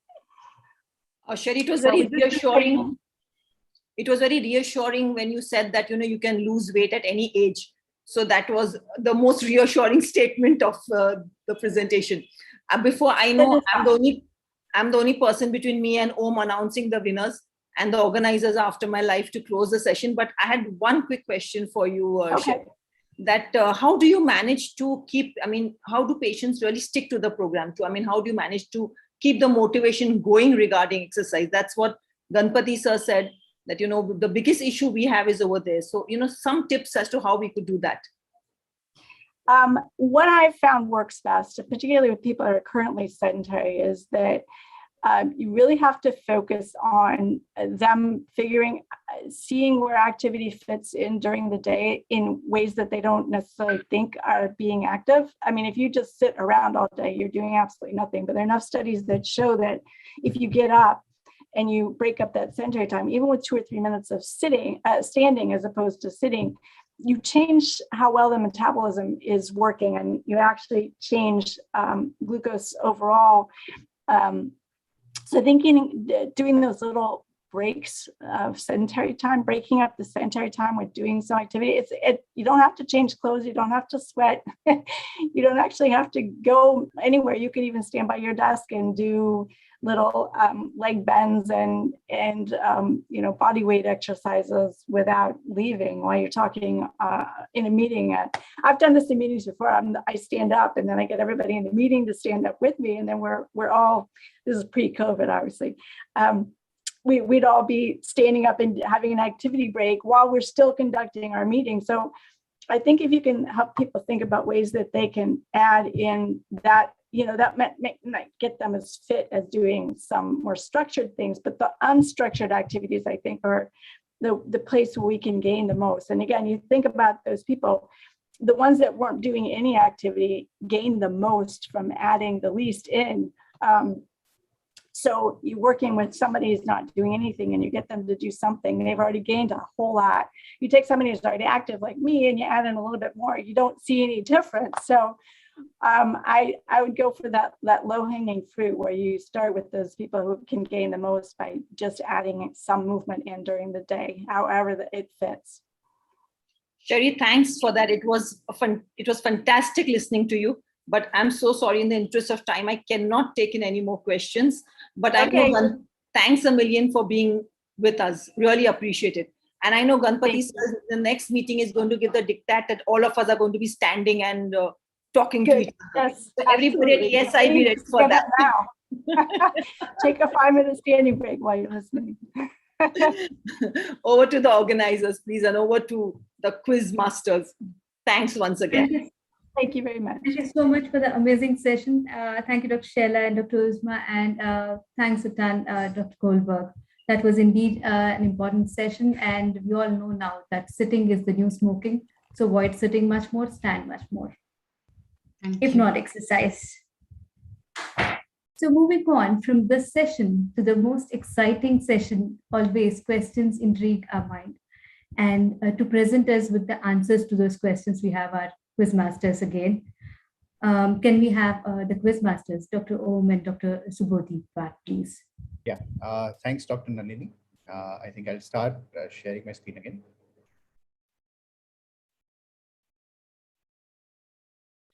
So we had a good, interesting quiz. And Subodhi, if you would like to say something before we start with the answers? Yeah, actually, we got an overwhelming response from the audiences while answering the quiz. And I found most of them has performed very well. I was even thinking that if I would have been the responder, I possibly couldn't answer so many answers correctly if I was giving this exam. So I think this we can discuss the answers. Yes. Sure. Yeah. Yeah. So I agree. I mean, they've done exceedingly well. So we'll move to the answers and then we'll discuss, announce the winner. So the first question was, in 1914, basically, there are two scientists who discovered that, performing a surgery on a particular gland in the body, that led to, a development of, low sugars, the sugars normalizing, or even to extend a bit of hypoglycemia. So we were asking is which organ was removed and which was an anti-diabetic which developed as a result of this thing, right? So does any seniors want to try? Because I'll tell you why. Not a single person got this, correct, right? So these are the options. So is it, removal of a distal ileum leading to GLP-1 analogs? Is it removal of pituitary gland leading to metformin? Is it parathyroid leading to discovery of metformin? Or was it removal of jejunum and the discovery of alpha glucosidase inhibitor? So I think 0 people got this correct. So I think, it was perhaps too difficult, I guess. But the answer is very interesting. So this is basically in 1914. You had Underhill and et al. Who discovered that removal of the parathyroid gland, very interestingly, from animals produced tetany and reduced blood sugar. So they saw two things, right? This is an era before, in the past, and they thought that there was because of release of some substance called guanidine, because of the removal of parathyroid gland, which lead to the lower sugars. So later, many years later, you had Wattenby, who studied the effects of guanidine in rabbits to study the hypoglycemic effect produced by this agent.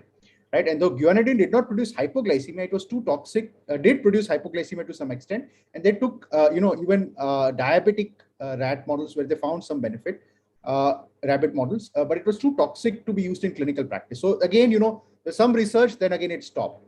Though the initial attempts did not lead to any fruitful discovery, later on, many years later, it led to the discovery of fenformin and later metformin, right? Which is currently the top anti-diabetic drug used in clinical practice today. So a research conducted in 1914 in parathyroid gland, believe you, led to the development of metformin many years later. So I think there's an interesting connection here. Perhaps, students of endocrinology can perhaps flush it out. And, we know a little bit about parathyroid and its impact on insulin resistance. But this is something, if you trace it historically, this is something very interesting. Okay. So as I said, nobody got this correct.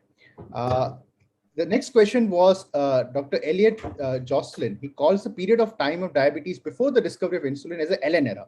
So Frederick Allen, a very controversial figure during that time, he championed the starvation diet for patients with diabetes. And if you ever saw pictures of these patients on starvation diet, you would be astonished.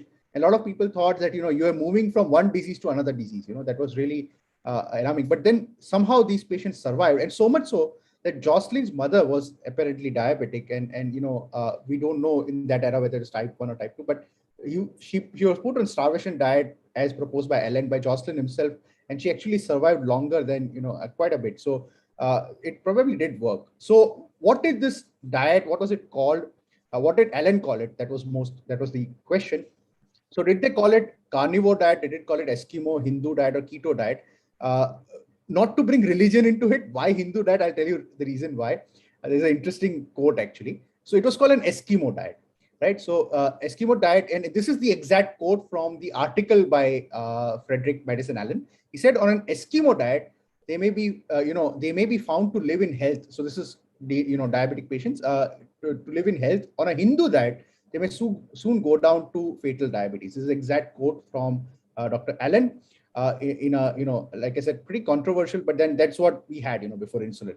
So his theories were based on dogs whom, they performed pancreatectomy, removed 80% of pancreas. And then one group of dogs, they put on high carbohydrate diet. The other, they did this, Allen starvation diet. And they found that the dogs which, were on starvation diet, they in fact did not develop, some of them even did not develop full-blown diabetes mellitus. So this is something, he said, and this is actually the origin of the concept of glucose toxicity or glucotoxicity. He said that,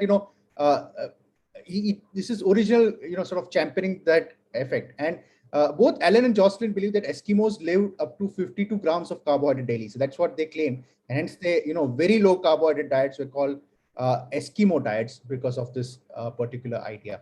So now, of course, you have other names for it, keto diets and LCHF and carnivore diets and so on and so forth. But this is the origin, many, many years back, even before the discovery of insulin. Okay, so here I think, a lot of people answered keto diet, which is correct in today's era, but in Ellen's era, it was called Eskimo diet. So that's, the breakup of the answers. Okay, so this is the interesting question, right? Very practical and important also. So 2003, an expert committee. So there was basically ADA, recommended lowering of IFG threshold from 110 to 100. And this was very controversial again at that time. Now it's very well accepted, but again, WHO very interestingly did not move to that value. So what was the reason why this lowering was done? These were the options. The correct answer is actually E, right? So in interest of time, I'll not read the options. I'll just go to the answer. So basically, and this is, the expert committee recommended the lowering from 110 to 100. There were a couple of reasons for that. So first reason was, what they found was that IGT predicted the development of diabetes with much more accuracy compared to IFG. So there was a lag between these two, and they were not very well aligned. So they thought that, perhaps lowering the impaired fasting glucose will make it more aligned with impaired glucose tolerance. So this is one of the first reasons. There's an original paper for this. You can search for this. It's readily available. Full text is available for this. The second thing was they found that ROC curve, when they did, they found that the value at which in Europeans, the value at which they found best sensitivity and specificity for prediction of diabetes was 110 in European, in Dutch population, European mainly population. So they said that somewhere close to 100 would be better compared to 110 because the sensitivity and specificity of development of diabetes was closer at 100 compared to 110. So that is why that is a second proposal. And the third thing they said was that the upper limit, again, if you see overall population data, especially again from Europe, they said that overall, most people with normal glycemia do not have fasting glucose more than 106. So that is what ultimately said. This is the upper 95th percentile of normal range. So hence the target should be 100 or less than 110, not or close to 100 rather than more than 110. So these are some of the reasons given, and that is, but more or less they wanted to align IFG and IGT together, and that was the principal reason why they moved from 110 to 100. Right.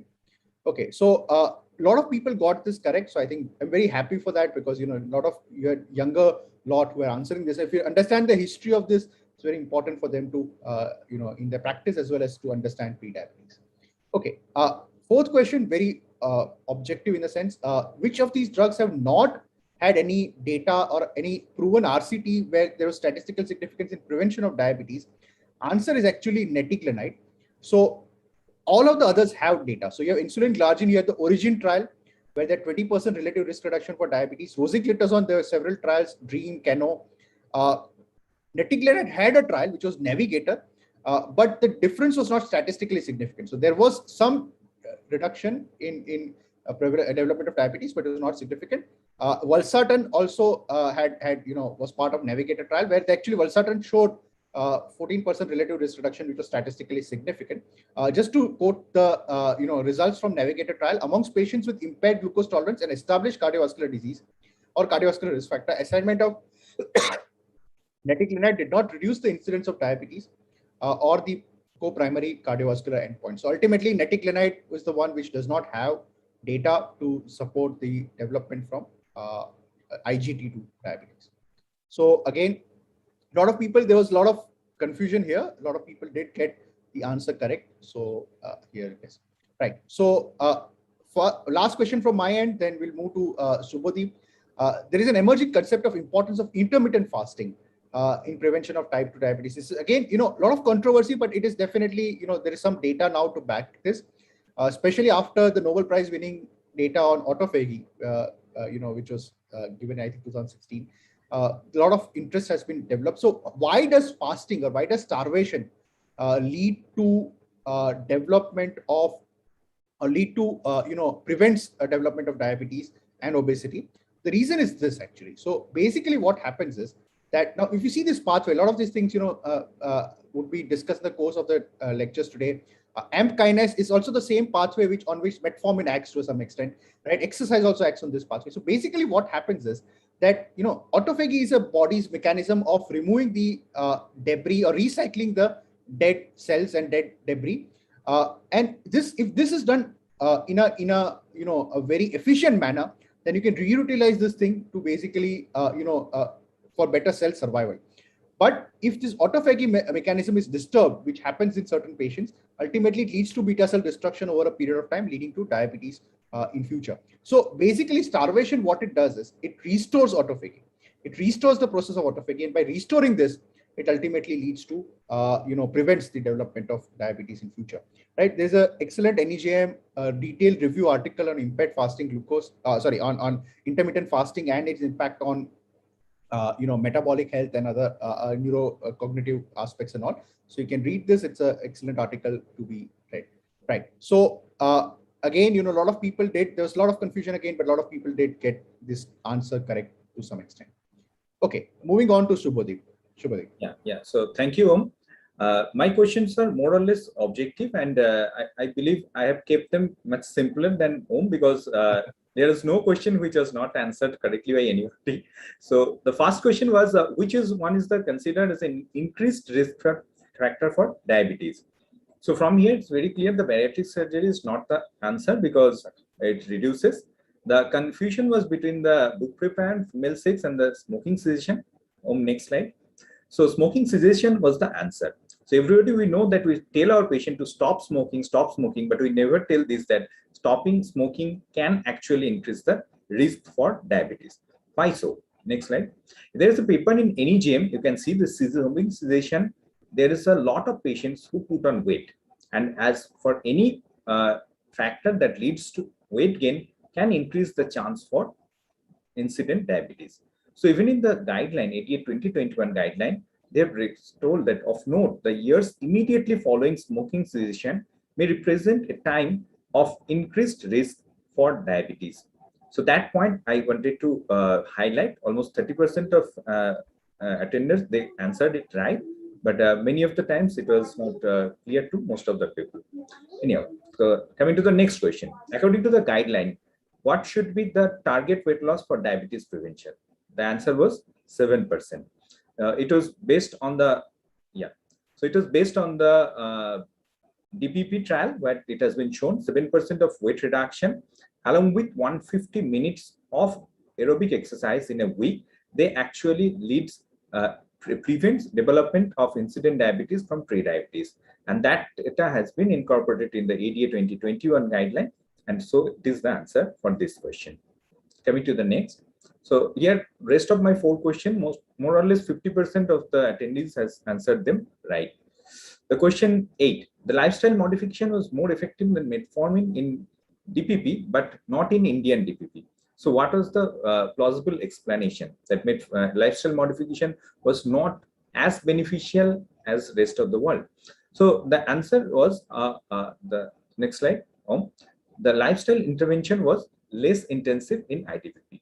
So it was shown that in Indian data, next slide, the IDPP trial, they had taken patients, followed up the patients, but many times patients were from the middle class society. So already the patients were baseline exercise pattern, the baseline diet pattern was like not very bad. So they were doing good diet and doing good exercise. So the effect of intervention on those population was not very much prominent. So the impact of lifestyle modification did not show as good a result as seen in the original DPP trial. The next question, again 30% for 50% of the attendees answered this right. Next.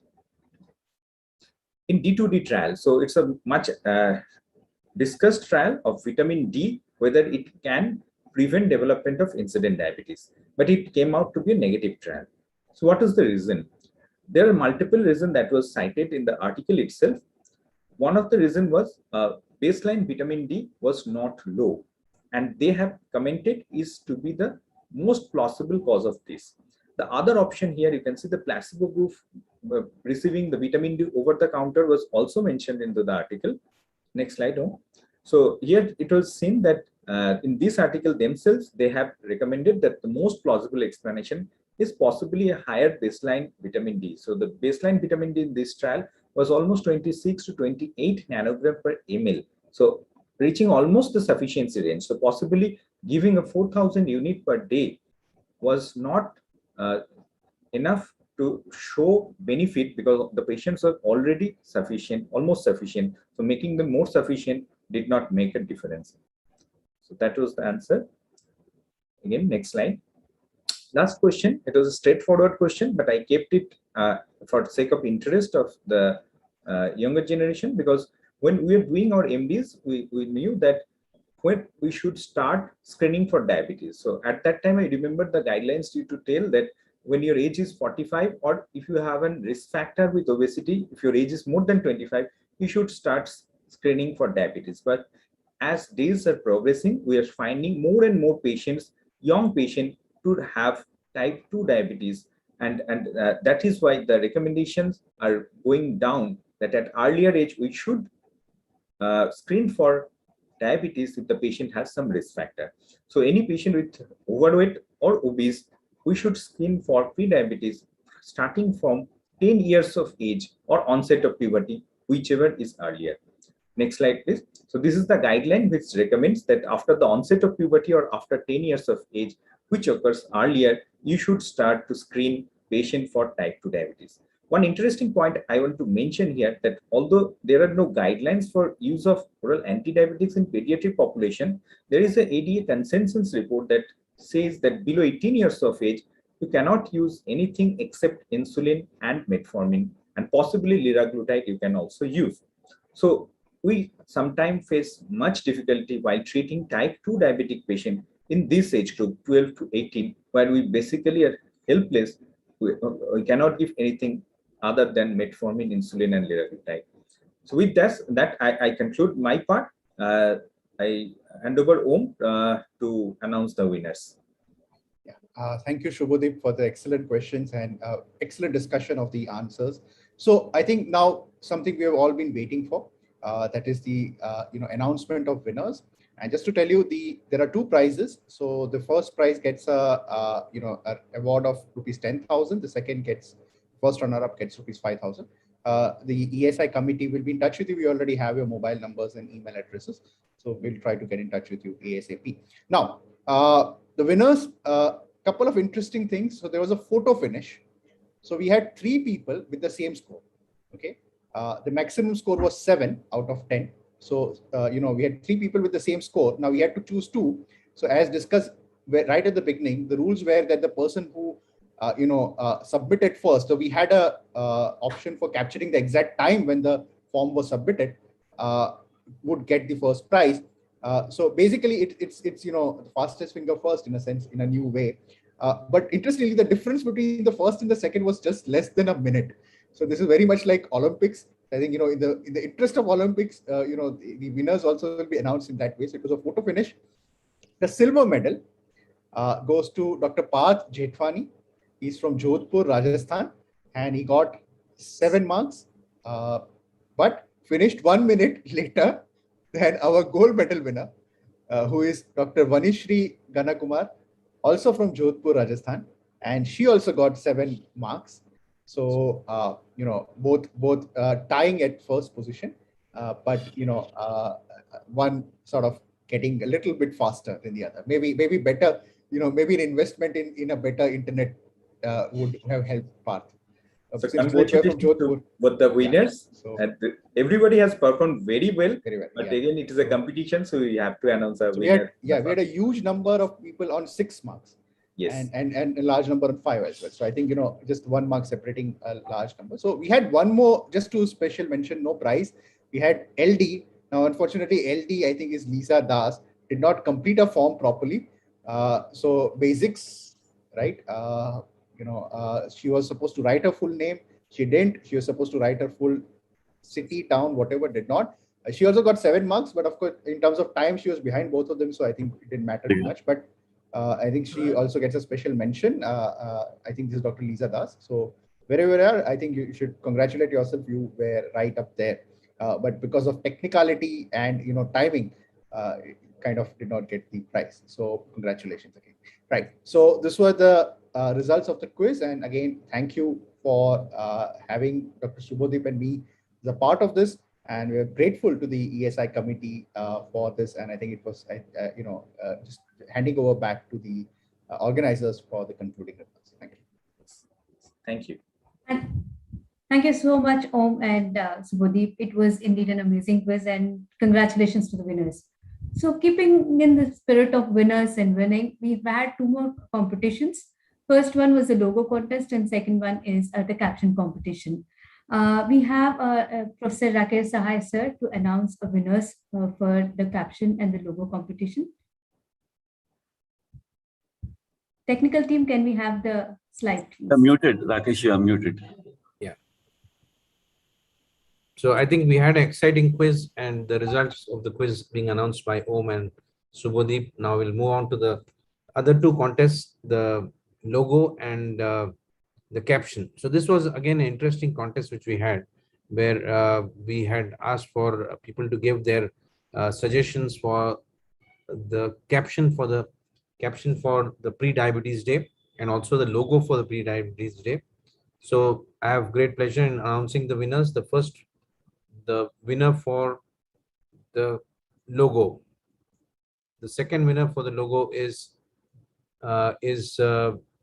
Dr. Sumaya Abdul Khader, whose logo we've just seen. She's from Hyderabad, from Osmania Medical College. And the first winner is Pooja Datta. She's from Max Super Specialty Hospital at Delhi. So let's look at the logos and see how they have designed the logos. Can we see the logos?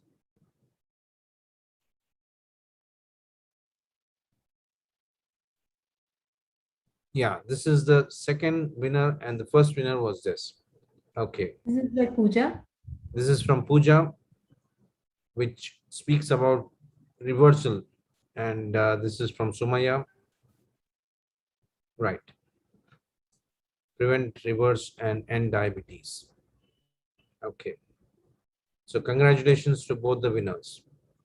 We'll now move on to the next one, which is the caption.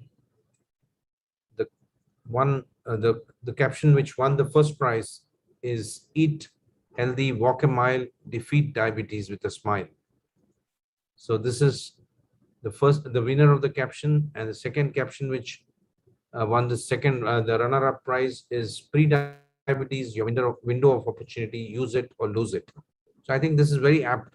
Both of them are very apt captions, and let's see who are the winners for this. The first prize has gone to Dr. Sudipta Ghosh, who's from Kolkata, and the second prize goes to Pooja Datta again, who's from Max Super Specialty Hospitals in Delhi. So congratulations once again to both the winners. I think we had excellent captions and excellent logos made. I'm sure we're going to use them in our further programs where we're going to use these logos and captions. Thank you to the winners, and we are soon going to contact them. Thank you so much, Rakesh Sai sir.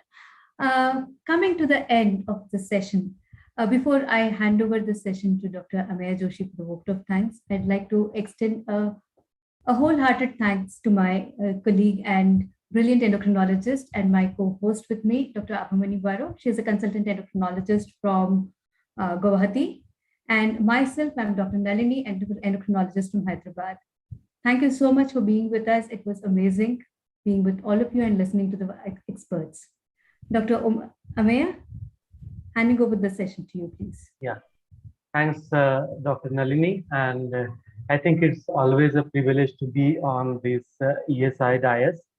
At the outset, I would like to express my gratitude to Team Endocrine Society of India for taking this wonderful initiative. I think first time Endocrine Society has done such a big, large-scale program for pre-diabetes or preventing diabetes. Actually, this is an opportunity. This should be grabbed so as to reduce the pandemic of diabetes. I would first like to thank all the winners and our wonderful quiz masters, Dr. Om Lakhani and Shubhodip Pramanik. And a special thank you to Dr. Saptarshi Bhattacharya, who did all the hard work, my co-organizing secretary, without even bothering me.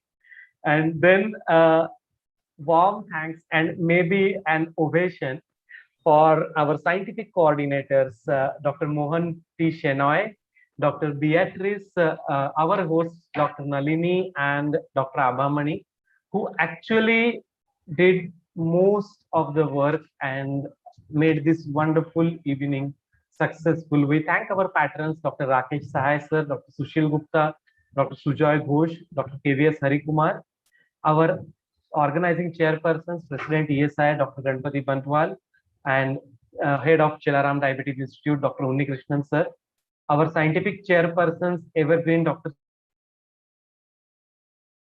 Sanjay Kalra sir and Dr. Shaila Sheikh madam, our scientific secretaries, Dr. Nitin Kapoor, and special mention to Dr. Belinda, who dropped out at the last moment to give me this opportunity. I think later have a wonderful evening with her classmates. Most importantly, I thank our Endocrine United Global community. That's what we call it. I think Endocrine United Global has really stood tall. India was a platform to a lot of global players who graced this wonderful evening. I would like to thank Dr. Hassan Ayadin, Dr. Dina Shrestha, Dr. Andrew Uloko, Dr. Ketut Swastika, Dr. Joel Saldana, Dr. Abbas Raza, Dr. Saraswati, Dr. Kirtida Acharya, Dr. Ibrahim Kamsheh, and Dr. Uzma Khan and Sherry Kohlberg. Thank you for taking out your precious time for being here. And most importantly, all our hosts who actually ensured that each and every minute of today's evening was pulsating. Dr. Krupa Cherian, Dr. Manas Barua, Dr. Indira Maisnam, Dr. Sambit Das, Dr. Om and Dr. Subodhit, Dr. Sujoy, Dr. Ipsita, Dr. Priyam Vada Tyagi, Shilpa Joshi madam, Dr. Arundhati Das Gupta, Dr.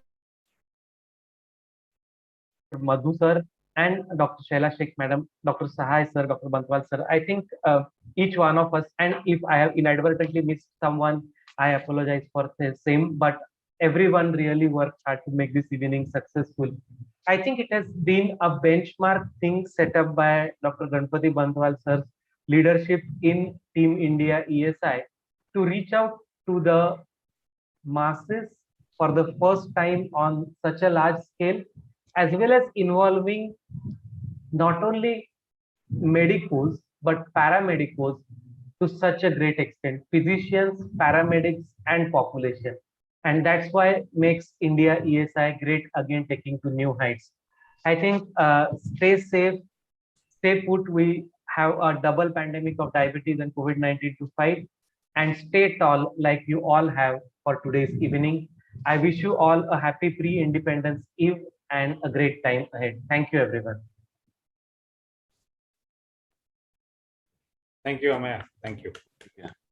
Thank you so much, Dr.